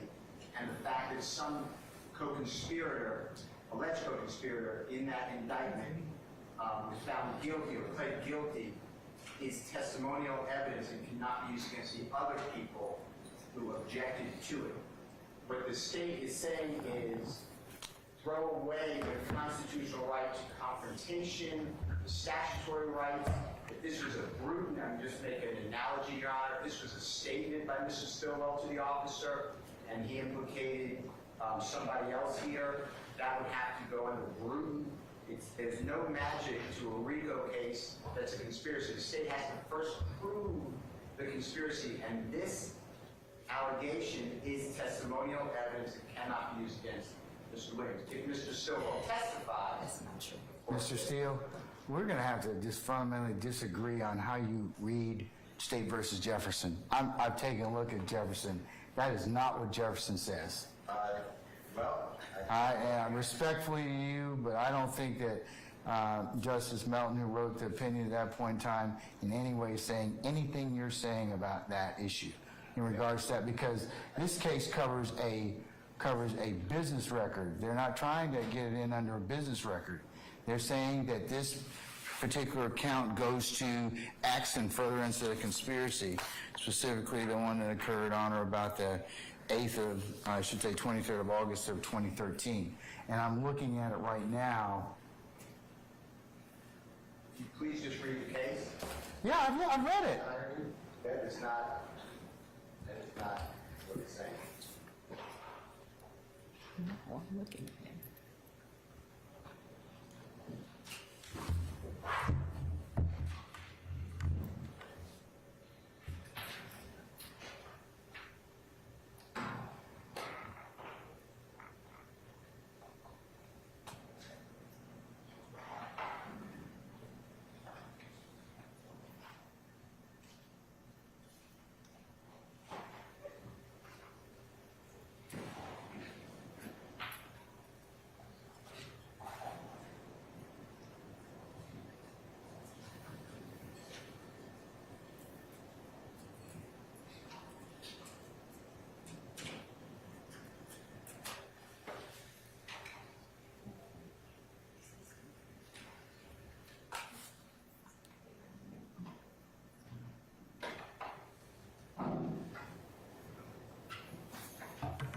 Whenever the court permits, I'd like to respond.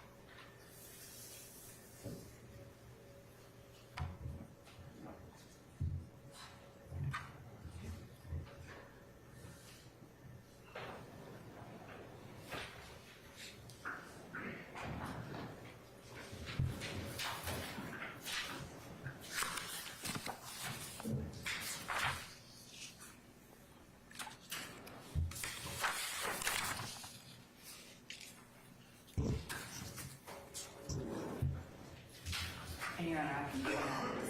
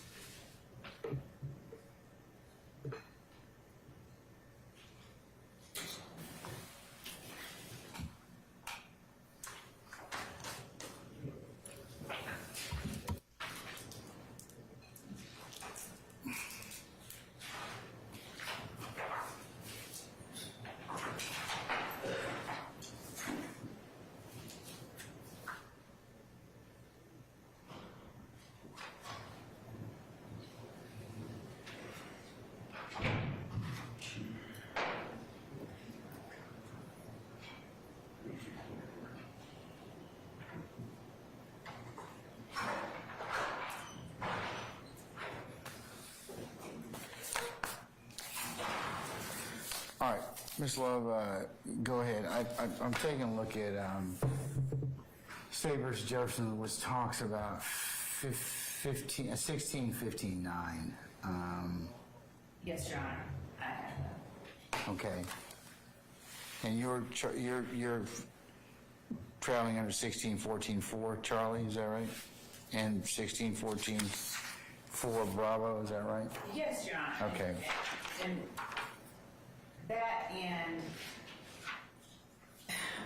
the distinctions are just glaring. It's inapplicable here. This in State versus Jefferson is an attempt by the prosecutor to establish the existence of a gang by putting in baldly a conviction of a person who's not on trial. There's not any other evidence being offered. They've just put in the conviction. Distinguishing our circumstances here, most glaringly, as the court has pointed out, we have alleged a conspiracy under 16:14:4C.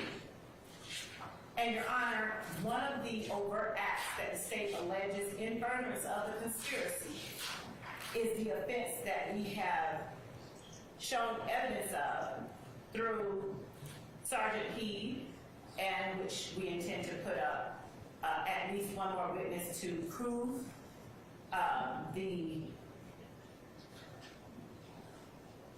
event of August the 23rd, 2013. And because Mr.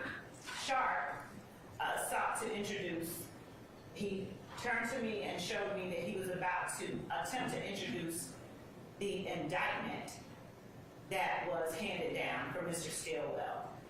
And I told Mr. Sharp that I would object to an indictment, a bare indictment being admitted or tendered, because that has no evidentiary value.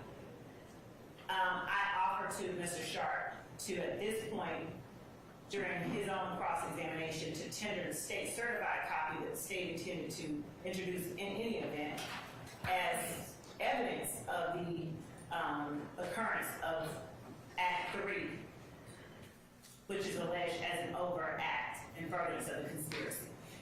Under Mr. Steele's reasoning, it's an attempt to separate something that is solidly together by virtue of count 1 and the acts listed in Acts 1 through 191. He cannot pick apart the overt acts alleged in furtherance of the conspiracy by claiming that the proof of those acts can only be considered by the jury against the person alleged to have considered the acts. So we wholly object to it. It's not applicable. It's distinguishable. And we would ask that the court deny or overrule Mr. Steele's objection. All right, Mr. Steele, anything else before we move? Sure. Your Honor, I just emailed everyone again, just a more recent case for State versus Thomas. 364 Georgia Field 148-2022, where the second highest court in Division 2 wrote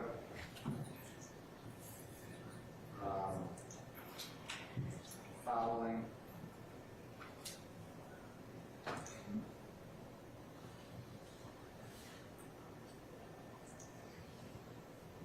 These people were on trial together by the way you're on.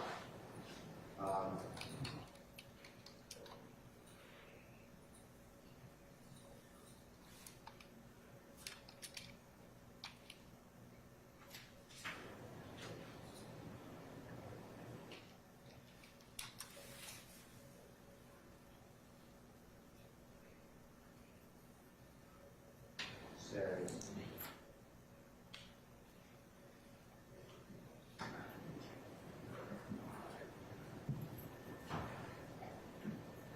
Division 2, I'm sorry, it says, phone keeps moving around. Now, I'm looking at it right now, so I see it. They claim that trial court hereby concluding that Jefferson. So, all right. In this case, that they conclude that the trial court erred in ruling that the prior convictions are wholly inadmissible. Exactly. Like other evidence, got to read on a little further, admission of evidence of gang activity is committed to the sound discretion of the trial court, and the court's decision to admit or exclude such evidence will not be disturbed on appeal absent abuse of discretion.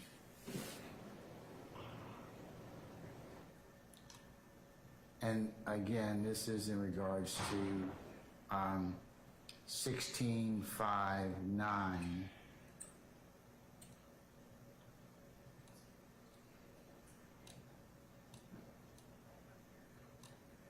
And, you know, the state in this particular count is alleging the conspiracy counts 1614 for Charlie and 1614 for Bravo of count 1.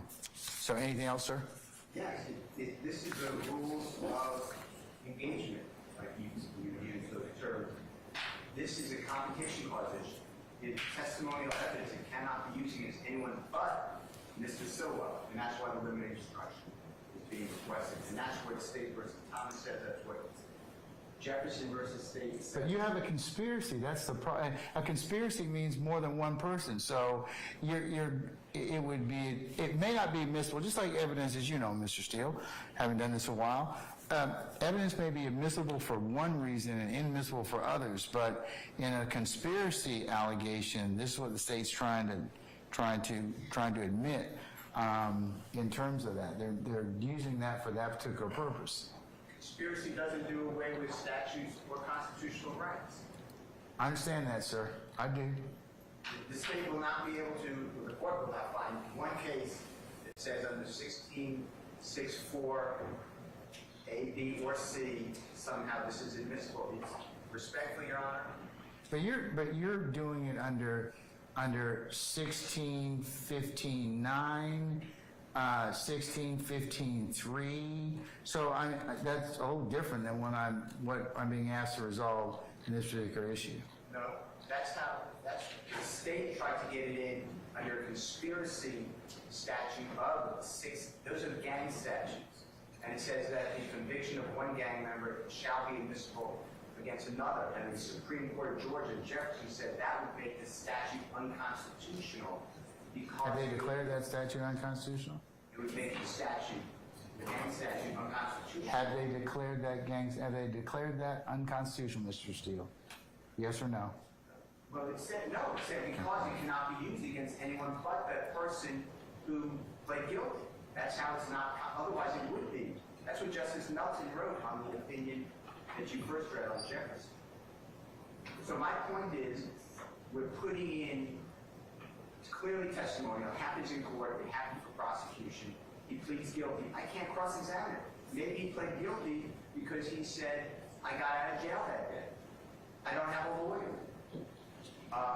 They promised that they wouldn't charge my bribe. I don't have any way to cross-examine him, and what the state is wrongly leading this, we're trying to lead this report down the path of saying, well, everything comes in against everybody. That's for a jury to determine if they find a conspiracy, and then it's not against everyone. If Mr. Williams, let's say, is in a conspiracy, then the court's going to charge the overt act of Mr. Stillwell, for instance, in this case. If that's done in furtherance of conspiracy, doesn't have to be the act of Mr. Williams. If Mr. Williams is part of that conspiracy, then the RICO is proven. It's the actual transgression into the complication clause that keeps that out against Mr. Williams. It doesn't change anything about the RICO count. The state still has 191 acts, 190 acts, I believe, to then say somebody committed one of these acts if they're involved in a conspiracy, and if that overt act furthered that conspiracy, then that person may be found guilty of the RICO.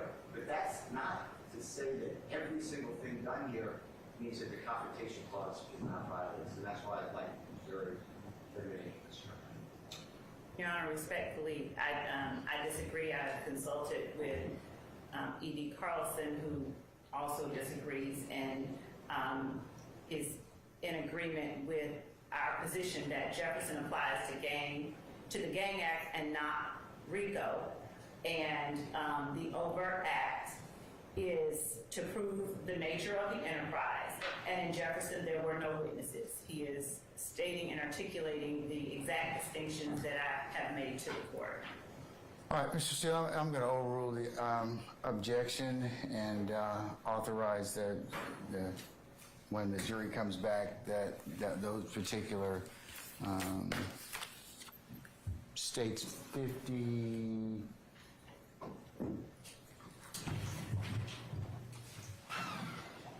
53 Delta will be admissible, and then I will note that there is a continuing objection. All right. Can I mention something else while you're here for a second? That came up on that last exhibit, 52 Delta, I think it is. And the court, Mr. Sharp made an objection going out from the jury. I'm not resolving those issues right now. We'll take up those at the end of the trial, because some will go out with the jury and some will not be. I'm not going to rule on those right now. I don't need to. I'll email you. It's just part of the statute because I don't need to right now, Mr. Steele. Believe me, when we get to that point in the trial, I'll go ahead and take up all of the exhibits that will go to the jury and those that will not, and I'll make sure that we cull those out and we have a good list. I just don't want to deal with it right now. Okay. All right, we're in recess. See you all back in about 5 minutes. You've eaten up all your time, so see you then.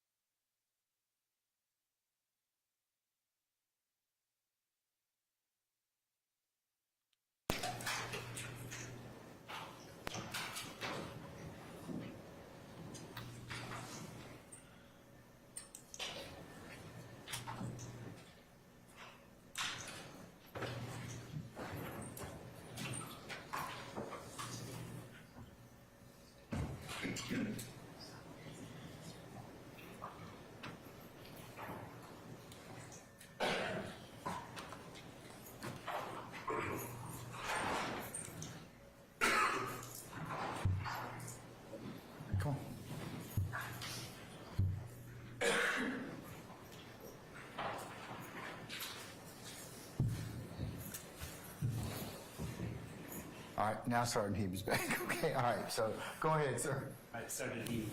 Hey. So just to pick up where we left off, you made the charging decisions in this case. Correct. Okay, and you charged my client, Shannon Stillwell, with possession with marijuana charges. Yes. You did not charge Shannon Stillwell with any gang charges. No. I'm going to approach with what's been admitted as 53B, State's Exhibit 53D, certified conviction of Shannon Stillwell, 13 SC 12132 up. I'll hand that to you, sir.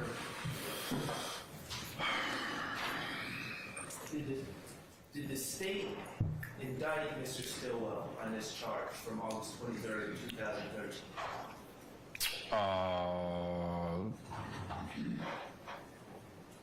Doesn't appear that they did. They accused him.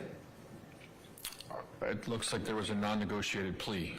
Okay, let me. I don't typically deal with the certified convictions. I understand. Indict.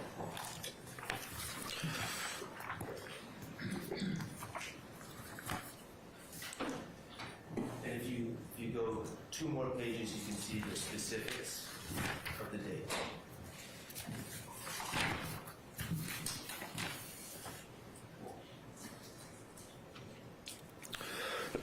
Okay. Did the state indict Mr. Stillwell for the crimes of August 23rd, 2013? Objection as to form, the document speaks for itself, and I don't mind. I can ask about the document. I sustain the question as to form. You can rephrase it. Was Mr. Stillwell indicted for these charges from August 23rd, 2013? Counsel, I'm going to be real honest with you. I have no idea what I'm looking at right now. I object to the form of the question and I sustain the question. Okay. Does the document that you're holding indicate that Mr. Stillwell was ever charged with any gang charges? No. No. Did Mr. Stillwell plead guilty to the marijuana charges? Yes.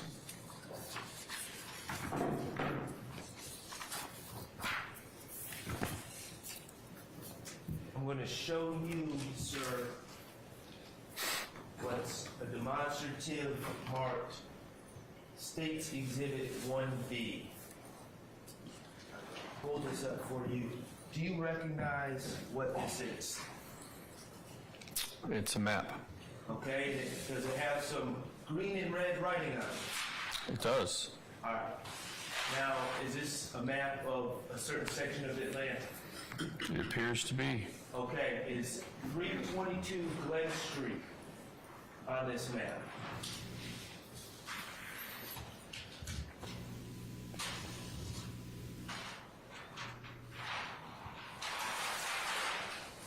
You're going to have to bring it closer.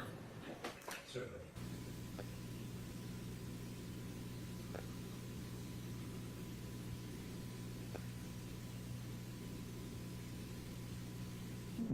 No. Could you say it louder? No. Okay. 322 Glen Street is north of this map, correct? Yes. Okay.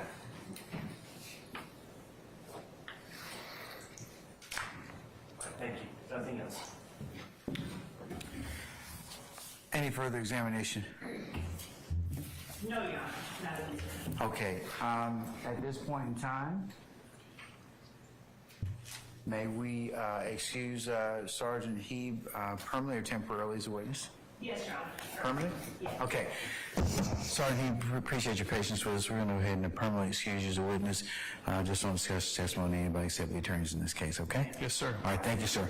Sir, the documents? Just leave those with Ms. Weaver, my court reporter, right here.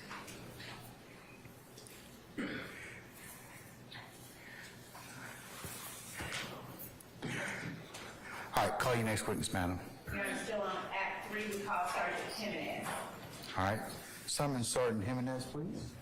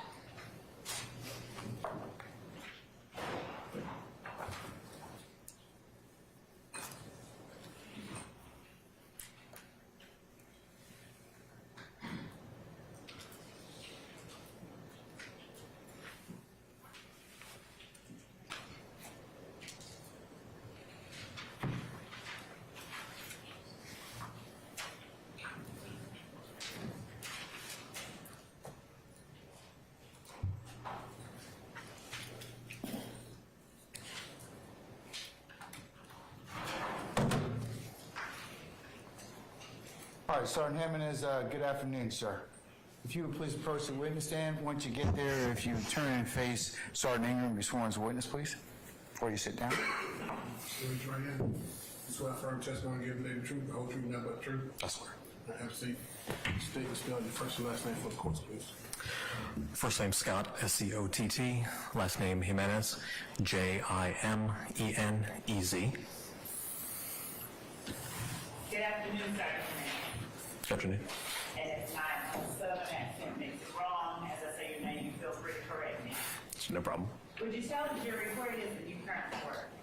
I currently work in APD, Zone 5, the traffic unit. How long have you worked there? Since June 29th Of this year. of this year. Prior to that time, where did you work? Prior to that, with APD for the last almost 18 years, in the open records unit. Are you post-certified as a law enforcement officer by the Peace Officer Standards and Training Council of Georgia? Yes, I am.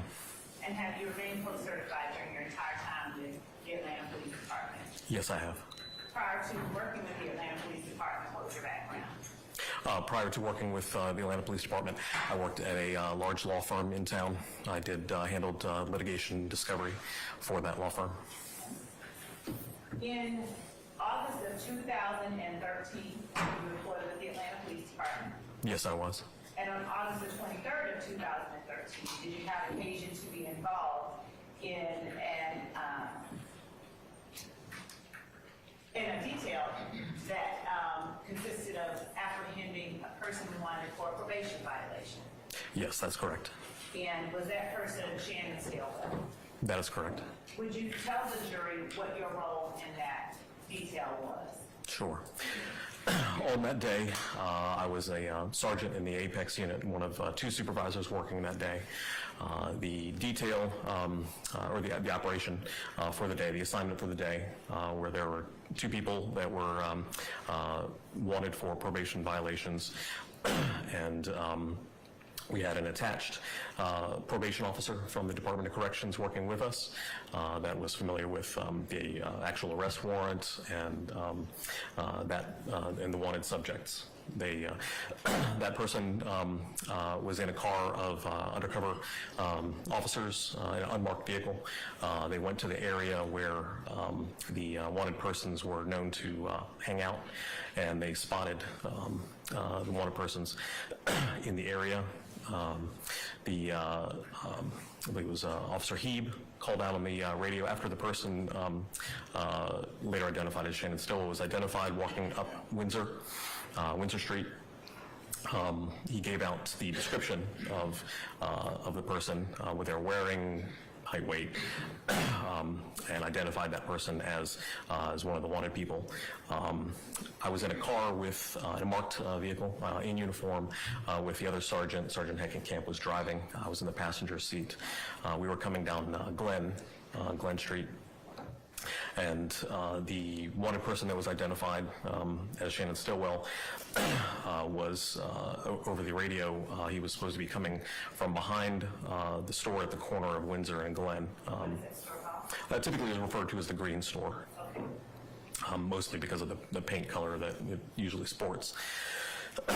There was a parking lot and a drive that goes behind that store and comes out from the Windsor side behind the store and onto the Glen, kind of a concrete driveway area on the Glen Street side. Sergeant Heckenkamp and I were driving eastbound, I believe eastbound, yes, eastbound on Glen, and I spotted the subject that was, the description was given over the radio, and I told Sergeant Heckenkamp to stop the car. I exited the vehicle, approached the identified subject, and he had a cell phone in his hand, and then he looked back over his shoulder where he had come from, and then placed the cell phone into his pocket. I noticed that as a pre-flight indicator that he may run. So I hastened my pace, went ahead and grabbed his left wrist, and executed the arrest. We guided him to the ground. Sergeant Heckenkamp cuffed him up. I asked him if he had anything on him at the time and that I should know about, and he said that he had some marijuana on him. After we got him cuffed up, stood up, I retrieved marijuana from his left pocket and cell phone from his right pocket. The marijuana that you retrieved from his left pocket, did it come in any particular form? Was it in any particular? Yes.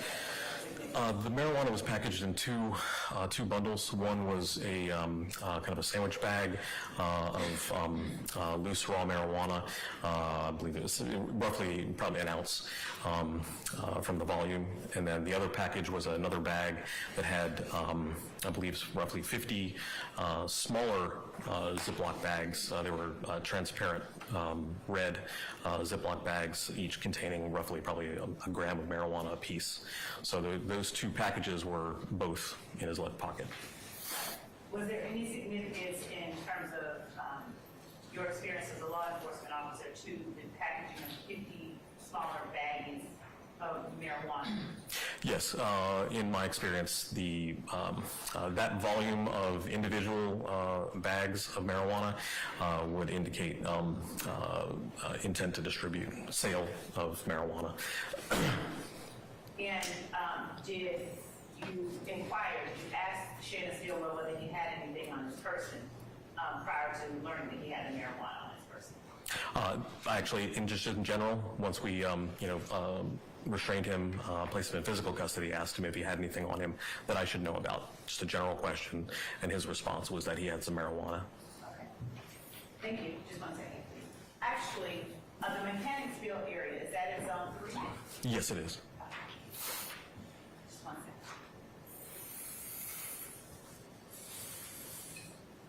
second. Would you explain to the jury just as succinctly as you can the borders of the Mechanicsville community of Atlanta? A little more difficult. I haven't operated in specifically in the Zone 3 area, so I would probably say, I think coming down McDaniel, going all the way over. It's difficult for me to say, and the borders have changed probably 2 or 3 times since we've changed zone borders, so I really can't answer it specifically. Oh, McDaniel is in the Mechanicsville area? It is, yes. Oh, thank you. Sure. That's all I have. Cross, Mr. Sharp.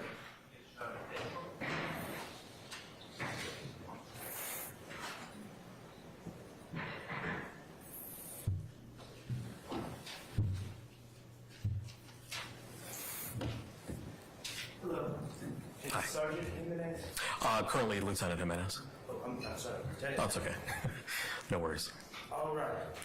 My name is Max Shard. I represent Shannon Still. Just a couple questions. You are the individual that first put hands on my client? That is correct. Okay. And you didn't, he told you he was open and honest with you about the marijuana he had on his person, correct? That is correct.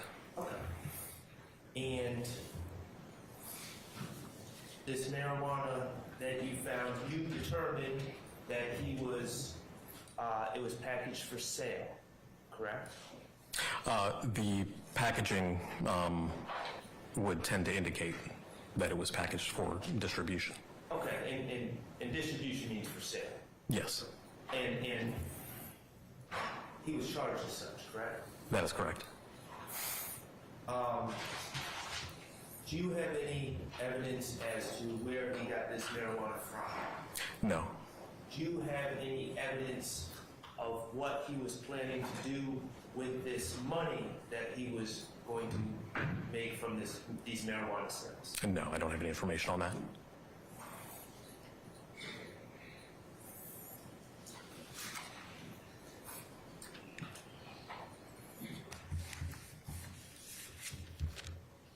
I have nothing further. Thank you. Any redirect. Just briefly. Lieutenant, I'm sorry, I just started. No worries. I'm showing you what has been marked as states exhibit 47 Delta, a package that has been shown to the defense previously, and I'm showing to you now. Would you take a look at 47 Delta and open it up and look inside?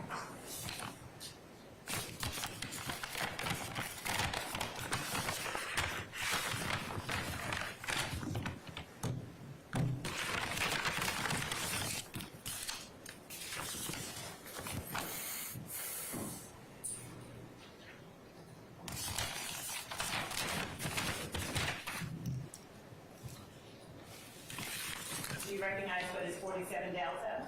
I reckon as a cell phone. It's been 10 years since this case, so I would have to rely on the labeling from the property recovery. Okay. And when you say you would have to rely on the labeling of the property recovered, I'm going to show you State's Exhibit 52 Delta and ask you in conjunction with State's 47 Delta, are you able to identify that as a cell phone you recovered from Mr. Stillwell? Yes, from the case number, being the case number from this arrest, and also the 4-digit ID number on here is Officer Heeb. That is his 4-digit ID number on here. He's a case agent for this, and also the undercover officer that had called out the positive identification of Mr. Stillwell on the scene. Your Honor, State Changes 47 Delta. Any objection to 47 Delta, sir? Relevance. That it? Yes. All right, overruled. It's admitted. Thank you, that's all that I have. Your Honor, I just had one. One what? Rebuttal. And you gave some weights for the marijuana.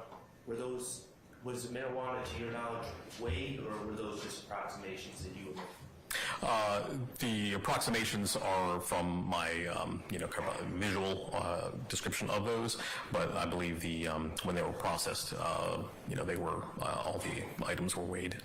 Okay, but you don't know the official weights from the weighing of the items. I do from reflection of my recollection on the report. Yes. Okay. What were the weights?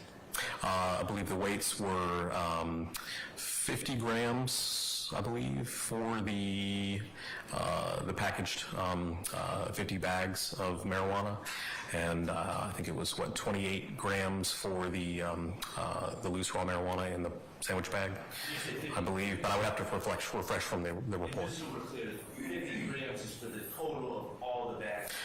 No, I believe it's 88 is the total for both. I'm sorry.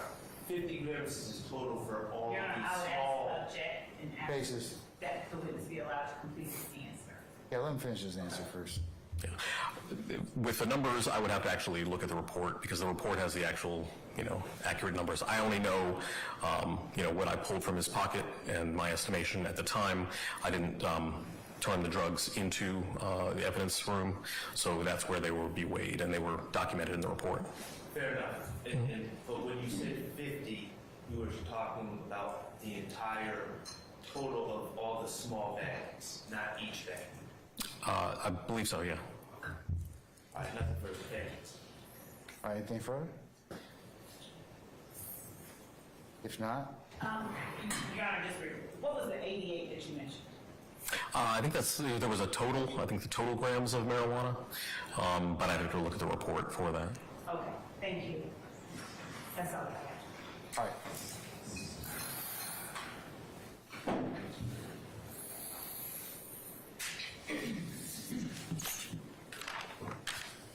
All right, may Lieutenant Eminez be permanently or temporarily excused the witness? All right. Lieutenant Eminez, appreciate your patience with us. I'm going to go ahead and permanently excuse you as a witness, but don't discuss your testimony with anybody except the attorneys in this case, okay? All right. Thank you, Your Honor. Thank you, sir.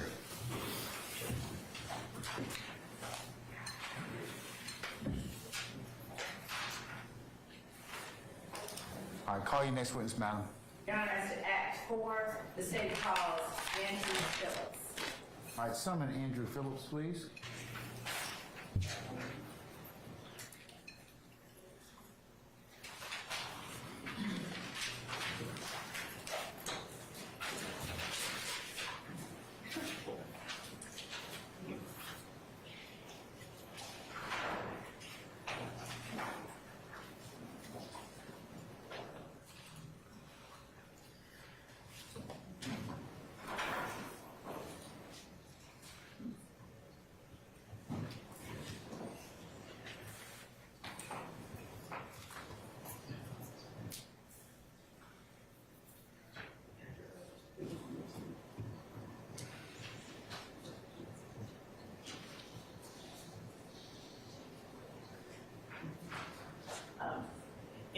with respect to this witness, if we could invoke the same provisions as to.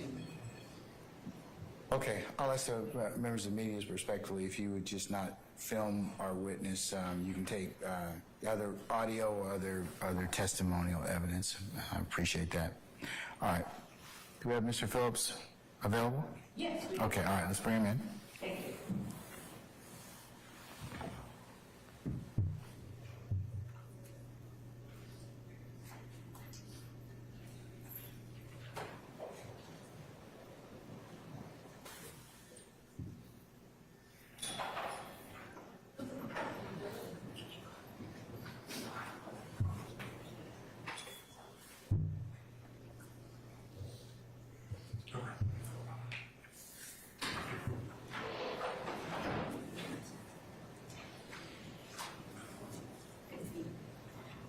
All right, Mr. Phillips, good afternoon, sir.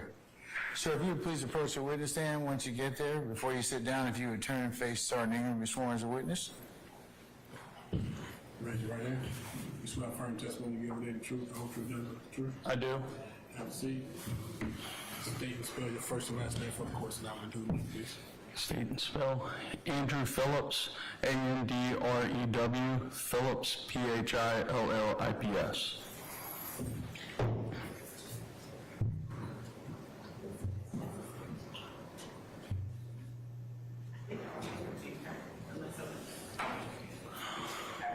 Good afternoon, Mr. Phillips. How are you? Very well, thank you. Good. Mr. Phillips, would you tell the jury just a little bit about yourself? Are you from Atlanta? Yes, ma'am. All right.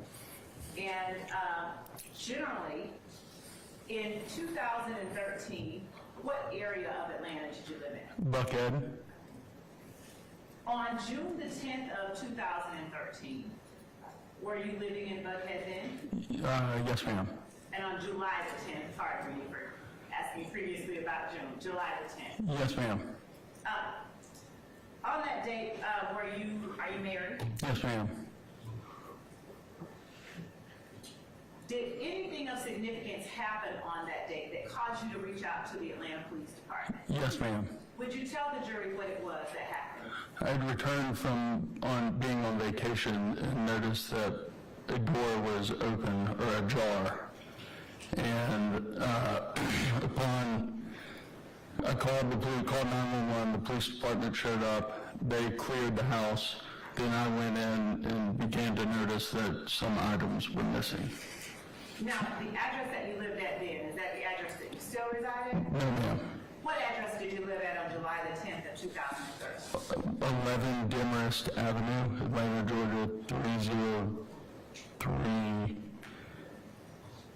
I can't remember the full zip, sorry. That's okay. Was that a house, a townhouse, an apartment, or something else? It was a house. Standalone home? Yes, ma'am. All right. And could you describe when you say your front door was open? Had it been kicked in, or was it just ajar? It was ajar. There was no signs of any forced entry. Had you left your door unlocked? I can't say that for sure or not. All right. What all did you find was missing inside your home? Specifically, 2 firearms. One was a handgun, one was a shotgun. I believe a laptop and a blanket, to be exact.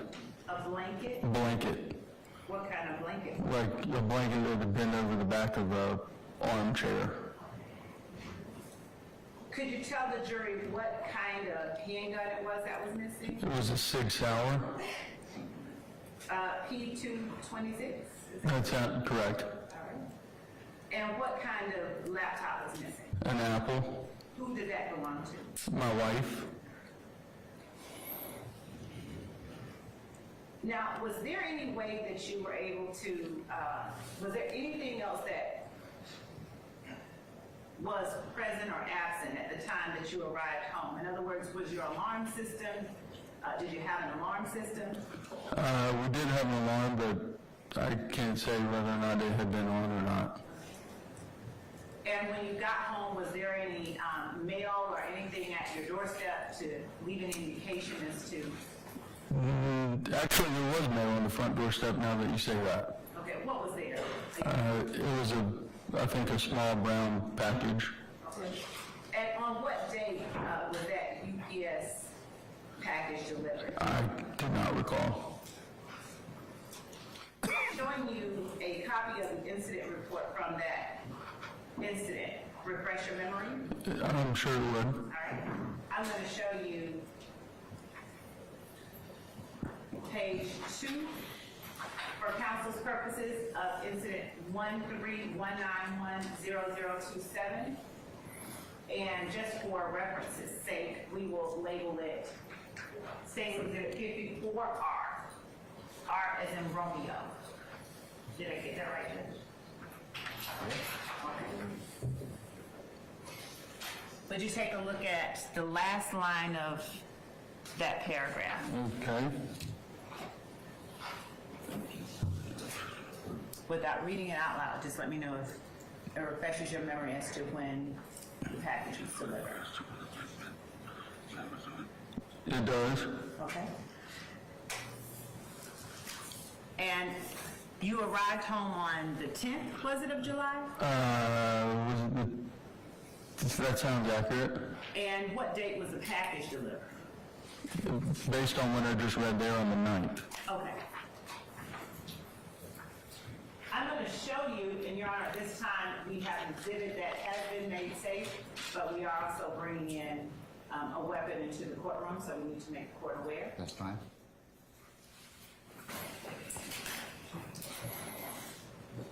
I'm going to show you what has been marked as State's Exhibit 12 Bravo.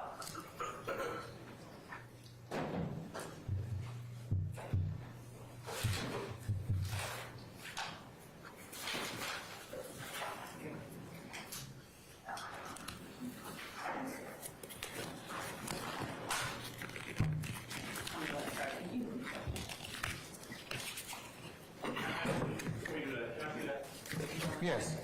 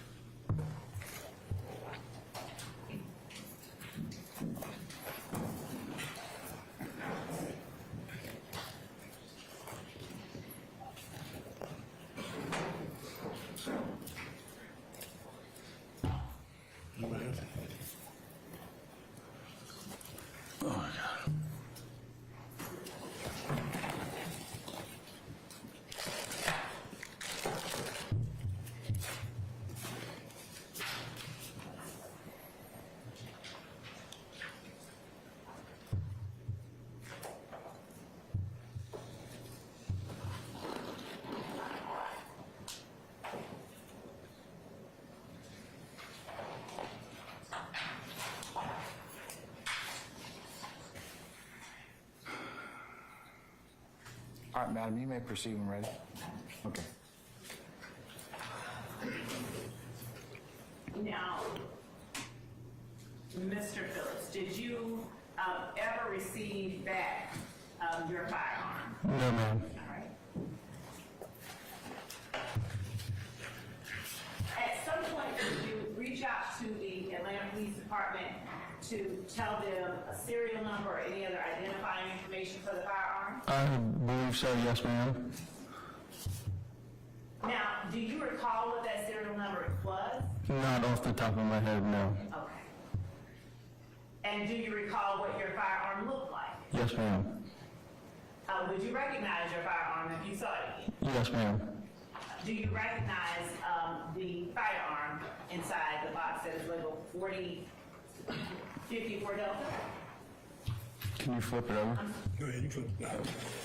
I'm sorry. Not 54 Delta. Hang on one second. 12 Bravo. 12 Bravo. Without confirming the serial number, yes, it does look like my firearm. And are you able to tell the jury what make and model of the firearm it is that you're looking at? Yes, ma'am. What is it?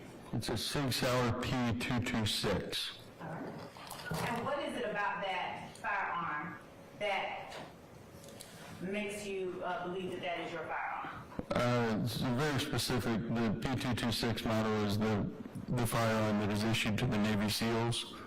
So I can see the logo on there and know that. All right, and when you say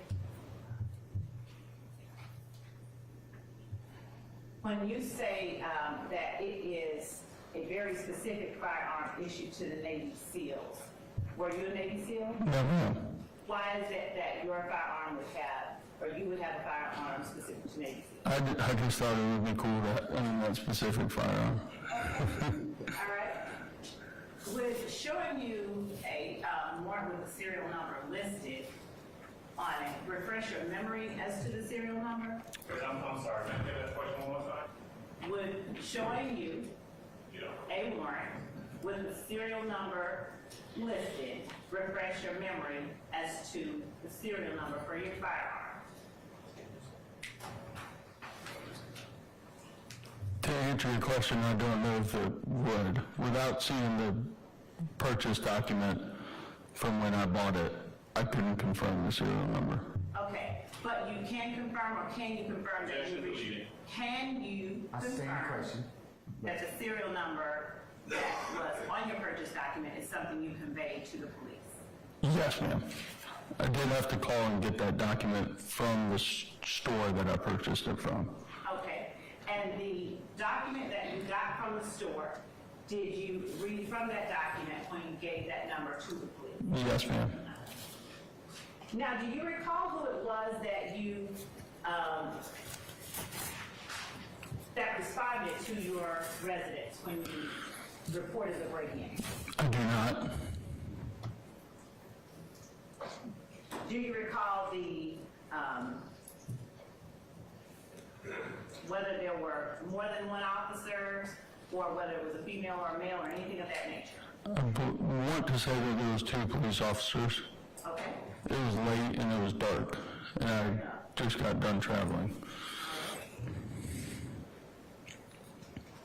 Did you ever receive any of the items back, or did you ever receive notification that any of your items had been found? I did receive notification that this firearm next to me had been found. And did you attempt to retrieve that firearm? I reached out to find an understanding of the whereabouts of the firearm. What do you mean? Just once they had contacted me, I was curious. Okay. And were you allowed to get your firearm back? No, ma'am. All right. Now, at the time, had you given anyone permission to be in your home during that time? No, ma'am. And had you specifically spoken to anyone or a person by the name of Jeffery Williams and given him permission to hold or to have your firearm? No, ma'am. Were any of the other items that were stolen from your home ever recovered, as far as you know? No, ma'am.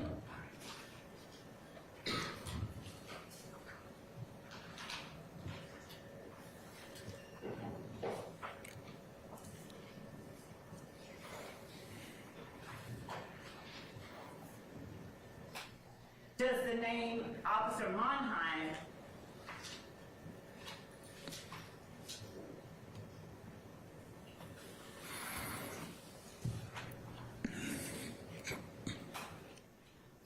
actually, just one moment, Mr. Phillips.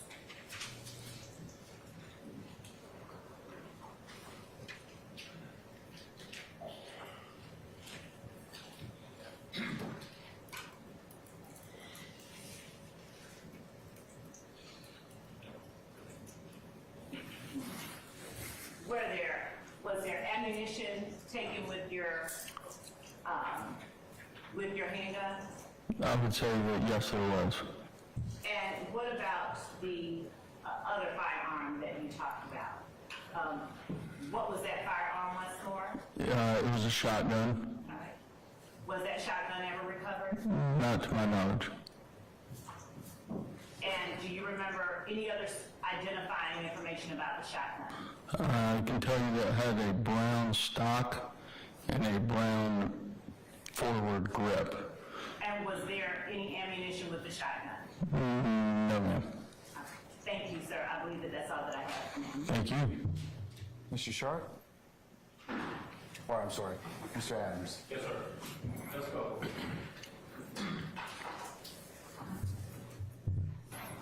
Phillips, good afternoon, sir. Good afternoon. My name is Keith Adams, represent Jeffery Williams. You and I have never met, correct? Correct. So if I heard correctly, in July of 2013, you went on vacation with this house, correct? Yes, sir. How long were you gone? I can't say for sure, but I feel like it was 4 to 5 days. Okay. I mean more than a day or two, right? Correct. Okay. And the date that we've heard referenced before, July the 10th of 2013, that's the day that you came back, correct? That sounds correct. You come back, and before you go in your house, you notice that your door is open, it's ajar. On the way up the driveway, we noticed the door. Yes, sir. There was a package that had been delivered on that day, or at some point you come to find out it was delivered on that day, right? I believe, based on what she showed me, it had been delivered on the day before. Okay. She being a prosecutor? Yes, sir. Okay. So there's a package there, but you don't know how long that door has been ajar, right? Correct. You don't recall whether or not you had your alarm set, true? Correct. I believe that the alarm was not on, but I can't confirm that. Okay. And what we know for a fact, well, what you told us, is that the door did not appear to be damaged. It wasn't kicked in or anything like that. It was just ajar. Correct. This is a standalone house. Correct. In a neighborhood. Correct. Yes, sir. Subdivision, cul-de-sac, something like that? Just a neighborhood, normal neighborhood with homes next to one another. Okay. Bunch of families live in the neighborhood, some with kids, some without? Correct. Okay. Any other thefts or burglaries in the neighborhood as far as you're aware? I feel like some things had taken place, but I can't recall. Sure. And so what you can tell us is that you come home and 2 guns, a laptop, and a blanket are missing from the house. That sounds accurate. Okay. May I approach, Judge? You may, sir. All right. The item that you've been shown here that's been previously made safe by, made safe, is a gun. It's a black gun, right? Yes, sir. Looks kind of like the gun that you had, right? Correct. But you don't know the serial number. Correct. Right. And so you can't identify, there's more than one black gun out there in the world, right? I can say, yes, sir, but when they called me with that gun specifically, they had matched the serial number to the serial number that I had submitted. Okay, but for purposes of you telling this jury that you know for a fact that this item that we're looking at right here, I'm gonna move it so that correct, way, that does have a serial number on it, you don't know that serial number. You can't recognize it by that serial number. Not off the top of my head, no, sir. All right.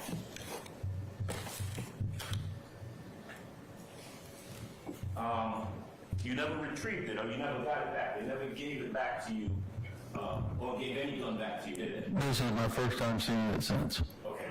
Or seeing what you believe to be correct. What might be your gun. Correct.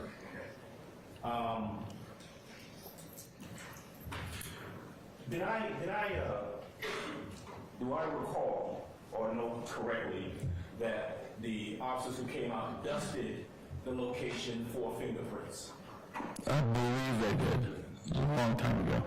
Would that have been APD, the Atlanta Police Department that came out, or was it another jurisdiction? I want to say that it was APD. Okay. And so as far as you know, they conducted some degree of investigation involving and including dusting for fingerprints, right? Correct. Do you remember whether they told you, or do you remember them telling you that they were actually able to retrieve or to lift? Objection as to hearsay. I'll sustain it. Okay. I'll stand the question. All right. Well, certainly, as far as you know, the Atlanta Police Department, detectives, officers, whoever came out, would have some information about whatever it is they found. Objection as to speculation. I'll sustain the question as a speculation. Okay. They came out and investigated, right?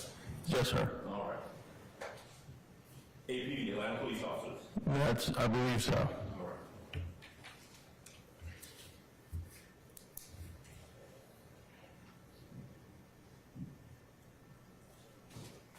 Okay. Mr. Phillips, thank you. That's all I got. Thank you, sir. Anybody else? Anything further, madam? Your Honor, I don't have anything further now. I would ask that Mr. Phillips temporarily be released and allowed to be recalled. Okay. Mr. Phillips, thank you for your patience with us. I'm going to go ahead and temporarily excuse you as a witness. So what that means is at some point in time, you may be subject to being recalled. We'll certainly give you enough advance notice in order for you to get here timely. But don't discuss your testimony with anybody except the attorneys in this case, okay? Understood. Right. Thank you, Judge. Thank you, sir. All right.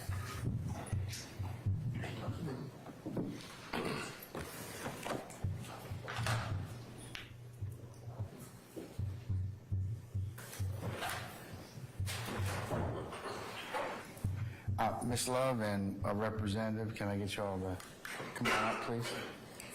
And the rest of you, put your headphones on, please. All right, let's talk radio.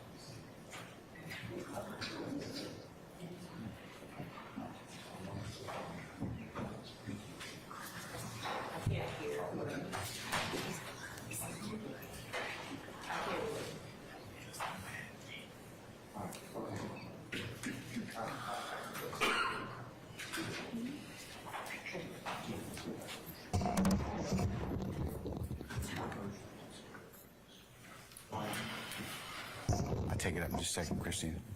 All right, ladies and gentlemen, how about we take 5 minutes? I have it on good authority that we're going to go ahead and maybe take one more witness and then we'll conclude for the day. But, you know, what do I know, though, right? Okay, so take 5 minutes or thereabouts. We'll call you back in, okay? All right. All rise.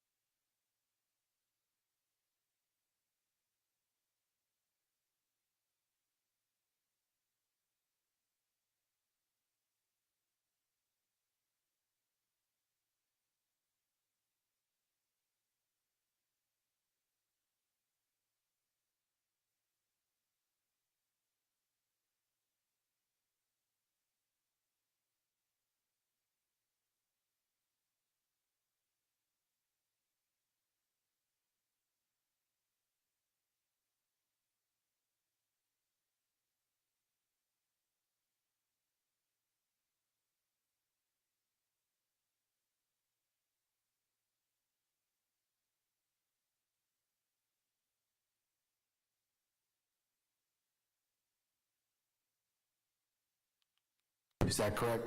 Yes, sir. All right, okay. Mr. Steele, what is your motion, sir?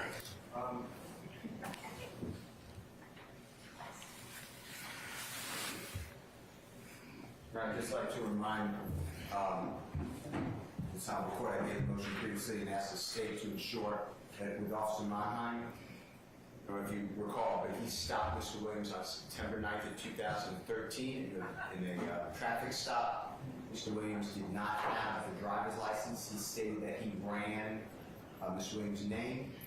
He stated to me, when I interviewed him today, that the way he was able to see Mr. Williams' pictures, he ran it on prior arrest. So I would like that to be eliminated. That prior arrest. issue of prior arrest? Yes. State have any issue about that? I don't, unless there is a door opened through cross-examination. Okay, could you instruct him to not reference that? Yes. Please? Yes. Okay, all right. He also stated in the police report, and you handled this last time as well, that Mr. Williams was currently on probation. It's in the police report. I believe Mr. Williams was not on probation because his brother used his name as a juvenile, and that was the probation. But I'd like that to be excluded. I believe we already did that, but I just don't want to get into a position where I'm asking for a mistrial. Okay, can we also tell him not to mention anything about that, Ms. Love, as well? Yes, Your Honor, I believe Okay. that. I believe, Your Honor, that given what Officer Monheim will be testifying about, that there will be no need for him at all to go into anything like Well, let's just make sure that we cover those two items in particular, okay? we would do. That. Okay. Thank you, Judge. All right. Anything else? Yeah, the final one is you admitted over my objection. The statement that Mr. Williams made, there's a gun found in the passenger seat, if you recall, Your Honor, and then Mr. Williams allegedly said that the gun belonged to a friend. Yes. He's in custody. Mr. Officer Monheim then asked Mr. Williams whose gun is it, and Mr. Williams did not answer. There was no Miranda. He was in custody. He just asked the second. I didn't say you admitted Mr. Williams' statement that it's my friend's gun over my objection, but the next part would be interrogation. You found the first part to be spontaneous. Yeah. Okay. Fine. So he's basically asking about the second, I guess, or the silence is an admission. Your Honor, what I'm asking. And it's post-arrest. Post-arrest silence. So I want to be really clear here because this is part of some of the stuff that I was mentioning earlier regarding the opening. The state vehemently moves the court to admonish counsel for Mr. Williams to in no way attempt to solicit self-serving hearsay from Officer Monheim unless the state asks for that information, because we would be entitled to as a statement of a party opponent. you open the door, Mr. Steele, it may come in. So you're just No, I mean the state. you're just warned at this point in time. Okay. Mr. Steele's, I'm asking that the court preclude Mr. Steele from asking Officer Monheim what Mr. Williams said. When he said that is a friend's gun, that is a self-serving statement. That's admissible. I said that was admissible already. No, Your Honor, it's admissible if the state asks it because it's a statement of a party opponent, not Mr. Williams. What we're saying is they can't solicit that. Are you gonna ask them that on direct? No. And Mr. Williams can't because that is self-serving hearsay. Baldly here, if I may continue talking to the court, Mr. Williams can't because it is self-serving hearsay, Your Honor. So we would ask that the court preclude Mr. Williams from asking Officer Monheim or attempting in any way to solicit in front of the jury the self-serving statement that the firearm belonged to a friend. If the state seeks to get that in, the state can do so because it is a statement of a party opponent, but it is not permissible for Mr. Williams to attempt to get his own words in through a witness that is not Mr. Williams. Okay. All right, Mr. Steele, what do you say about that? I moved to exclude that statement, so that's okay. But I'm just talking about the second part, the post-arrest silence. I'm talking about the first part. Yeah, we're not going to talk about that, are we, Ms. Love? I'm talking about the first part. No, I don't have any. Mr. Steele doesn't have any. He's already asked me to exclude that. I'm not going to exclude it. Okay, you're saying that he can't. He's telling me he's not going to elicit that or solicit it. Okay, but his clarity is the second statement where Mr. Williams he asked Mr. Williams a question, Right. That's what he's saying would be, he's motioning in limine for me to exclude. Your Honor, I don't have a problem with the exclusion of the, I guess, the silence, and I want to make certain that I'm clearly responding to what has actually occurred and not a version of it that is inaccurate. So if the court will give me one moment, as I do that, I ask the court in limine, I'm moving the court in limine to preclude Mr. Steele from attempting to elicit self-serving hearsay. That is Mr. Williams' statement that the gun found in the car with him that was stolen belonged to a friend. That is what I am moving in limine for the court to do, because it is impermissible for that to be solicited by the party who made the statement. He can get on the stand and say it, or the opposing party can have it admitted if we so desire to do so or sought to do so. But Mr. Williams, Mr. Adams, and Mr. Steele cannot ask a witness what their client said when it is self-serving hearsay, and I have the law for that. I'll give it to the court.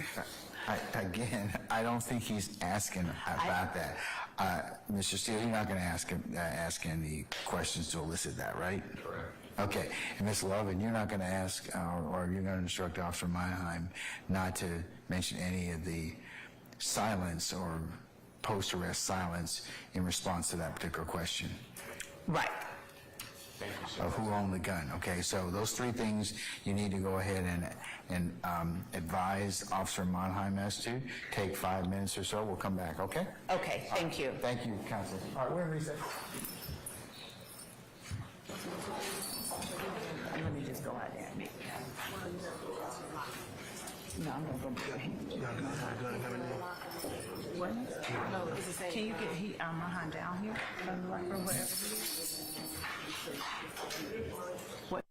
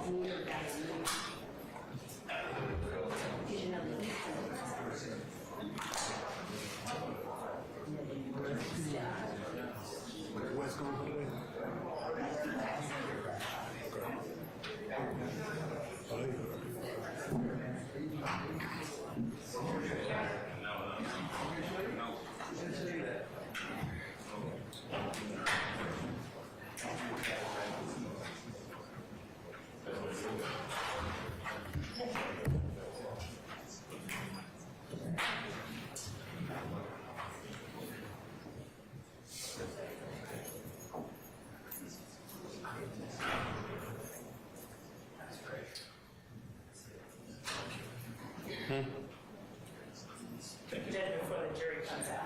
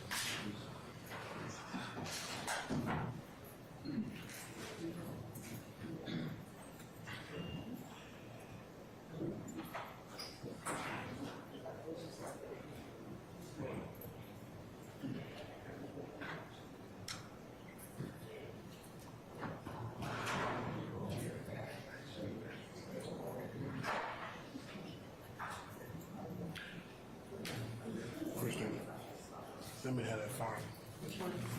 The last one I just gave you.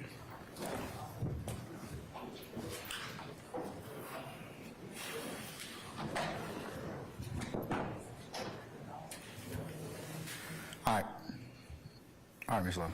Thank you, Judge. Your Honor, with respect to the motion in limine made by Mr. Still regarding Mannheim, what we would ask, Your Honor, is that I did go and talk to Officer Mannheim as court directed, and I will always do as court directed, but I'm asking, Your Honor, with respect to the way that Officer Mannheim was able to identify Mr. Williams, Mr. Williams did not have a license, he didn't have any identification. We are asking simply that Officer Mannheim be able to say from, an Atlanta Police database, whatever he has to say, it doesn't have to be arrest records, but we do want the jury to know that he identified Mr. Williams as Jeffery Williams before taking him into custody. And without him being able to say that, what we have is that Mr. Williams advised that he did not have his driver's license. He didn't have one. He gave Officer Mannheim his name and date of birth. Mr. Steele just got up here and talked about the fact that, his assertion that Mr. Williams' brother has used Mr. Williams' name. But, arguably they can make that argument later on. This wasn't Jeffery Williams, this was his brother using his name.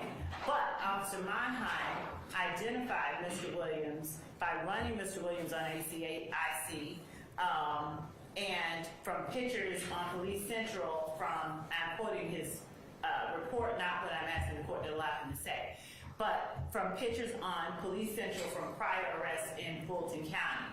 So what we are asking is that Officer Monheim be allowed to testify that from law enforcement databases, he was able to identify the person that he had stopped and found with the stolen gun, the defendant Jeffery Williams. Because otherwise, you know, there's a gaping hole.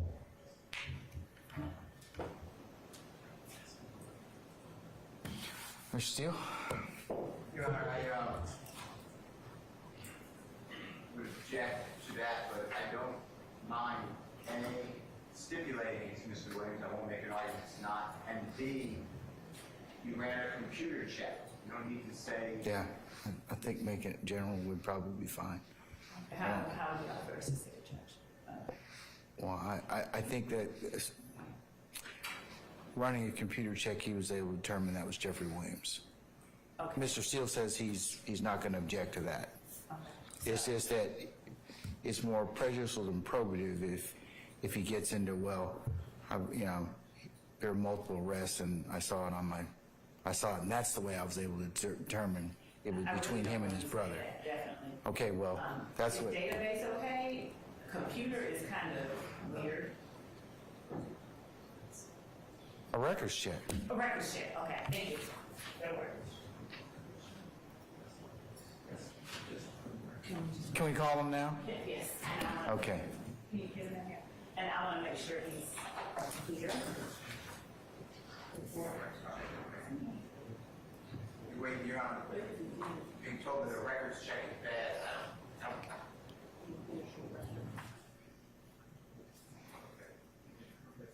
I'm not going to make it an issue. I'm not going to... I stipulated The witnesses in there. Hold on. Ms. Love, can you ask Officer Monheim to step back? Yes, Your Honor.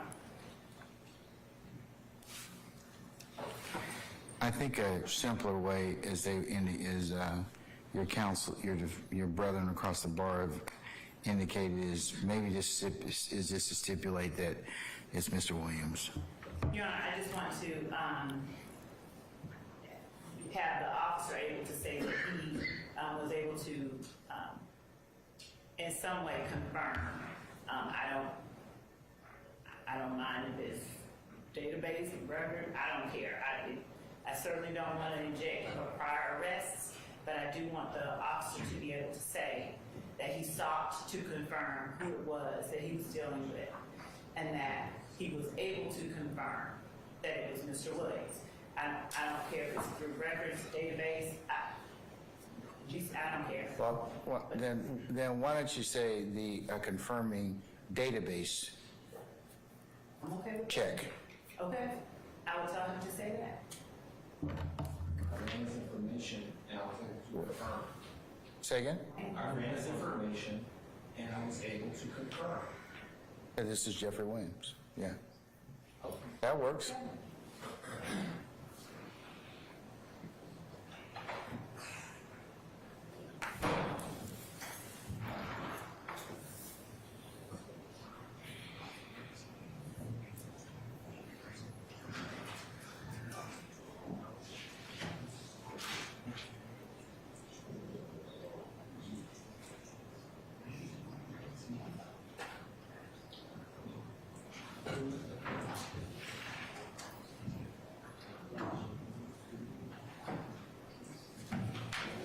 You want to bring a jury out before we come in?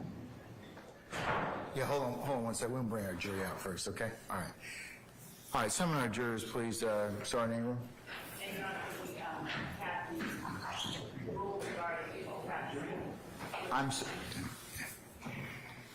All right.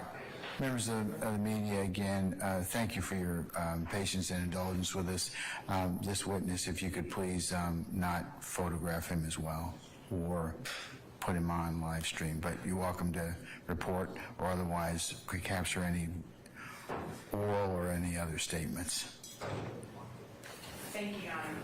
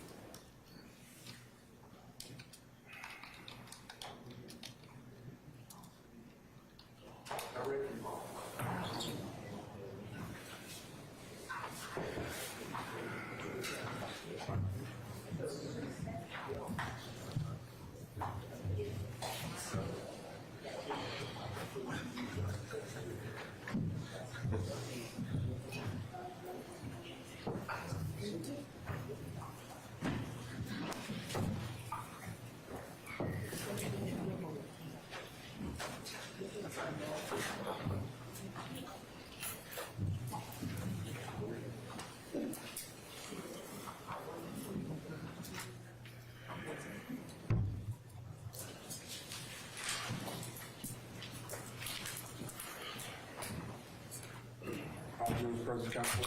Thank you, Sergeant Ingram. Ladies and gentlemen, please be seated. All right, State, call your next witness, please.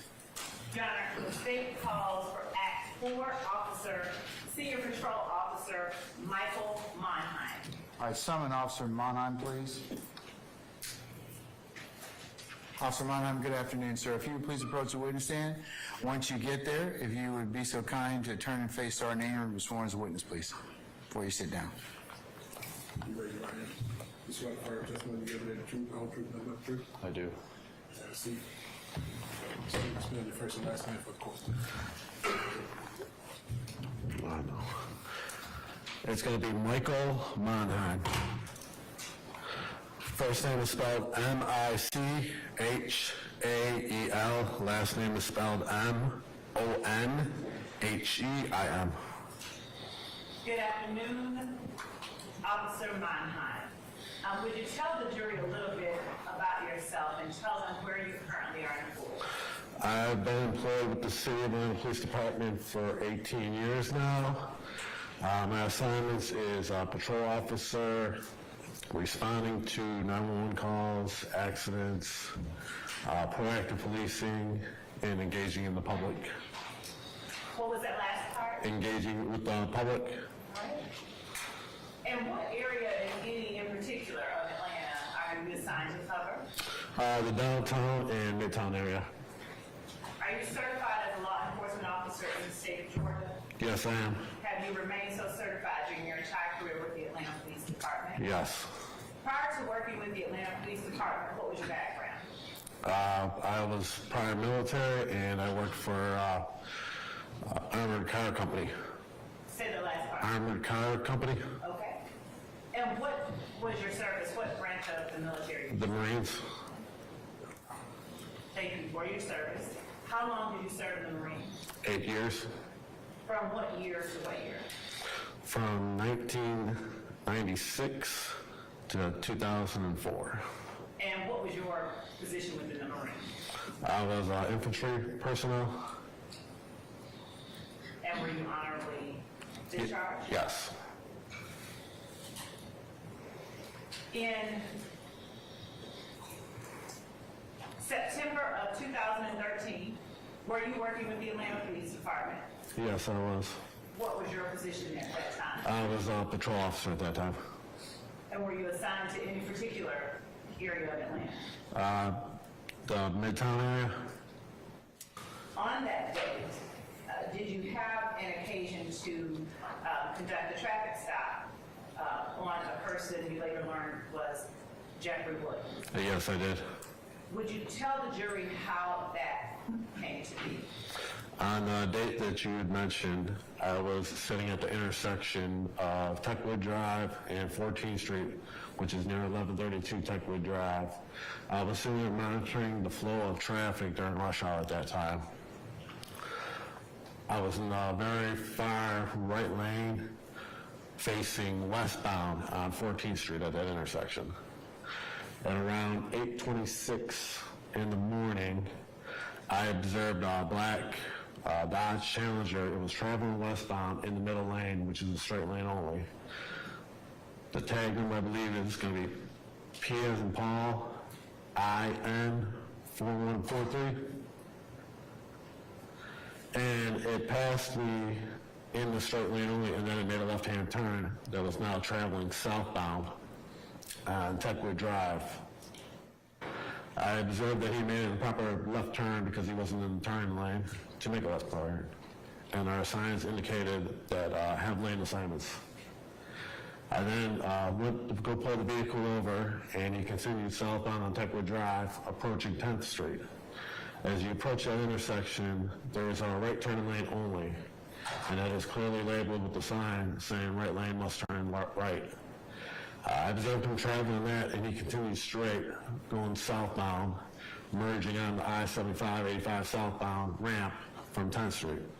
At that time, I made a traffic stop on the vehicle on I-75-85 southbound underneath the 5th Street overpass. At the time that you first observed the vehicle committing a traffic violation, did you know who the driver of the vehicle was? No, I did not. And can you tell the jury, do you have a basis for knowing approximately how far the location of 1132 Techwood Drive is when you first noticed the vehicle from the address of 11 Demarest Avenue in Buckhead? Approximately 3 miles.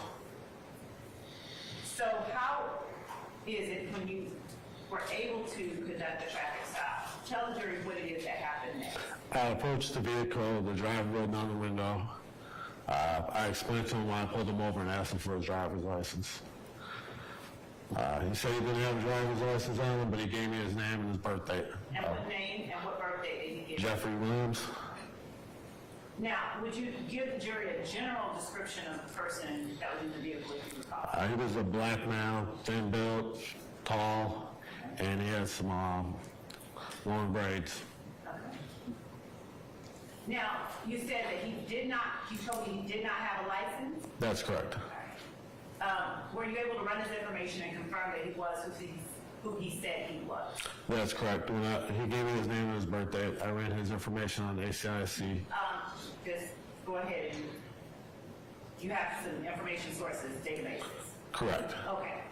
So after that, after you were able to confirm who he was,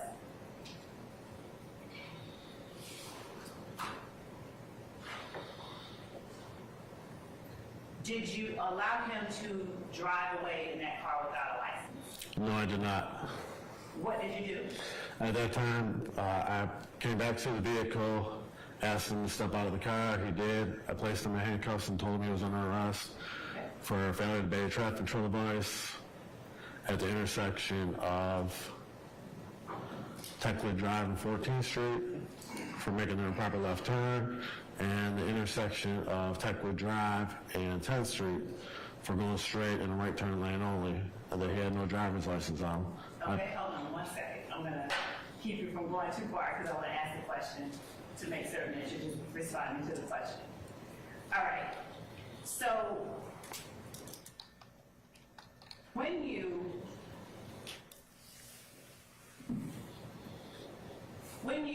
placed him under arrest, just 1 second.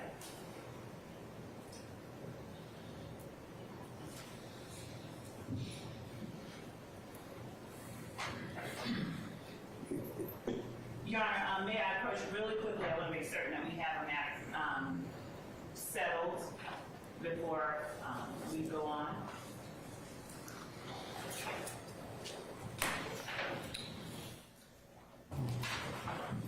It'll be quick.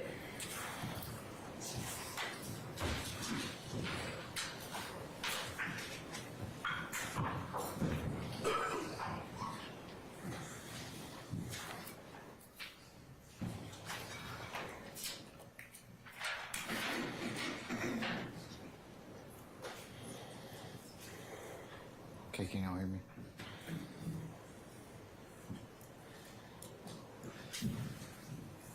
All right, Kim.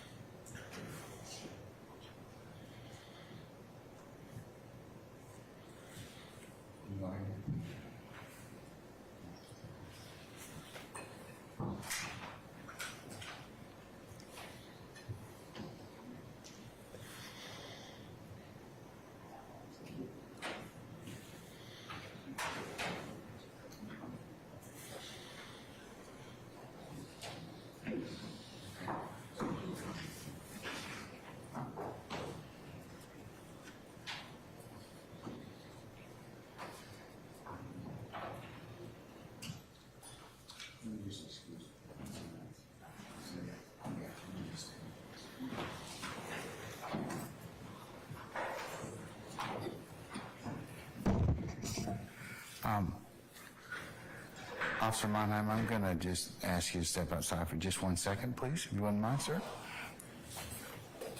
Don't get too comfortable.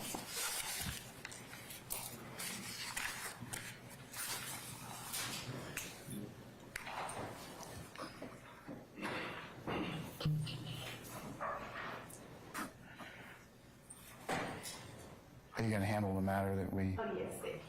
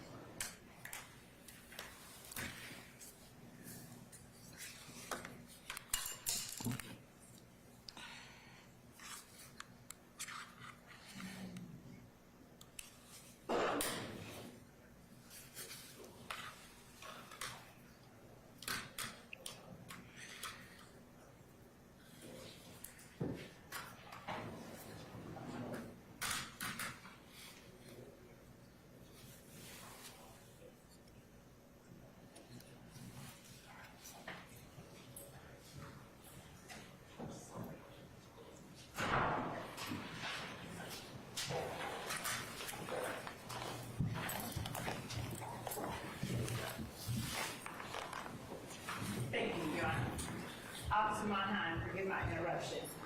Would you please go ahead and tell the jury what happened after, did you allow Jeffery Williams to get back in the car if you learned that he was unlicensed? Well, no, I did not. Okay, and what did you do at that point? At that time, I placed him under arrest for driving while unlicensed, improper left turn, and failure to obey traffic control device. As I started walking him back to my patrol car in handcuffs, I observed in the cup holder of the vehicle a clear plastic bag with some blue pills inside of it, sitting in plain view. I put them in the back of the car, and then I went back to retrieve the pills from the cup holder, and they were suspected Xanax pills. I did a further search of the vehicle, and there was a black Sig Sauer 9mm handgun underneath the front passenger seat. Okay. I'm going to show you what has been marked as, sorry. Oh, you have? Yeah.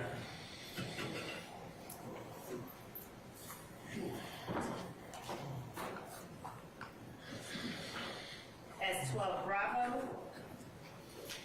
and ask you if you recognize the exhibit marked 12 Bravo. You can go ahead and take a look at it.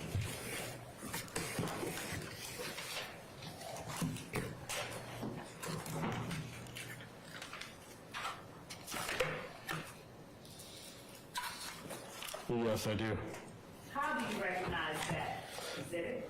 This is the firearm that I had recovered that was underneath the front passenger seat. What is the serial number on that firearm? The serial number is UU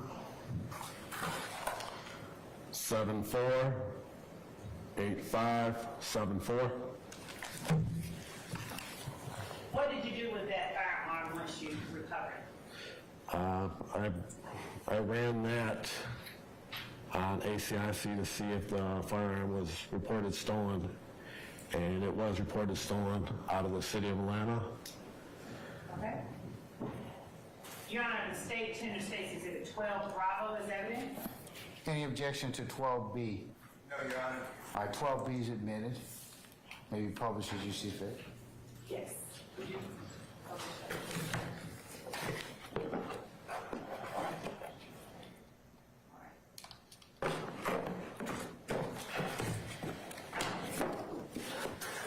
Great job publishing. All right. All right.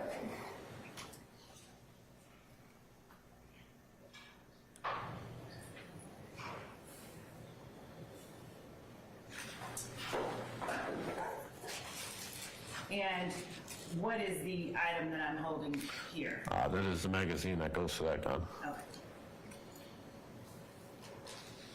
And we don't keep ammunition with the guns in court.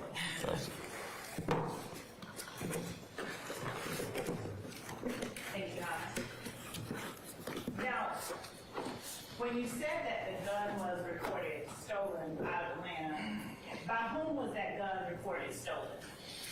It was reported stolen by, I want to say it was an Andrew Phillips. Okay. And were you able to, or do you recall off the top of your head the incident report in which that gun was reported stolen by Mr. Phillips? I don't remember the APD case number off the top of my head, but I do recall that it was taken from a burglary that had... Hearsay and contradiction. Your Honor, may I respond? Yes. Your Honor, the officer is talking to the jury about what was reported and why it was stolen, why he did what he did as it related to the firearm, and Okay. we... All right, Mr. Steele, I'm going to overrule the objection. Go ahead, please. That the firearm was reported stolen from a burglary from 11 DeMorris Avenue, which is in Buckhead, and that firearm was reported stolen on July 10th of 2013. All right. And was the owner of the firearm able to, how did the Atlanta Police Department get the serial number from the owner of the firearm? Basis. Same. What? Overrule the objection. How was the Atlanta Police Department able to obtain the serial number for the stolen firearm? The original responding officer that took the initial report, I believe, was the one that got the serial number from the victim, so he can list it as stolen. And I'm going to show you a document we will mark State's Exhibit 55.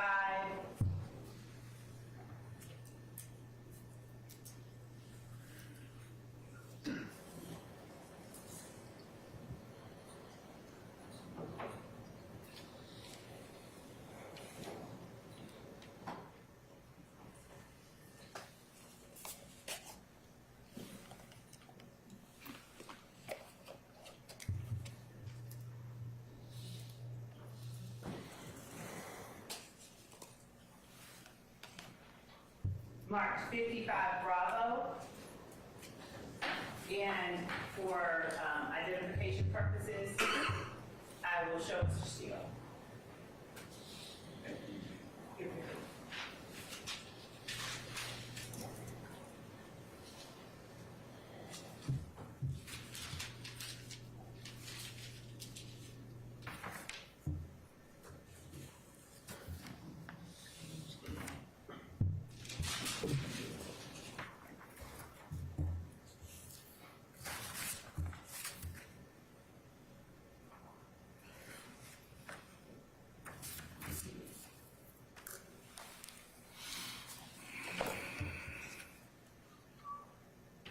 I'm going to show you what has been marked as State's Exhibit 55 Bravo. And ask you, are you familiar with State's Exhibit 55 Bravo? I am now, yes. Okay. Now, when you say I am now, what are you looking at it that makes you familiar with that exhibit? It has the original case number for the initial report, but it was a supplemental report to the initial report. And it indicates on this police report that the serial number was added to the police report so that the vehicle could be put on the system as stolen. The vehicle or the gun? I'm sorry, the gun. Okay. And what serial number is listed on that report so that the firearm could be listed or reported as stolen? The serial number is listed as UU748574.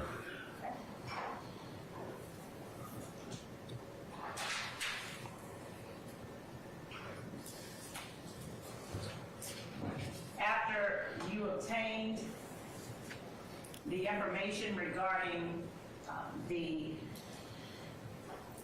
stolen firearm and the absence of a license as well as the Xanax pills, did you take out any warrants for Mr. Williams' arrest? Yes, I did. All right, and what did you charge him with? I charged him with making an improper left turn, failure to obey a traffic control device, driving without a license, theft by receiving a stolen firearm, and possession of a controlled substance. Okay. Now, is the person that you, do you recognize Mr. Williams? Would you recognize him if you saw him today? Yes. All right. Do you see him in the courtroom today? Yes, I do. Would you describe what he is wearing and where he is seated for the jury? He is at the second defense table in front of me. He is wearing a black turtleneck, and he's got his hair pulled back in the braids. Your Honor, would the record reflect that the officers identified the defendant Jeffery Williams? Michelle. Officer Monheim, did you have any contact with the district attorney's office in terms of reporting that you had made these arrests? Yes, I did. And did you submit to the complaint room your warrants and your tickets that you issued in this arrest? Yes, I did. And did you have any control over the disposition of the case at any time thereafter? No, I did not. All right. And do you have any personal knowledge, yes or no, about how it was that the district attorney's office chose to resolve the case? No, I did not. Okay. I think that's all that I have for now. Thank you. Cross. And Your Honor, we do tender the firearm station 12 Bravo is that. That's already been admitted. Yes, sir. Yes, ma'am.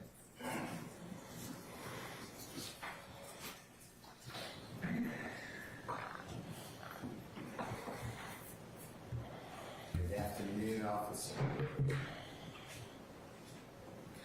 Good afternoon.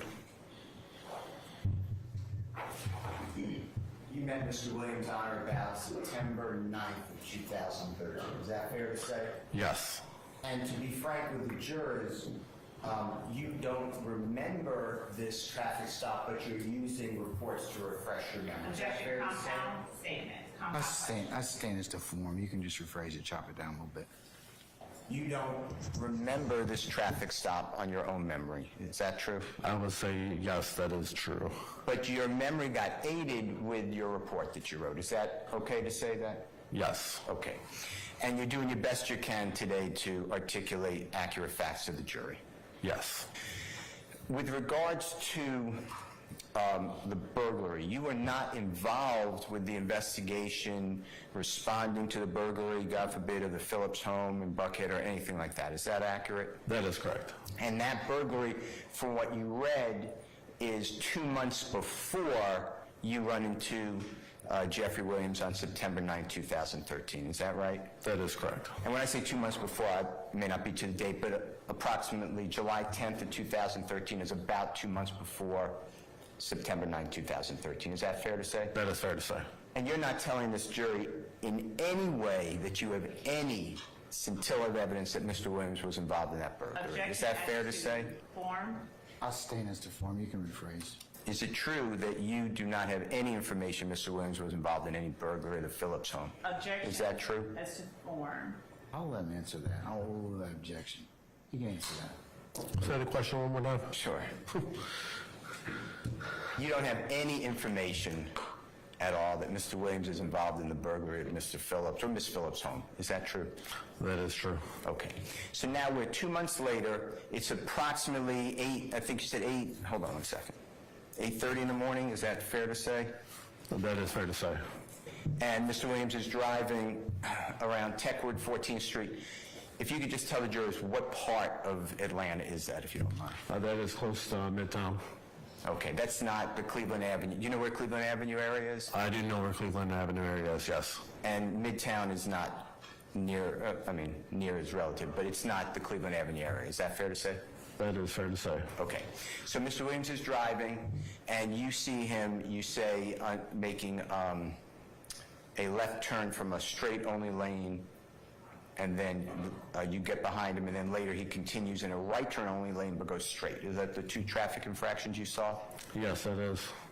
Okay, and then you blue lighted Mr. Williams, he pulls over the car. Is that fair to say? That is fair to say. Okay, he didn't flee from you or anything, you blue lighted him, he pulled over, and you approached the car. That's true. Okay, and Mr. Williams was totally professional and cooperative with you. Is that fair to say? He was cooperative. And he gave you his name, date of birth, told you he doesn't have a driver's license, right? Yes. And you confirmed that? Yes. And then you felt duty-bound to arrest him because he's driving without a driver's license. Is that fair to say? Yes, that's fair to say. Okay. And he's cooperative with you? Objection, asked and answered. I sustain the question. At this point, he's cooperative with you? Objection, asked and answered. I sustain the question. Let's move on. Okay, so I want to talk first about what's been marked as State's Exhibit 12B. Do you still have that exhibit in front of you, the gun? No, I do not have the firearm in front of me. Okay. Madam Court Reporter, do you have it? May I approach, Your Honor? Yes. So 12B, through your work, you find out that this item, from running a computer check, comes up stolen from the serial number. Is that how it works? Yes. Okay. And you found the item, though, underneath the passenger seat on the floorboard. Is that right? I need to teach you about handling weapons. Please point the muzzle always downward, no matter if it's unloaded, okay? I know it's unloaded, but yes, sir. You make everybody nervous, okay? To include Mr. Kearns, who you're pointing it at. All right. I apologize, Mr. Kearns. Is that true? It's on the floorboard underneath the passenger seat. Is that true?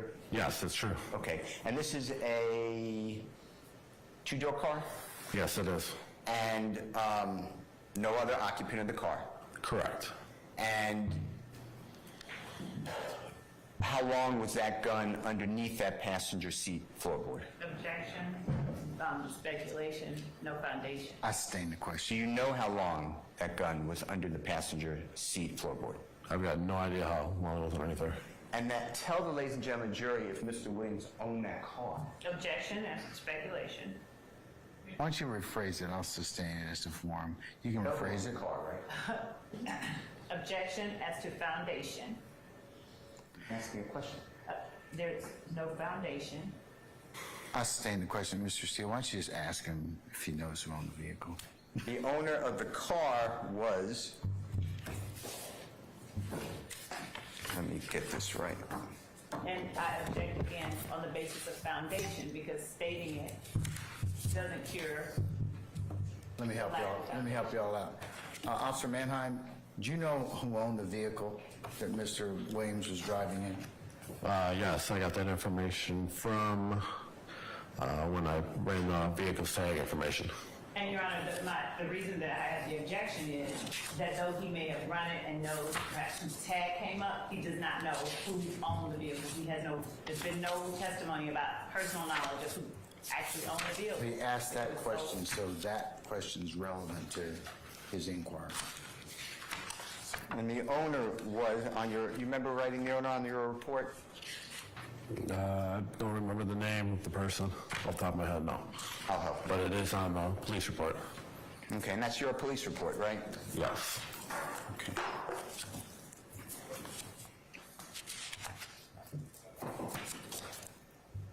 Do you have your report in front of you? No, I do not.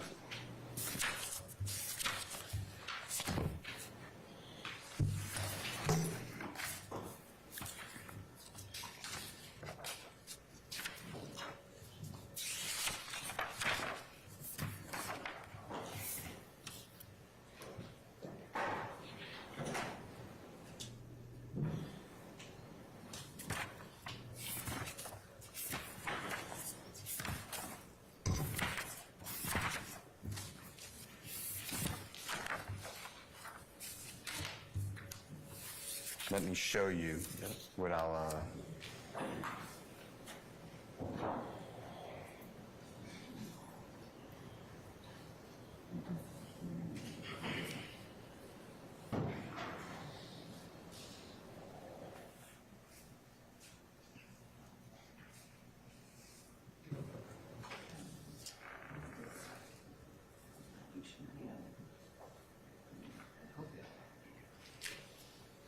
May I approach, Your Honor? You may. Your Honor, I object to this witness being shown that document with all that. What is the document, Mr. Steele? Officer Monheim's police report. I'd ask that the court look at it. Let me look at it, Mr. Steele.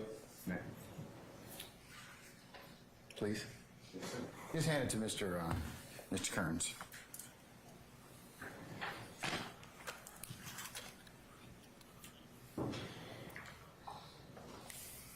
All right, you may want to hand him a clean copy of that, Mr. Steele. It's got all your notes and everything on it.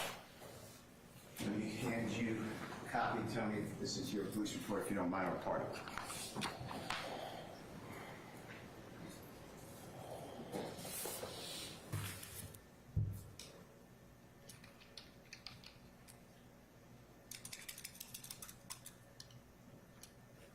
Yes. So, Najee, I'm going to spell it N-A-J-E-E, Sanford, S-A-N-F-O-R-D, that's the owner of the vehicle. Fair to say?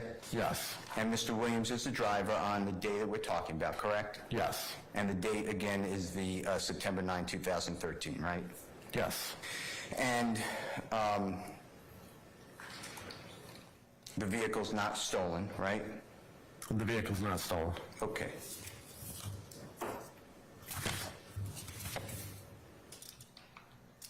With regards to the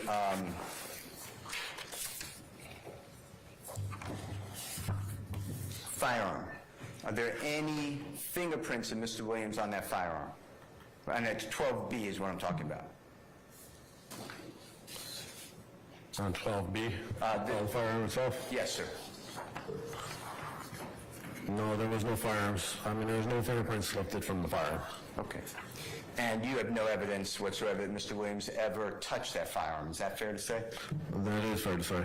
And you have no evidence that Mr. Williams even knew that that firearm was in that car. Is that fair to say? No objection, Your Honor. That would call for... It's speculation. I'll sustain the questions to form. Okay. With regards to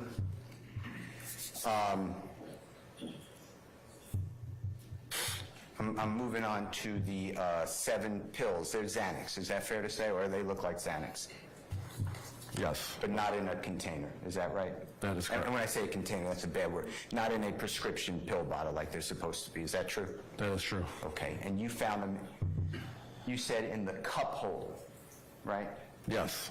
Do you remember writing a draft report in this case before the final report? Yes, I do. And do you remember in the draft report saying that the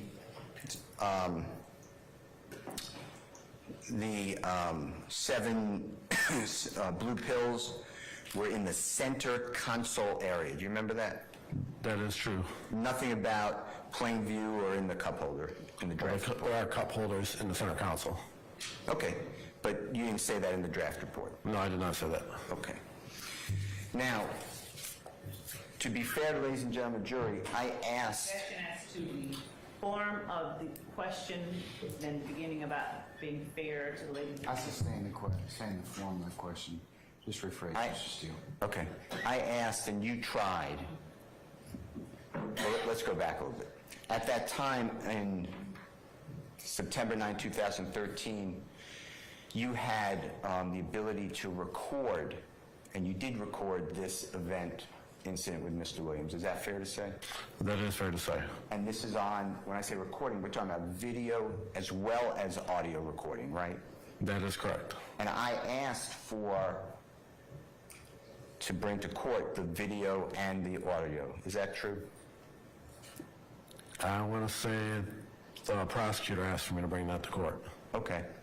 And you tried to find it, right? Yes. And other people tried to find it. If you know, if you don't know, that's fine. Well, I don't know how hard they tried, but other people did look for it, yes. And it came back that there is no audio or video that I could show to the jury, right? That is true. It's lost. It is lost. By the City of Atlanta Police Department or the DA's office or somebody there, right? Your Honor, I object to that latter part. I'll sustain it as to the... It's lost by the authorities. Latter portion. Is that true? Yes. All right. You know Mr. Williams to be a well-known musical artist, is that fair? At the time of the traffic stop, no, I did not. No, I'm saying you know that now. Oh, yes, I do. Objection as to relevance. I sustain the question. Okay.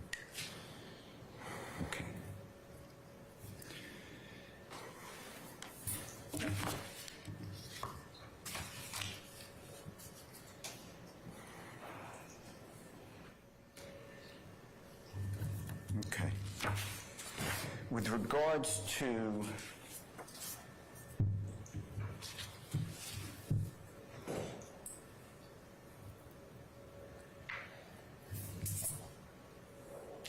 your encounter on this arrest of Mr. Williams, this is pretty much the sum and substance of everything, right? You went through everything, is that fair to say? When I did pull the vehicle over, the vehicle windows were tinted, so I could not see what was transpiring as I approached the vehicle, getting out of the vehicle and approaching the vehicle. So I could not see what was going on inside the vehicle due to the window tint. Okay.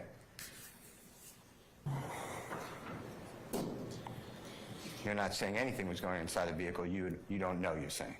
I'm sitting here saying I don't know what was going on inside the vehicle due to the window tint. And we don't have the video audio, right? The video. As to compound. I sustain this to form. You can rephrase it, Mr. We don't have the video, right? That is correct. We don't have the audio. That is correct. Okay.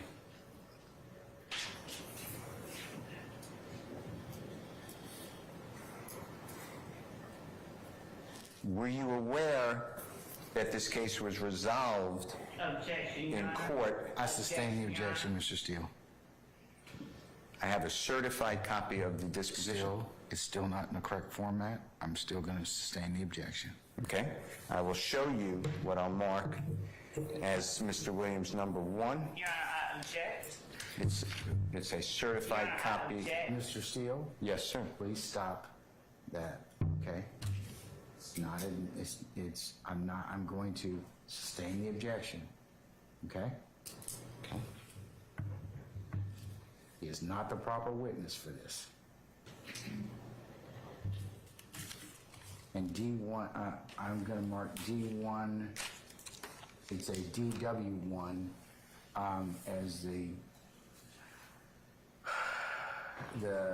item for refreshing recollection, so you can start with whatever else when you come up, if you have any other documents. Okay, this will be number 2, Your Honor. I'll do it as soon as the court lets me.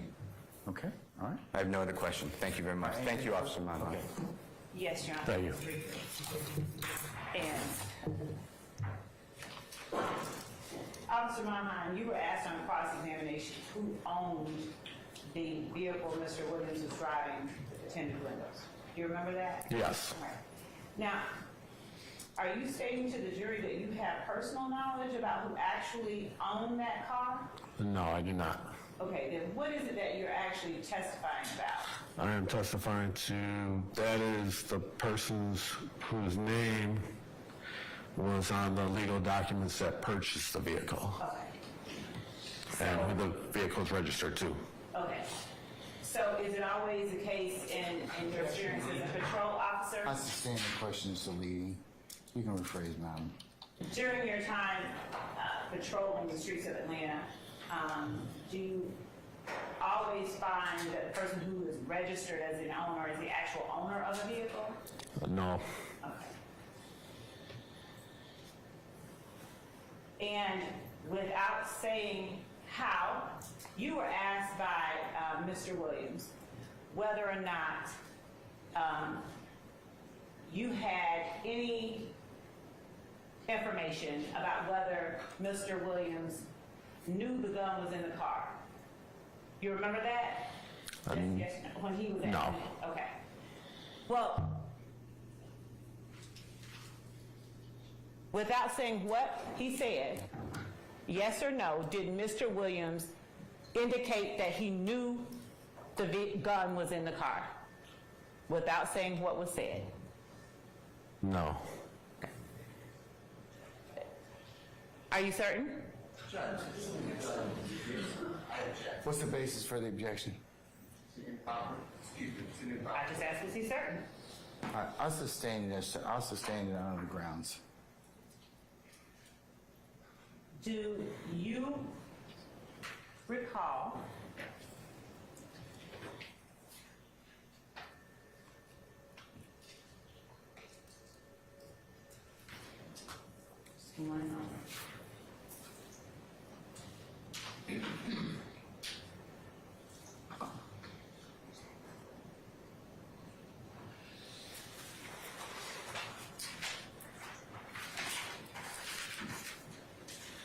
in answering the question no, would you tell the jury what it is that you are saying?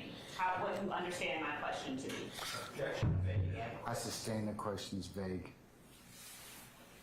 Do you have information regarding Mr. Williams' knowledge of the gun in the car?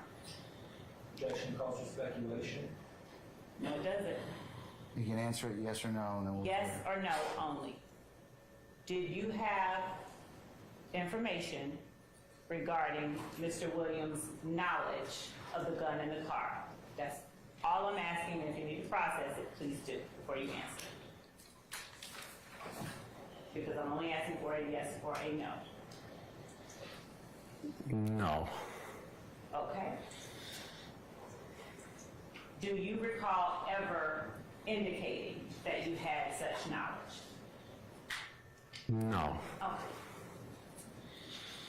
Your Honor, at this time, I have no further questions for Officer Monheim. However, we are asking to reserve the right to recall him.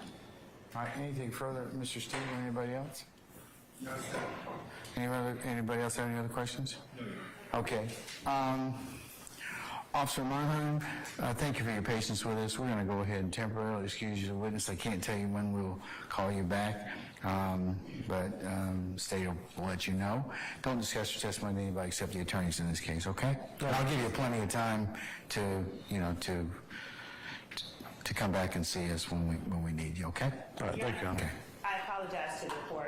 Before Officer Monheim is excused for the day, I'd like to ask one further question regarding that firearm, following up with what I just asked. You can never ask one question, Ms. Love. Okay? I It's not going to happen. It's never going to happen. You always ask more than one question. I wish you'd just stop. Look, we'll see. We'll see if it's just one. I doubt it. Watch. Okay, all right, go for it. Officer Monheim, can you give the jury the approximate distance from where Mr. Williams was seated in the car to where you found the gun? Within his arm's reach. Thank you, that's all that. Any further inquiry? Anybody? Okay, Officer Monheim, before you get asked any other questions, I'm going to go ahead and release you for the evening, okay? Thank you, Your Honor. And wish you the best. We'll talk with you later, all right? All right. Please don't discuss testimony with anybody except the attorneys in this case. All right, thank you, sir.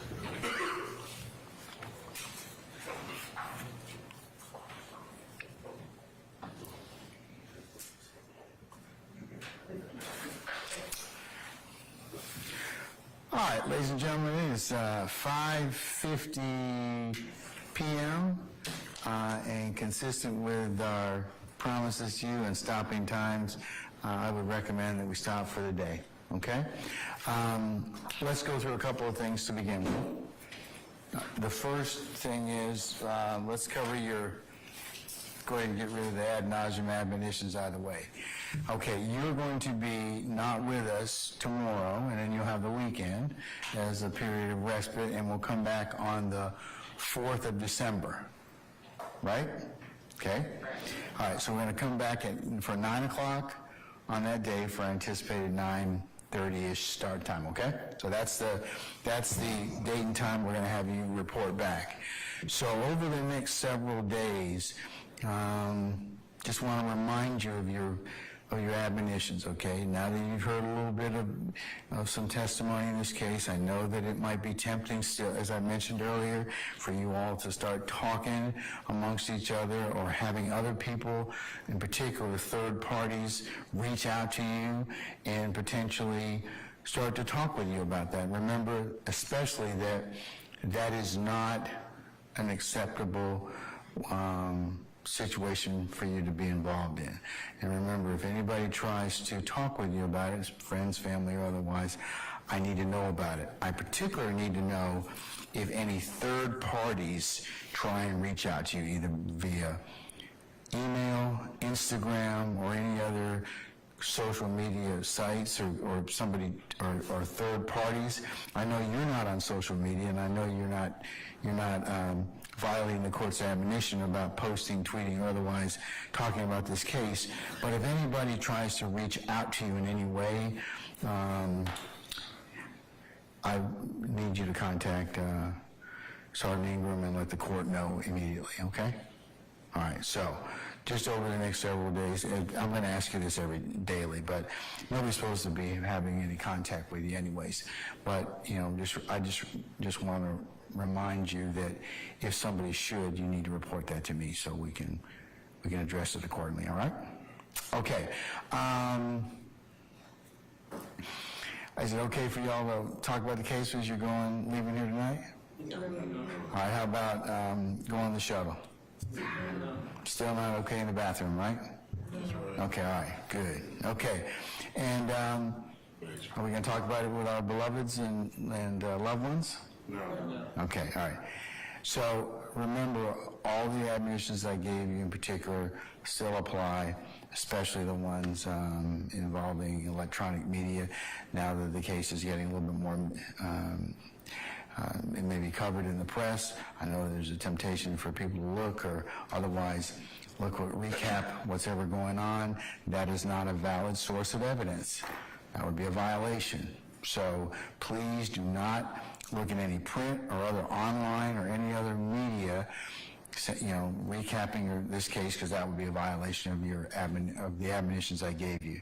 So I know you all are going to be conscientious and continue to be conscientious about these particular issues, and we really appreciate that for you being so vigilant in that respect. So enough about that. Leave your notepads in the basket. We'll police up the basket. We'll get your notepads back on Monday morning. Okay, like I said, Ms. Omana secures those, and we do not read them, we do not touch them, and we'll go ahead and get that for you when you return on Monday morning. Go ahead and take a juror sticker, put it in a place that you can find it, and so you can get back in here on Monday morning and identify yourself readily as being a juror in this particular matter. All right.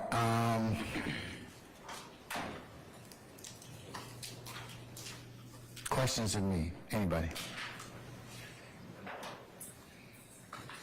Okay, there's one of your member that still owes me some information about a medical test. And related to that, ladies and gentlemen, as I mentioned earlier, just going to get my calendar out here right quick.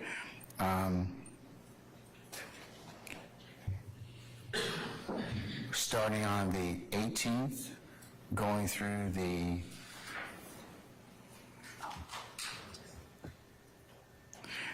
going through the 1st of January. That'll be our downtime period for you all to, prepare for the holidays and take a period of respite. Then we will start back up on the 2nd. So if you have any appointments that you need to go ahead and facilitate, that's a good period for you to kind of start to look at that.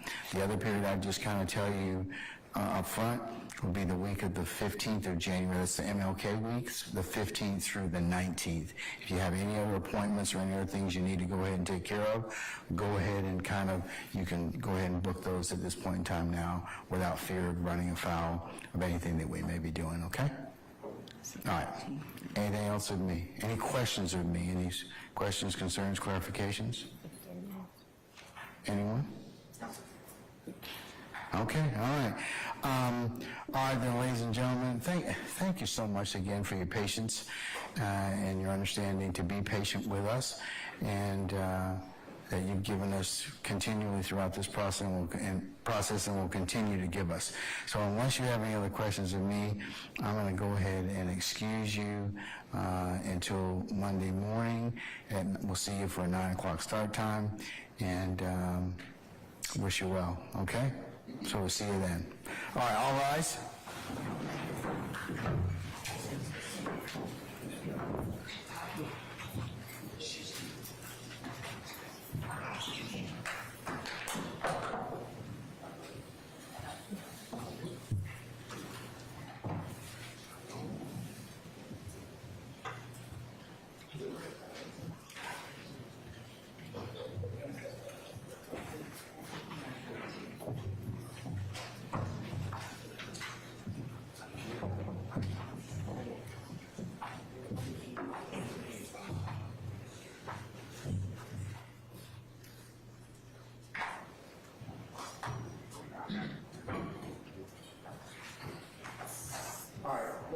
Please see our various letters.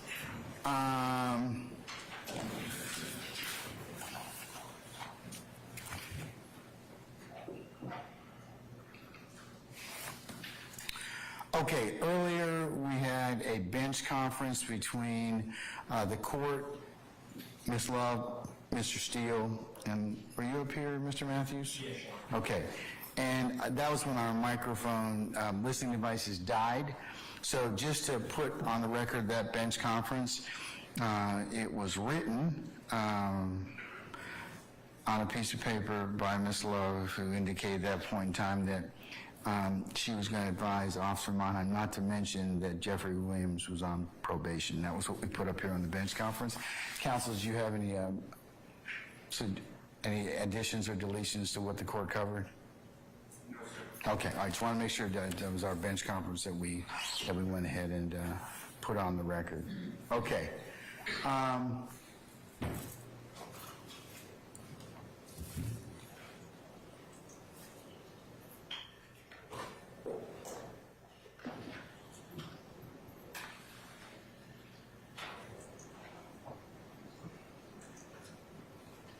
right, counsels, I believe that we also were going to cover or make sure that